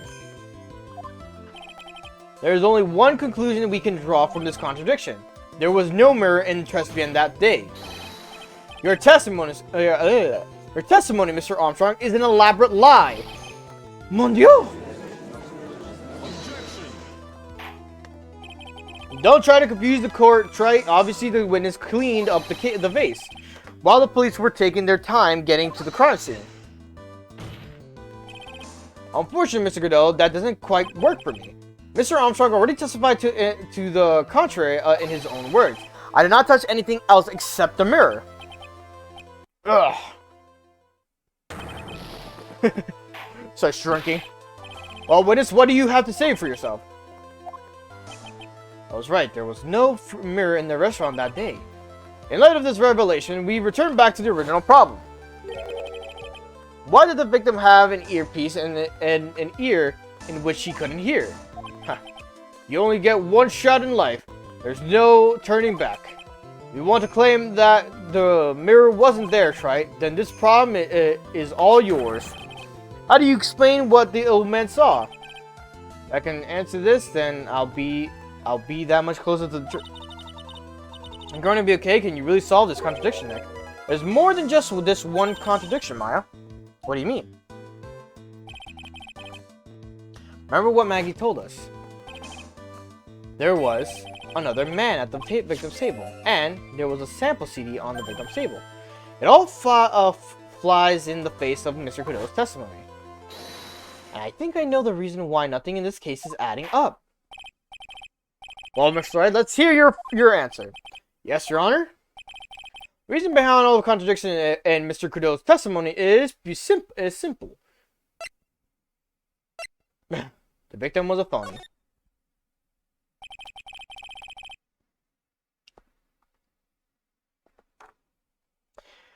This case is riddled with contradictions, yet there's one very simple answer that clears them all up. And what is that? The incident Mr. Kudo witnessed and the incident the victim experienced were two completely different events. What? Yes, the victim that Mr. Kudo saw wasn't Mr. Glenn Egg at all. It was an imposter, a phony pretending to be Mr. Elg. Obviously, unlike the victim, there was nothing wrong with the imposter's left eardrum. That's how he ended up wearing the earpiece in his left ear by mistake.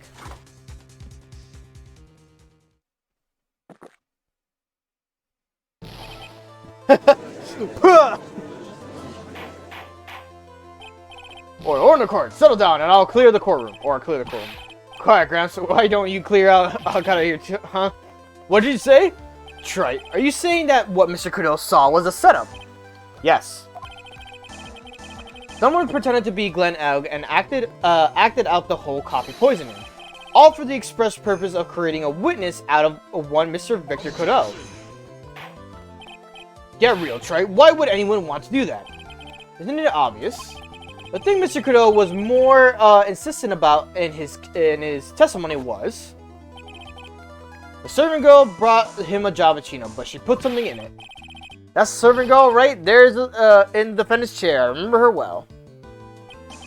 It's so hard to believe, but there was one and only one reason to show Mr. Kudo this fake poisoning. He showed Maggie Bride in the act of poisoning the coffee. Are you insinuating that the waitress in the old man's story was a fake as well? It's true that there were no other customers in the restaurant at the time, but it's also true that the chef was there. He would have noticed what was happening. That's right. Well, Mr. Wellness, if your restaurant really was a scene of such a theoretics, you would have known about it, correct? Oh la la! This is most difficult for me. No, it's quite simple. All you have to do is testify. You are under oath, after all. Was there, in fact, a phony at Tribulations that day? The defense demands that Mr. Armstrong tell the whole truth about what happened.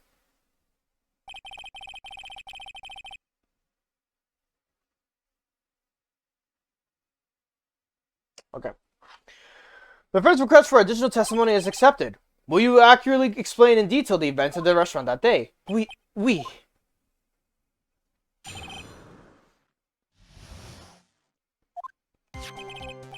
La victim, Monsieur Elk, he came to my restaurant alone. I remember the old man arrived not long after him.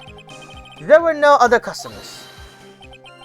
When he got word he won the lottery, Mon Elk became very excited. It was approximately 5 minutes later that the poisoning incident occurred. None to here was no time for Pony to do acting. When did he die?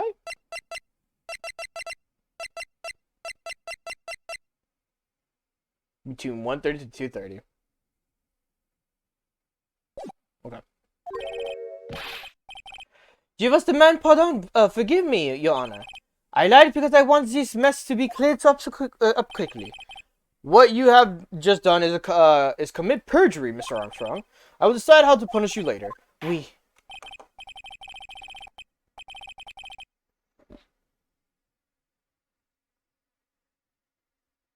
Okay. For now, you will hear we will hear your cross-examination, Mr. Wright, if you please. He took that perjury charge a bit too well, but I'm guessing he'll be in more serious trouble after this cross-examination.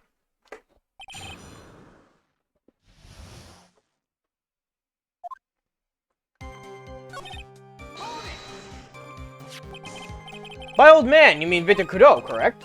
Oui, it comes often for my special coffee. I drank your coffee once, Mr. Armstrong. It's special, I'll give you that. It's worth a sip just for the experience. Oh, you make me so happy. Monsieur, you must welcome any time. I said it was worth one sip and nothing more. So old Mr. Kudo arrived at the restaurant around the same time as the victim. Maybe I should ask about his detail in more, his arrival in more detail. How many minutes after? So you're saying that not much time elapsed between when victim and Mr. Kudo arrived? Oui, that is correct. That still leaves the possibility that something happened in that gap of time. And by your recollection, how much time would you say elapsed? Let me see. Approximately 2 minutes, I would say. 2 minutes, that's all? Seems unlikely that anything untoward could have happened in such a short time. Rats. I know I shouldn't have pursued this line of questioning.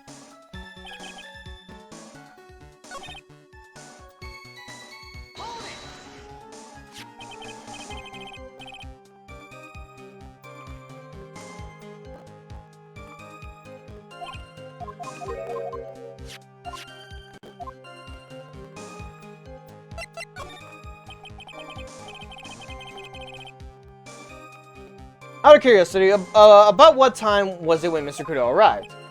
Oh no, I cannot remember, monsieur. I believe we were told by the witness already. The crime was reported at 2:25 p.m. by a kind and scary old man, sir. Does that perhaps jog your memory, witness? The incident happened about 20 minutes after I arrived.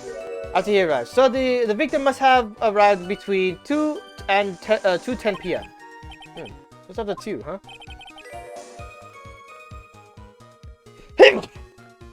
There you go. Thank you for your help. Thank you for your help in jogging my memory, monsieur. You are wonderful. Can't sit here all the time and do nothing now, can I? The time of day will be added to the witness testimony. Oui, monsieur judge. Everything I do it for you. Merci bien. That's French, isn't it? Ha ha ha. I'm glad at least one person is in a good mood. He's even humming a song to himself. Okay.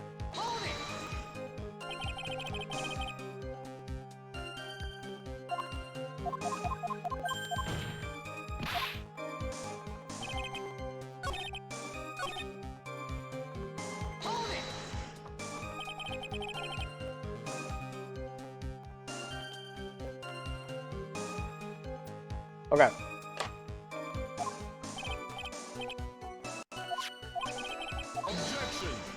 Wrong thing.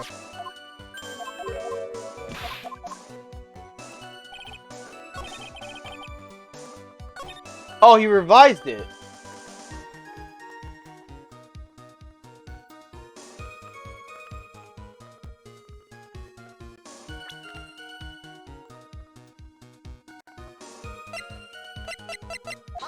I was so confused. I was like, wait, what? I'm afraid I finally got you, Mr. Armstrong. What? What do you mean? At the time in question, the victim was listening to the radio with his earpiece. To show he was listening to was Millionaire Radio.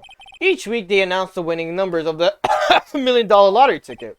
Wait, that must be the show Mon Elg was listening to. I can't see any problems with the testimony, Mr. Wright. I wonder. You say that the victim arrived at your restaurant from after 2 p.m., correct? Oui. I am sure of it. I remember it perfectly. I know it's that time because I just finished serving the lunch menu. Get to the point, right? If you have one. The show is broadcast live at 1:30 p.m. and it claims to be the most thrilling 10 minutes of your life. It's on the air at 1:30. Now, supposedly the victim made some noise when it was announced that he had won. And yet, I don't believe his cry of joy would have occurred after 2 p.m. Because that show had already finished more than 30 minutes earlier by the point of time. No! This victim we've been told about has done nothing but the impossible. Listening to the radio with a ruptured eardrum, catching a show that was already over. There's only one conclusion you can draw from these facts. Excuse me. The victim was an imposter, acting out of poisoning 30 minutes after the real murder.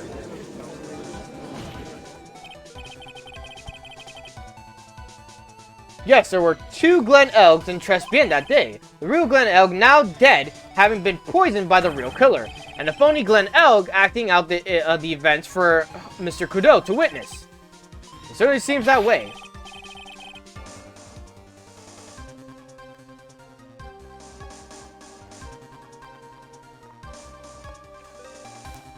I mean, if that wasn't the case, how would you explain the time discrepancy? But a performance, right? You were almost on a roll. But sadly, you lack the rock-hard foundation of rhythm to build your song. What is this, Music Theory 101? Let's recap. According to your imaginative theory, it's now just after 2 p.m. The phony elk is performing a play for the benefit of Mr. Kudo. How do you explain, then, where the real Glen Elg is? I don't believe I have to spell this out for the court, however. At the time, the real Glen Elg was already dead. That's certainly the obvious conclusion. Thank you, Trey. That's exactly what I was hoping you'd say. What? Now I presume you can prove this theory of yours. Can you explain where the missing corpse went to? Missing corpse? According to the old man's testimony, there was only one other customer there. If that customer was the phony Glen Elg, then where did the killer hide the body of the real victim?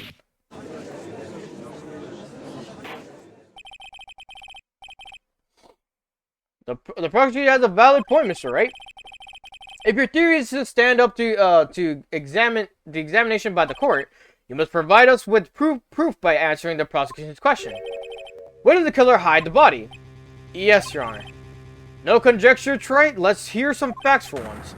Show the court a piece of evidence that proves where the body was hidden. Evidence. There's that intense pressure in here all of a sudden. I thought I had him with the contradiction. But he's turned in... Oh my god. But he's turned it all around and backed me into a corner instead. Well, Mr. Wright, the court will now hear the defense's theory and evidence. First, where was the body of the real Mr. L concealed? But I've been too dangerous to take the body outside. Obviously, the body was must have been hidden somewhere inside Tribulations. Interesting. But where could a body have been hidden inside a restaurant? Perhaps you would care to show the court these plans, Mr. Wright. Yes, Your Honor. The exact location where the body was concealed. Body was hidden here. I see. Nice supposition. But the real question is, can you back it up? Where's the evidence that proves the body was hidden in that location? Mr. Armstrong, do you recognize this bottle? No. I have never seen that ugly bottle before in my life. I only use the very best bottles, monsieur. Is this highest quality only for me? Where was the bottle found, Mr. Wright? Interestingly enough, Your Honor, it was found in the kitchen of Tribulations. Eh? Quoi? Bon quoi? But I only have ever used these bottles for my aromatherapy. This bottle doesn't contain aromatherapy oil, Mr. Armstrong.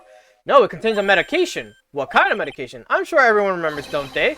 When Mr. Ugg visited an othologically clinic and was given medication that day. You can't be serious. The defense had the contents of the bottle analyzed, and I have the lab results here. The contents of the bottle matched the prescription that was given to Mr. L. Glendogg's murderer hid the body in the kitchen, in the restaurant kitchen.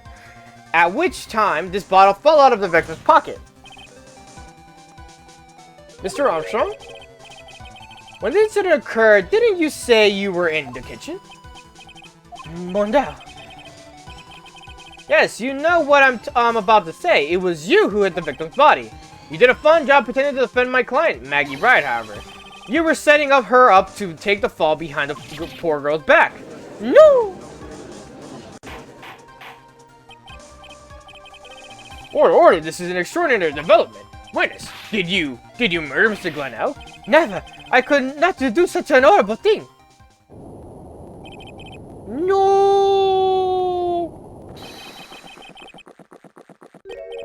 Mr. Godot! The bitterness. Every time I get lied to, I was down a mug of coffee. That's one of my rules. You have the slightest idea how many cups you've had by now. Then I'd like to do the same to the person who lied to me. I'd like to take them down with my empty cup. Listen up, chef. How about a brand new flavor in your ear, my H deficiency friend? Vos demande pardon? Jivos demande pardon? Please, you must hear me out. It is a chap. Listen to me, por favor. Did you just say por favor? Yo hablo español, Mr. Armstrong, and por favor Spanish.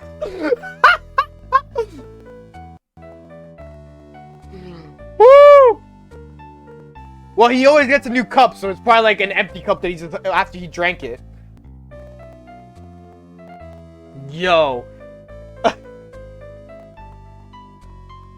The judge saying, Yo hablo español, Mr. Armstrong, and por favor in Spanish. The judge knows Spanish? Biggest controversy yet.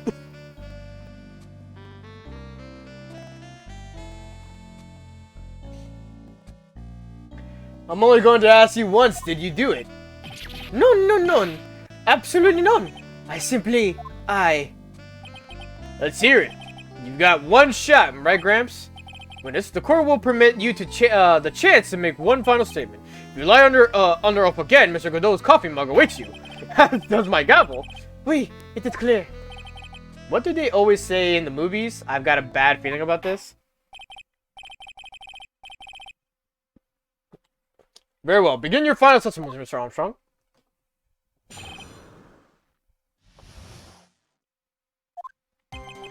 It is true. I hid the lab body in the kitchen. A man forced me to do it. I had no choice.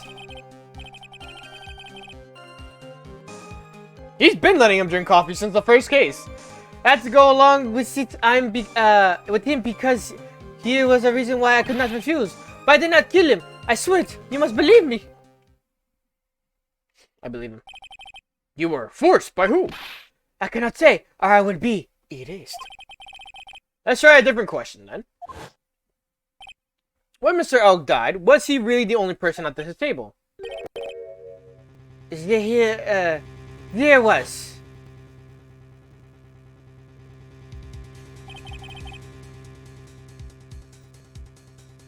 That's whatever. There was another man. I knew it. Maggie was telling the truth. You may cross-examine the witness now, Mr. Wright. There's just one more thing I need to do. I gotta break this guy and get him to tell us the name of the real killer.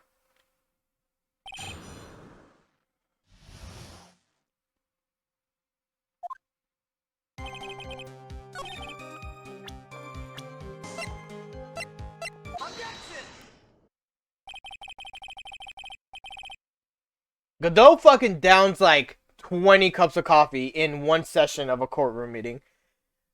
Let's end the dance of Ring Around the Rosie, Mr. Armstrong. This is the man that you've been referred to. Ah! Who is that? I feel like I've seen him somewhere before. Oh, I don't know. Maybe a month ago in this very courtroom? This man is Furio Tigre. He's the manager of the loan office called Tender Lender.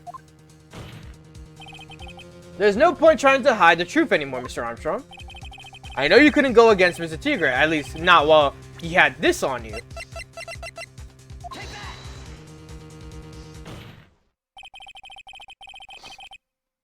I have $1 million loan from a black market loan shark. And you had no way of paying it back, did you? Did it disconnect for like a second and come back? Yeah, pretty much. On the day in question, he was meeting the victim to demand that he repay his loan. I don't know why it happened like that. I just did what he told me to do, and I had no choice. I carried the body and unconscious Maggie out of the dining area and into the kitchen. After that, I just tried to forget what I seen. I think we can now safely say that the man who forced your hand was Mr. Furio Tigre. Well, record for real? I mean, it's happened before, I remember that. I do have one further question for you, Mr. Armstrong. The poison in the lottery ticket that were found in the defendant's apron pocket, was that your doing as well? No, I knew nothing about that. Making it look like it was Maggie who had done it, I was not. It is despicable. Mr. Godot, you will summon the Furio Tigre as a witness. I doubt that could be arranged today, so we can adjourn for now. Proceedings will continue tomorrow.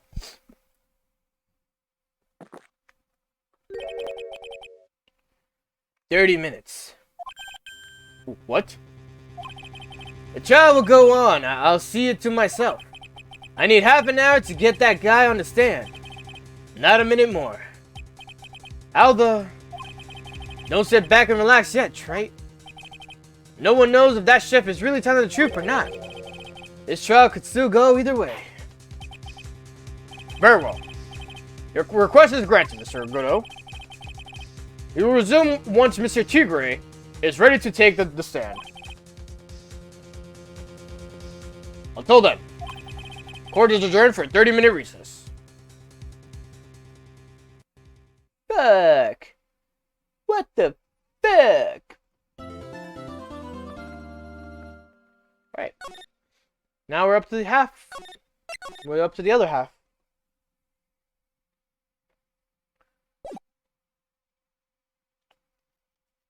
Okay. That's part 2 right there. So we're finally going to see the tiger on the stage. Out of nowhere, fucking what a statement. I had a dream I was Batman. Okay. Good, I guess. We almost got this case won now, Nick. I wish I could agree. Huh? When I cross-examined Mr. Armstrong just now... Armstrong? Armstrong. He said he was just doing what the tiger told him to do. But Godot picked up on it, remember? He pointed out that without proof, we don't have to know if what he testified is the truth. You mean you think Mr. Armstrong was lying? I don't know. But if that's the line of the prosecution takes, we could be in trouble. I got the feeling that we don't have the case making evidence we're going to need. Hey, pal!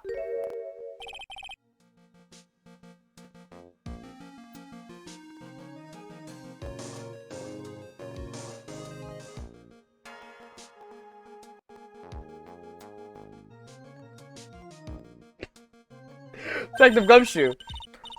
What are you so jumpy about, Detective? Your hair standing on end. Hey, that's the pot calling the kettle black, little Miss Top Knot. It's not a top knot. Never mind about the hair. Just calm down, alright?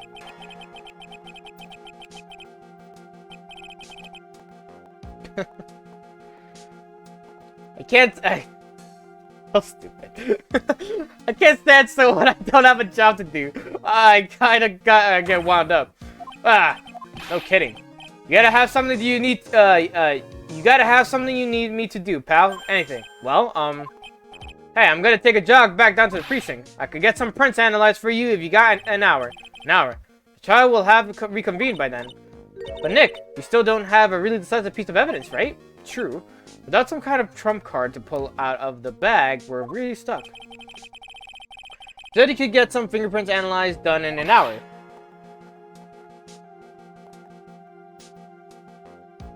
Okay. You bet! In that case, would you mind checking the prints on this for me?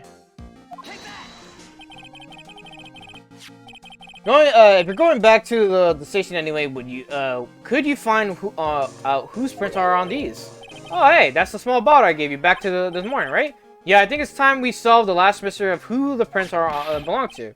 Sure thing, pal, actually. That's been gnawing at me, too. Okay, I'll get this off to the lab right away. Just make sure you don't lose the case before I get back.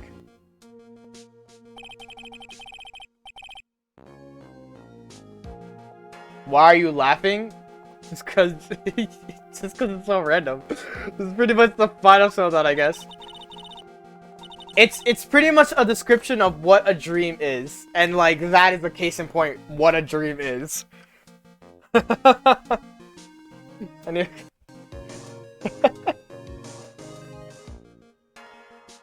Why am I laughing?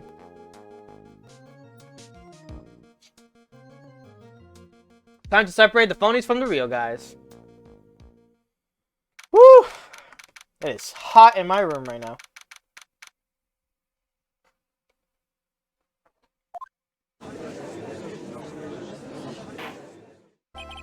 Court will now reconvene. Mr. Godot, did you find this Furor Tigre? I even tamed it for you. It was a 3-cup job, no problem. Tamed him. The guy's name may be Furor Tigre, but come on.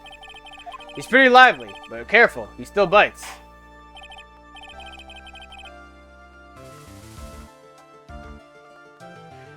Very well, please show Mr. Tigre to the stand.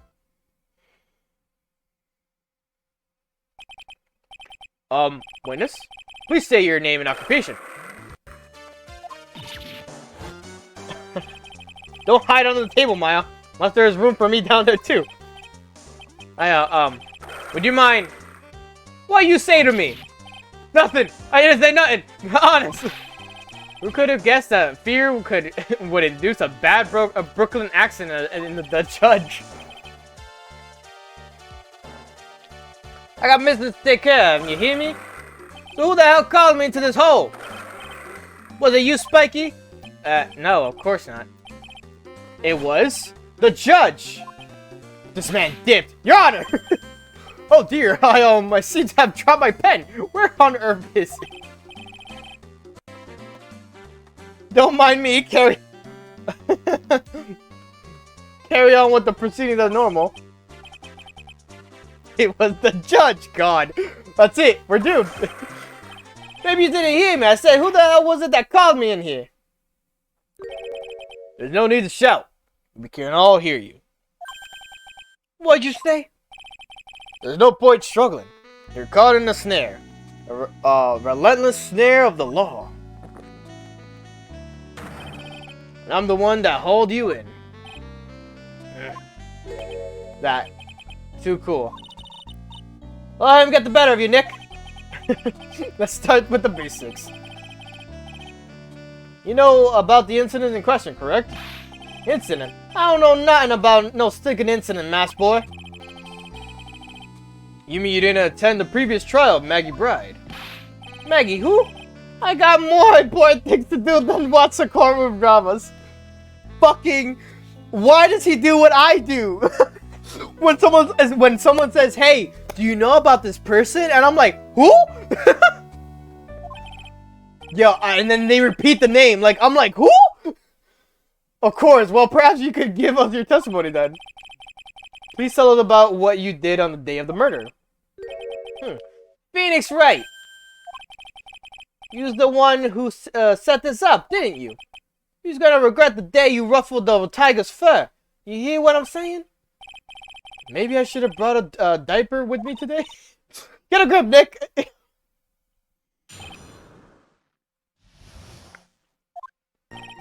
I don't know nothing about no murder. I was tied up with business in December last year. I spent all my time in my office. I got whales lined up to borrow cash from tender lender every single day. You want to check my alibi? Just ask Violetta.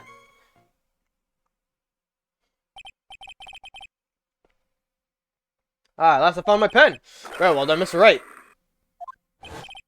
What is it? Please witness if you could refrain from shouting out like that. I know the kind of games that guy in the blue plays. That lowlife ain't no lawyer. He just punches away at stupid details till he wins. Lowlife? Me?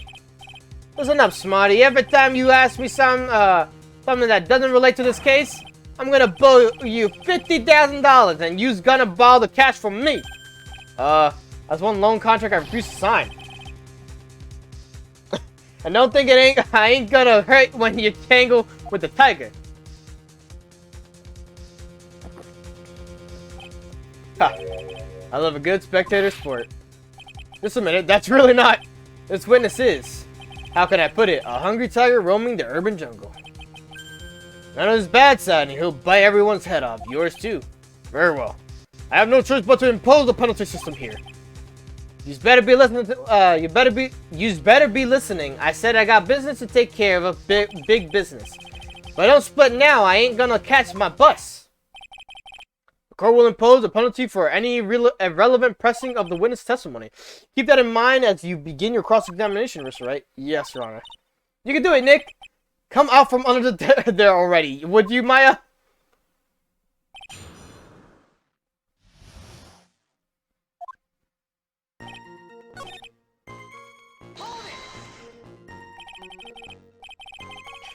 Are you sure about that? We're talking about 1 month ago, you know? You see these teeth? That's how sharp my secretary is. Sharp. He's talking about Viola Cadavereni. Or whatever. Rini. Cadaveroni. She writes everything in my scheduler. December, mainly in the office. That's what it says, and that's where I was. That seems like a rather sketchy schedule. There he goes again. What the tiger did all December isn't the issue. What's important is what he was doing on the day of the murder. So what now? What? Press harder. Mr. Tigre, what you want? If you wouldn't mind going into a bit more detail. This is a dead-end trait, and you know it. Remember the rules. No, it's essential that we establish the witness's alibi accurately. I agree. The victim was killed on December 3rd. Were you in the office that day too? Maybe you ain't listening. Of course I was. I never set foot outside. I had meetings all day with a bunch of cats wanting to do business with me. I ain't never seen that young kid before. I don't believe the witness's last statement was important. Mr. Godot, if you could please. Mr. Tigre, the court asks you to add that last statement to the testimony. Don't let an animal beat you. Be a man, Your Honor, and ask him yourself. Day you was talking about, I was in the office too. I never saw the kid before.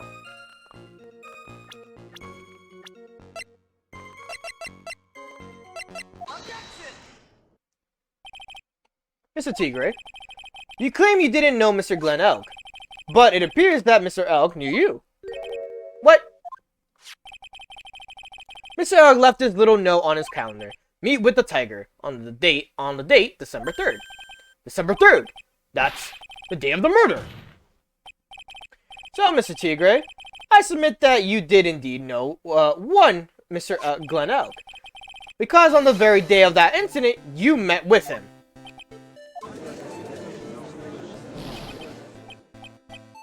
Yeah, not bad. You's actually not bad. Sorry? I was just messing with you to see how good you were. Did you hear that, Nick? He said you're not bad. That's one compliment I can do without. Plus, he's lying through his teeth. Witness, please remember that you're under oath. Lies will not be tolerated. Just calling me a liar? Is that what you're doing? My man said ruh-roh. Yo! To say that you claim to have never seen that kid before is the truth. I said I'm dead serious. You better believe that's the truth. Ha! Then I say that gives me time to enjoy another cup of pure black magic. That is, well, you testified for the court again, Mr. Tigre. Oh yes, would you mind indulging the court witness? You never actually met the victim. The judge losing his honor for real. He never actually met the victim. That's got to be a lie right now. It's time I nailed this guy.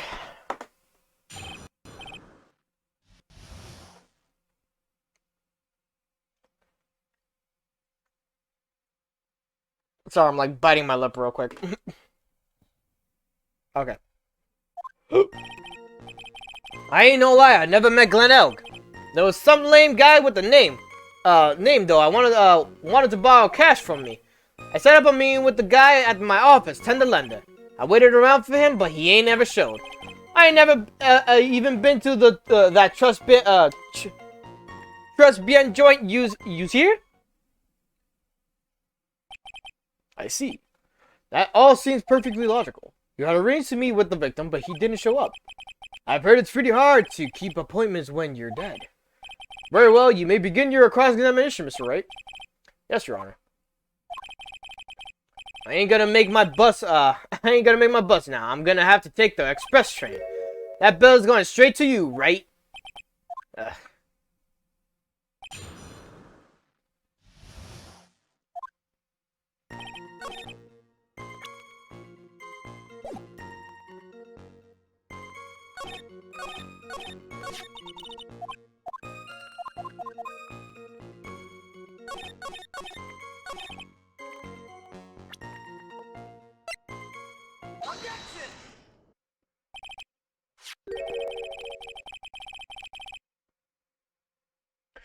Mr. Jigger, is there something you'd like to tell the court about these matches? Matches? What are you talking about? We found them in your office at Tender Lender. They're from that restaurant. What? If you've really never been to the Tribulations before, what was a book of the restaurant's matches doing on your desk? You've been snooping around with my stuff now too, wise guy. What are you, my ball and chain? Ain't no brown controlling me. Order, ball witness. I think it's time you started telling us the truth, don't you? Sorry, I'm terribly sorry, forgive me. I ain't no pussycat, I don't go back on what I said. But okay, I was at the joint that day. What? Well, listen good, alright? I might have been there, but I still never met that kid. Well. Looks like an order just came in for another testimony. I'm this close to proving it was him. He did meet Glen Elg that day, and he did put poison in his coffee. He must have.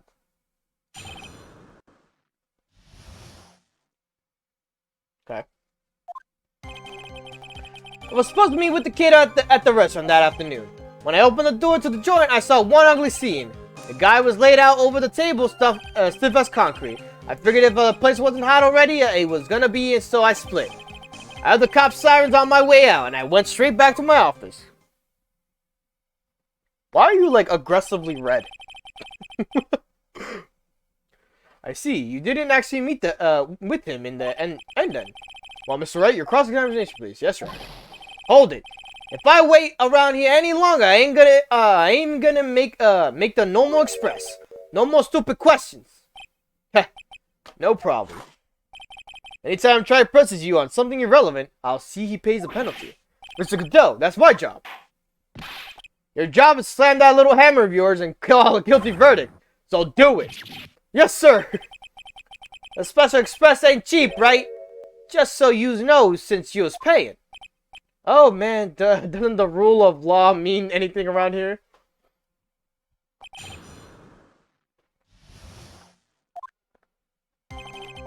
The chest.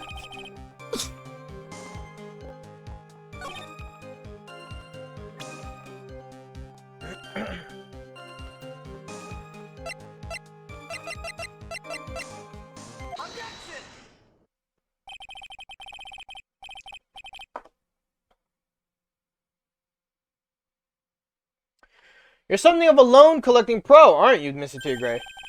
No one escaped the Tiger's clutches. Well, I'm something of a lie detecting pro.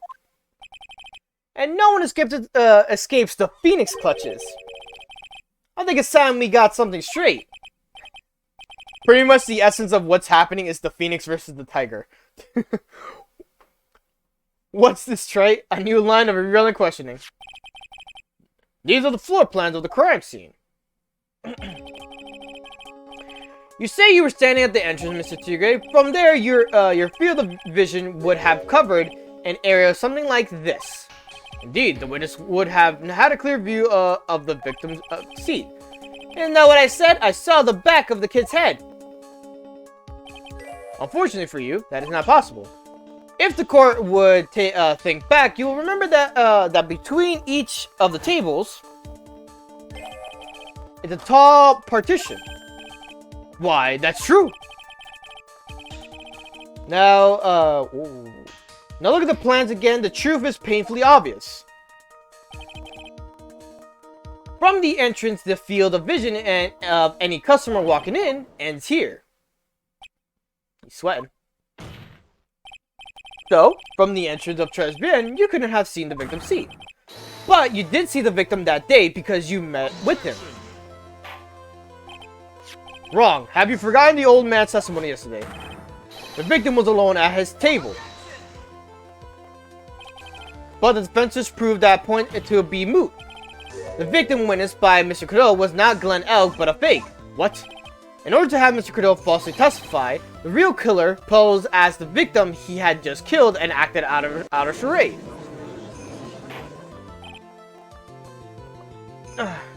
That will do. The trial has gone on long enough without the obvious question being answered. Who exactly was the real killer who impersonated the victim? You say the killer murdered Glen Elg, and then impersonated his victim in a performance for the Victor Kudo. In that case, Mr. Wright, reveal the identity of this criminal to the court.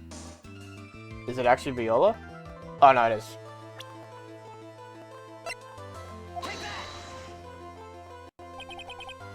Obviously, the killer is Furio Tigre. No one else could have done it. What? Well, witness? Hey! Now that's cute. You think you can pin this on the tiger? Maybe you just don't understand. The tiger is the king of the jungle. So I dare you to say it again. Come on, you got the guts? You can't threaten me, Mr. Tigre. It's a defense. Go ahead and tell the witness, Mr. Wright. Mr. Wright! Sounds to me like it must be you, old man. Who's got guts, I'll give it to you. Mr. Wright, do not leave me to handle this alone. Perhaps I can end this embarrassment. Mr. Godot! Let's just go back over Mr. Godot's testimony one more time. The old man didn't just see the victim. Didn't see just the victim. Oh, no.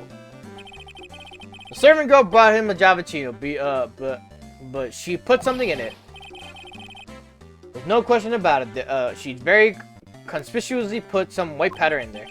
Was the victim he saw the real victim or not? That doesn't matter. The fact remains he saw the accused put the poison into the coffee. Yes. Very impressive, Mr. Godot. Waiting for my absence to launch your attack. Ha. Found your pen at last, Wright. It was in my pocket. Ahem. But anyway. Mr. Godot witnessed two people that day. He saw the victim, the supposed Mr. Glenn Elg, and the waitress from behind. Yes, your point, Mr. Wright. I think the conclusion is obvious. If this Glenn Elg was really the killer in disguise, then surely it's possible the waitress was also part of the show. What? You mean the waitress was an imposter as well? The defendant, Miss Bride, fell unconscious immediately after the incident. And someone used her fainting to hatch an elaborate plan to pin the murder on her. I need a breath, bro. Excuse me. Who on earth was it? Who was the waitress of the Mr. Crow witness? It was her. Who is this woman? Her name is Viola Cadaverini. She's an employee of Tenderlander. He was making a big mistake. You know who Violetta's grandfather is. You better be going home in an armored truck tonight if you know what I mean. That's just a murder. Stop shaking, Nick. Where was I? Yes, the defendant, Miss Bride, has stated the following. Well, when I took the coffee over to the victim's table, it's true there was another customer in the restaurant. She was sort of creepy, and she had that kind of cackling laugh.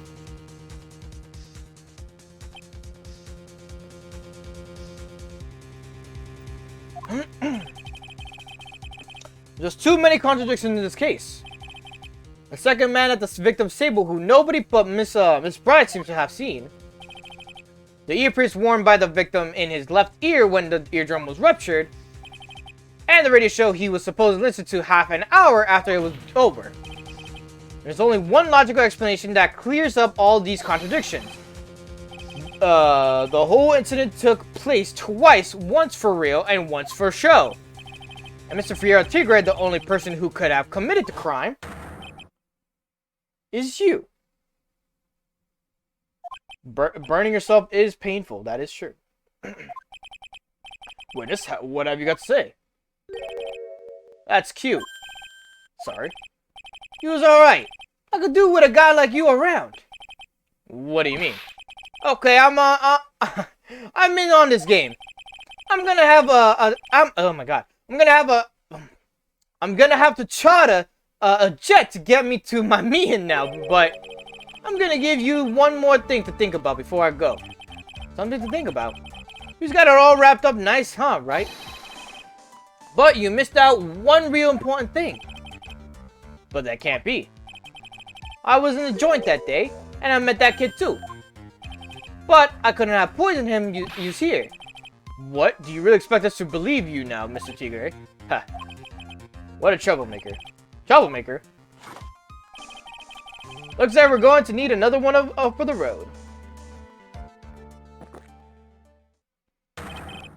One more steamy cup of hot testimony. But indeed, witness, you will explain yourself to the court. I will give you one more chance to testify. What happened that day at Trespia between yourself and the victim?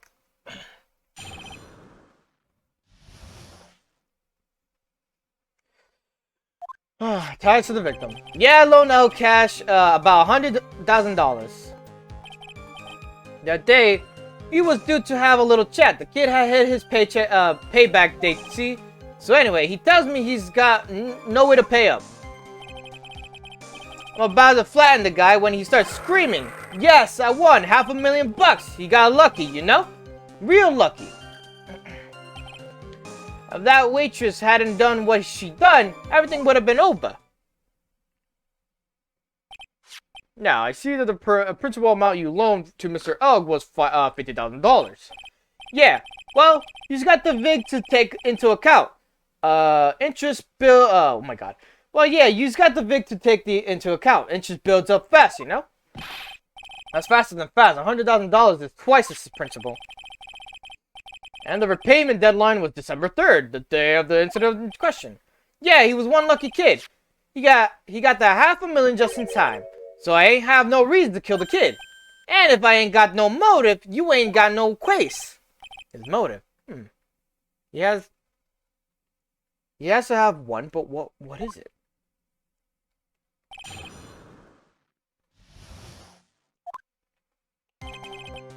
Alright, so let's see. 6th statement. 2, 3, 4, 5, 6. The waitress, you mean? A girl with the glasses and the feathered hair. Who else could I mean? If she hadn't gone in the way, things would have been bada bing bada boom over and done with. Maybe I should push a little on this. That's how things would have been. What do you mean things would have been over and done with? Are you all there? Are you all there or what? I'm talking about the cats. I was there to get my $100,000 back. That's all. I'm a businessman. It was all coming together before the waitress got in the way. As far as I can tell from the witness testimony, other than recouping his loan, Mr. Tigre had no motive for killing the victim. Witness, you will amend your testimony to reflect what you just said. The tiger's motive, huh? I was after the $100,000. I didn't have no other reason to kill the guy.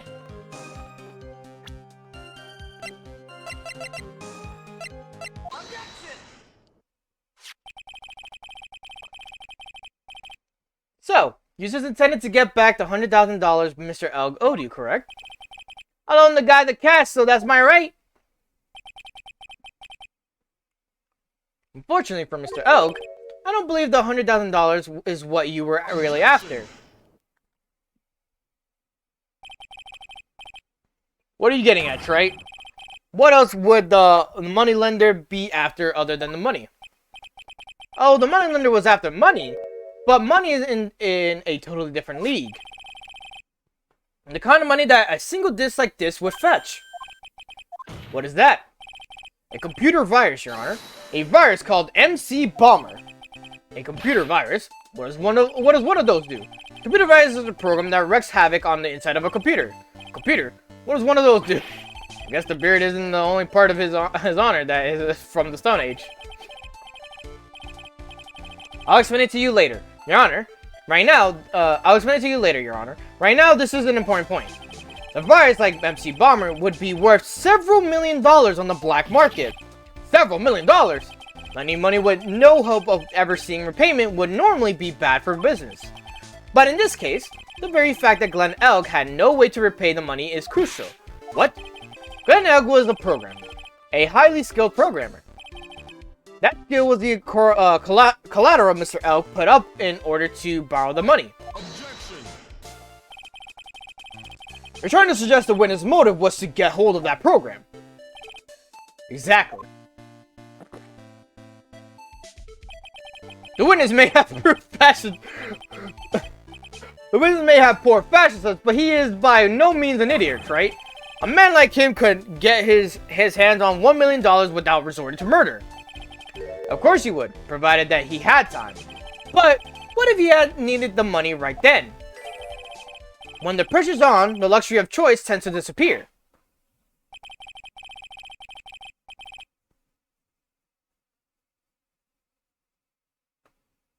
Okay. Seems you have a logical conclusion for the theory, Mr. Wright. Would you care to share with us? Why did Mr. Tigre need money to the tune of $1 million?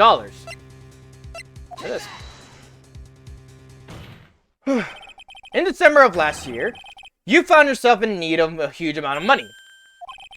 About 6 months ago, you were involved in a traffic accident, weren't you? An accident involving a car and a scooter in which a young woman was injured. She was taken to the hospital where she underwent surgery. How much do you know? These medical papers document the treatment of the young woman in question. According to these, her operation cost $1 million. And yet, when the payment was due last month, you somehow managed to pay it in full. $1 million? A preposterous sum. Someone should sue those HMOs. No one would pay a bill like that. If the medical association got wind of it, the hospital would end up dead as a morgue.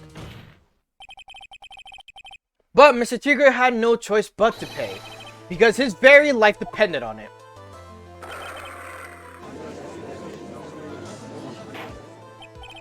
Order. You say his life depended on it, Mr. Wright? Indeed it did. Simply because the injured woman was none other than Viola Cardaverini. Did you say Cardaverini?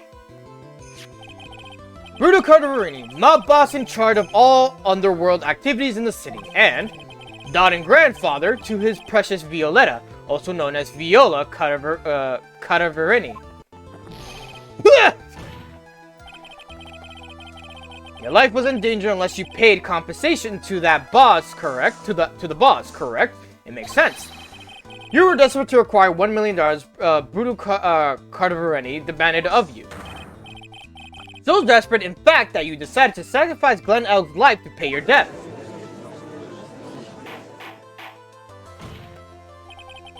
On the day of the murder, Mr. Tigre's sole intention was to get his hands on the CD. Glen Egg had no way of paying back the $100,000 of Mr. Tigre, and Mr. Tigre knew it. But then a miracle happened. The kind that Mr. Tigre would prefer to say never happened, but he can't, and neither can I. The lottery win. Exactly. And at the 11th hour, Mr. Elg won $500,000 on the lottery, which left Mr. Tigre with no way of getting his hands on the all-important CD. At least, not a legitimate way.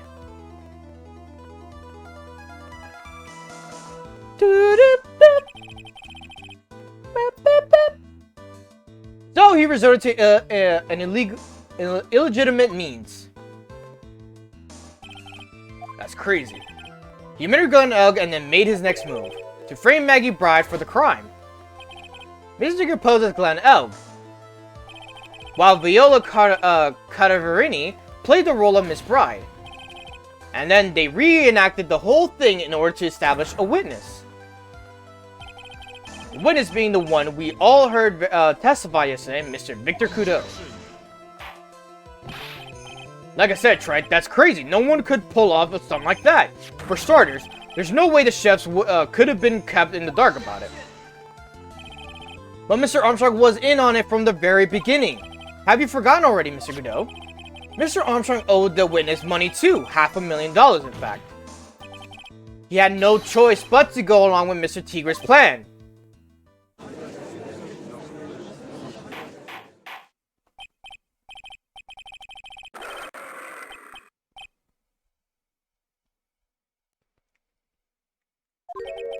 You spit on a good shout, Spiky. If you want to stay alive in the loan shark business, you gotta be careful. You saying I dressed up like that kid, created a witness, and framed someone. If I did something crazy like that, I'd leave a trail as bright as my shirt. I ain't dumb enough to do something sloppy like that. I agree. You do? Despite your appearance, you are very careful. That's why you took one more precaution. One more trick to make sure Miss Bride had no way out. What? Another one, Mr. Wright? Interesting. Why do you fill us all in, Trite? What was the trick you say Mr. Tigre performed to frame the accused?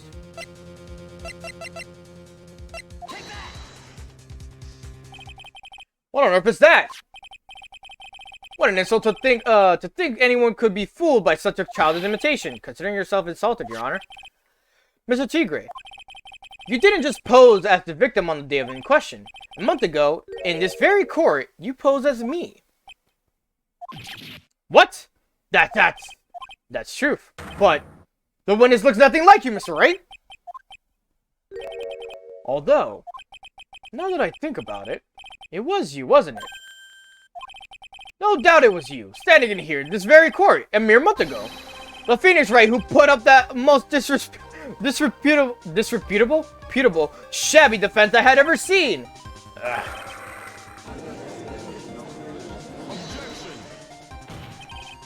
And you prove that, Gramps.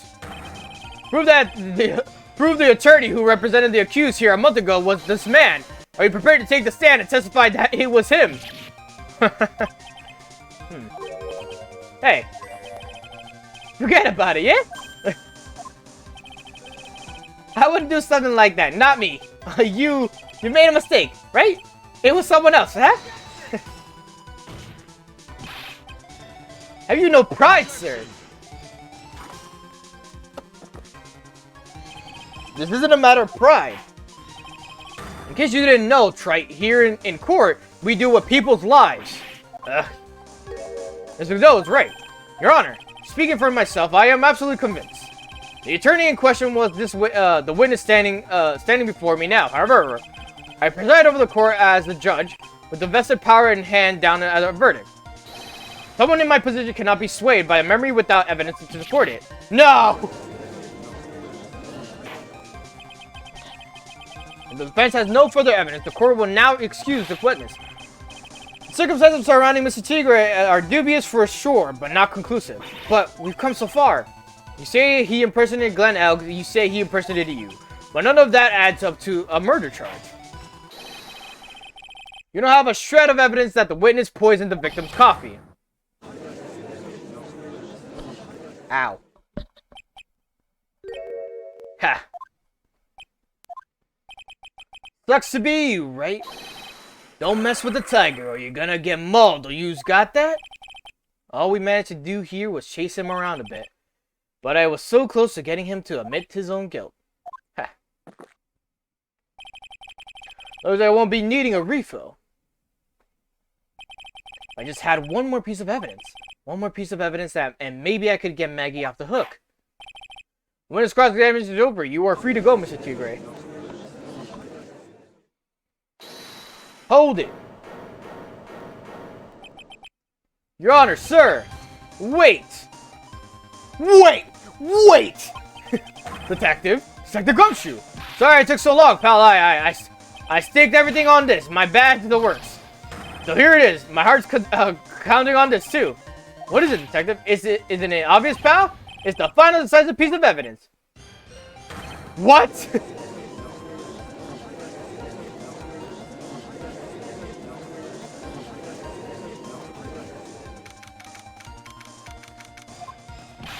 Sorry it took so long, pal, but I finally got the results from the lab. Results? About the prints, pal, from the medicine bottle. Oh, so do you know who the prints belong to? Do you think I'm some kind of hack detective? Of course I didn't know. So, tell us. They're the tigers, right? I knew it. You bet. Clear as a crystal all over the bottle. They're Fiora Tigre's paw prints, all right. That's great. We got him now, right? What's wrong with you? You've hardly said a word since Detective Gunshoe got here. He's laid everything on the line for this, Nick. I know. Look, I'm sorry. It's kind of hard to say, but it really doesn't make any difference whose prints are on that bottle now. Huh? What? Why not? What we need to produce at the stage in the trial is irrefutable evidence that the tiger put poison in Glenn L's coffee. He's already admitted that he met the victim. The fact that his prints are on this bottle, that really doesn't make any difference now. I knew it. Great. And no matter how hard I try, I never have any use. Hey, don't be so hard on yourself.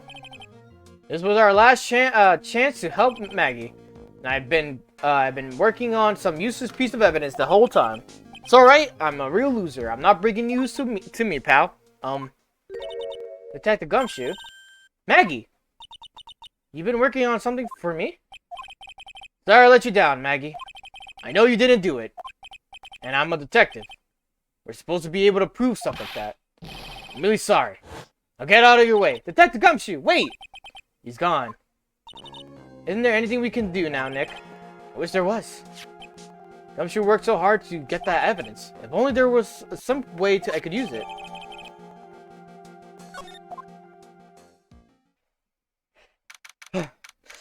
There you go.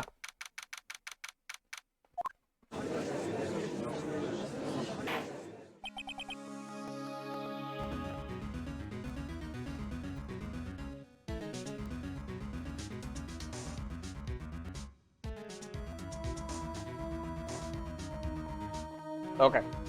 Mr. Wright. Yes, Your Honor. I granted you a recess so you could prepare the sites of evidence you discovered. Yes. Don't keep us all in suspense, right? Show us. Naturally, we can assume it's evidence that will actually stand up in court, can't we? Think, Phoenix. Don't let Gumshoe's hard work go to waste. How much more of my time are you's gonna waste? I ain't been to no court before, but you lawyers sure know how to blow things out of proportion. No doubt, given the nature of the evidence, I will speak for itself. Nevertheless, you will talk us through it, Mr. Wright. While I know I can't prove anything new with this evidence, I'm really backed into a corner here. But maybe if he thinks he's got me beat, he'll let his guard down a bit. Won't keep us waiting any longer, Mr. Wright. Present the final decisive piece of evidence to the court.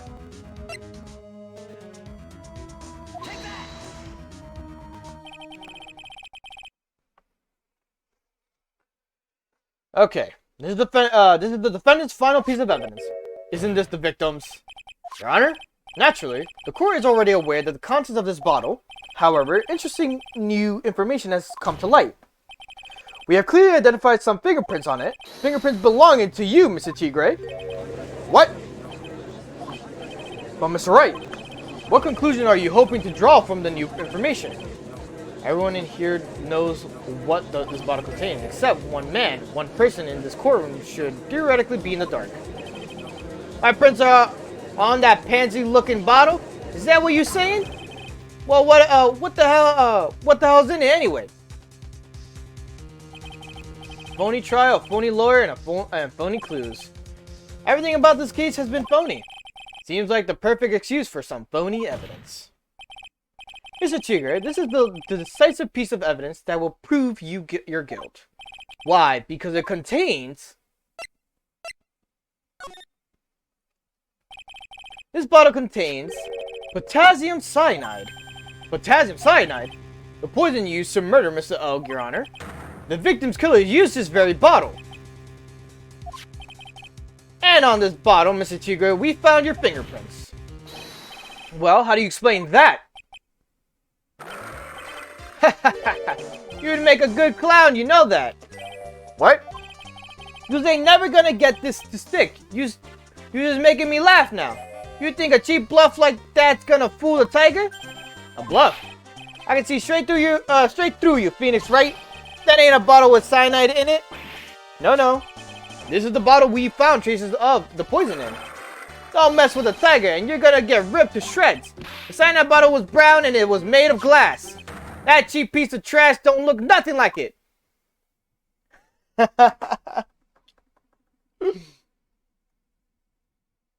He pretty much just fucking admitted this whole thing.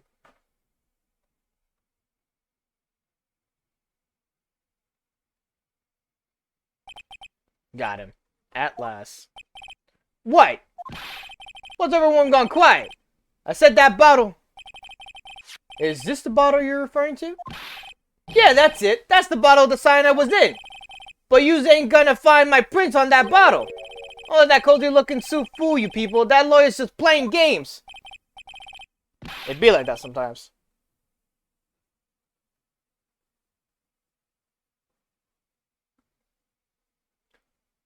Tell Mr. Prosecutor, tell that guy where to go. Still haven't figured it out. Don't you realize what you just said? What I said? What did I just say? You were summoned to this court for the first time earlier today. If you really had nothing to do with this murder, you shouldn't have known all the little details. For instance, you shouldn't have known what kind of bottle the potassium cyanide was in.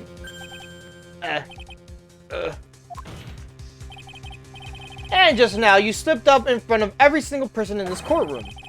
You described the exact bottle used by the killer to hold the poison. You just don't know who you's messing with.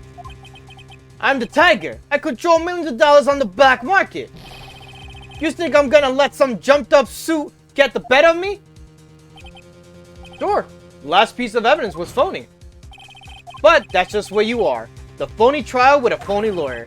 It was all played out by you, the biggest phony of all.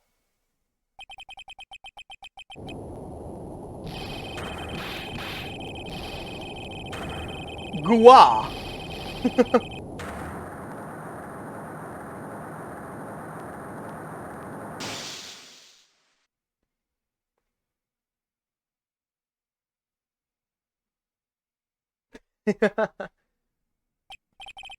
What's going on? Looks like a blackout. Well done, Wright. I saved my 17th cup of coffee just for you.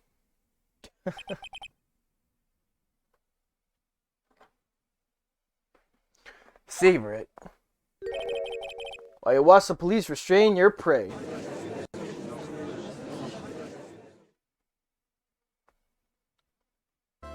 Pain, Peckle.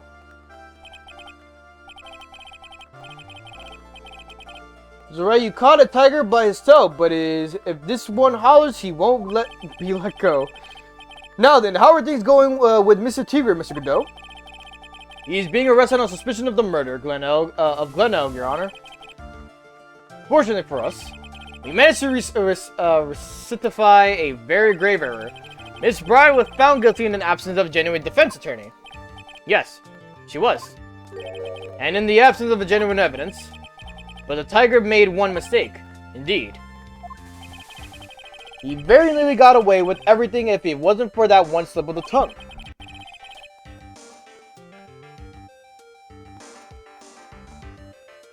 Fury Tigre is the truly frightening criminal. Ha. The truly frightening one is that defense attorney over there. Godot.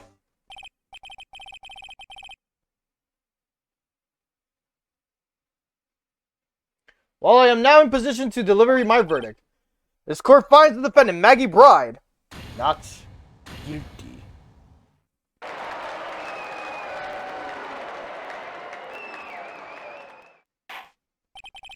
That is all. This court is adjourned.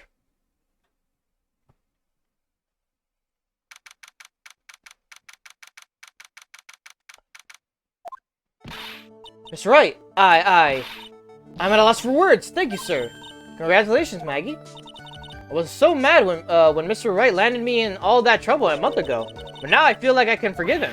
Hey, that wasn't me, Maggie. That was the tiger. Look, Nick, the doorway. Dr. Gumshoe. Oh, guess I'll be heading off then. See you around. Wait!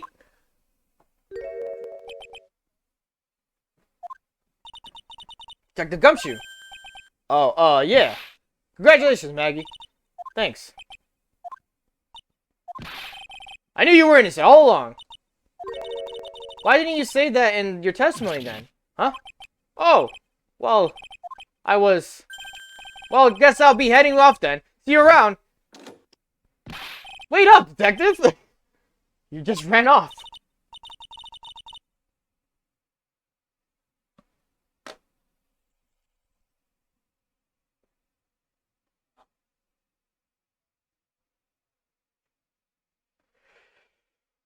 Okay.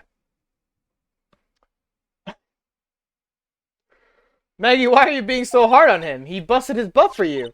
It's thanks to him that we got the medication bottle. That wasn't even of any use. But it's only because Mr. Wright used it so cleverly. Detective Gumshoe was just running around in circles. Poor guy. She still isn't ready to forgive him. Can you put in a good word for him, Nick? Yeah, Maya is right. I should help Gumshoe out. It's clear he needs it. Maggie, you know, Detective Gumshoe's been really worried about you through all of this. I want to believe that, sir. But on the first day of the trial, he practically gave the judge a free pass to lock me up. He didn't have any choice, Maggie. He's a detective. He has to report the facts. He doubted me. That's why I thought I might have done it. Or wait, what? He thought I might have done it. I got to prove to her that Gumshoe really cares about her. I know. I'll give her a little present to celebrate her freedom. Here you are. A present to celebrate your freedom. That's a present from Detective Gumshoe, made with ton of love. You said you lost, oh my god. You said you lost weight and he was worried about you. Detective Gumshoe, I actually really like weenies. You know? No, weird sound for our stomach, but there you go. You guys hear that? I'm pretty hungry myself, you know? Yeah, the trial dragged on a bit today, didn't it? Is it okay if I eat this now?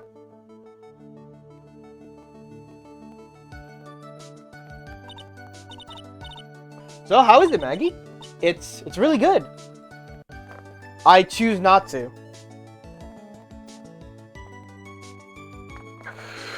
So the case of the phony versus genuine comes to an end. Oh my god. That took a fucking hard delay to come up with the sound. But thank you for the bits, Misa. I appreciate it. Shut.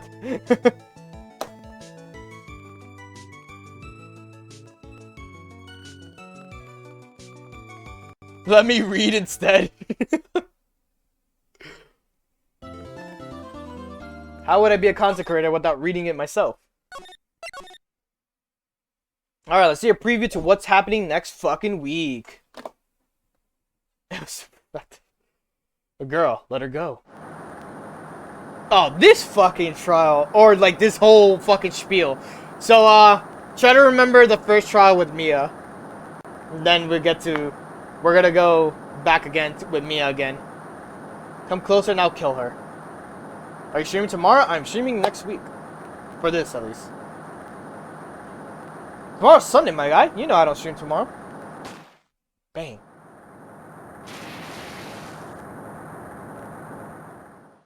Bang, bang. Bang, bang.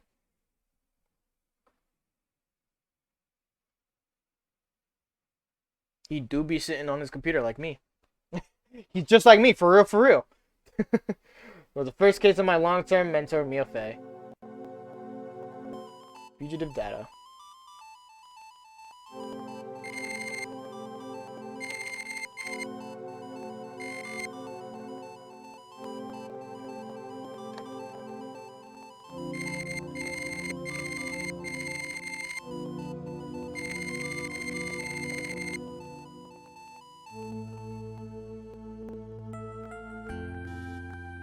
Our very first client was a death row inmate who had recently broken out of prison. That was a whole year before Mia and I ever met.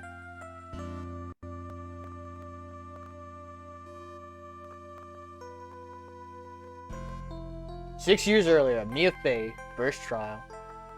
And that's gonna happen next fucking week. Let's fucking go.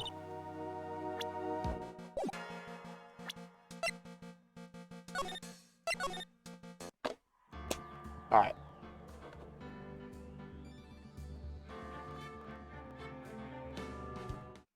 Alright, I know the schedule fucking this week was fucking left field. And mind you, literally I didn't have no true... I had control over it, but I was like pissy about it. Read my outro. Be well, gang. What is your outro? Wait, hold up, what? Facts. Damn, that's me tomorrow, but I just jumped off that time. I get no bitches, no love. See you later. See you later, Miso. Thanks for the bits. Appreciate you for dropping by, buddy. What was I saying? Oh, yeah, this week's schedule was fucking off left field, man. Fucking no stream on Thursday. Friday stream was not Final Fantasy nor Disgaea. What? The Lie?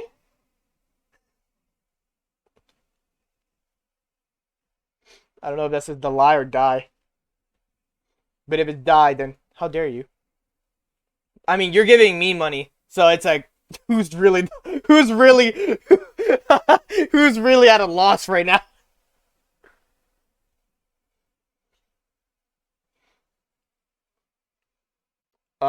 Where was I? All right. Fucking yeah. So there was no stream on that Thursday. Friday was not Disgaea or fucking Final Fantasy. It was fucking a random Pokemon stream. Why are you being weirdly rude now? Do I have to put you on timeout?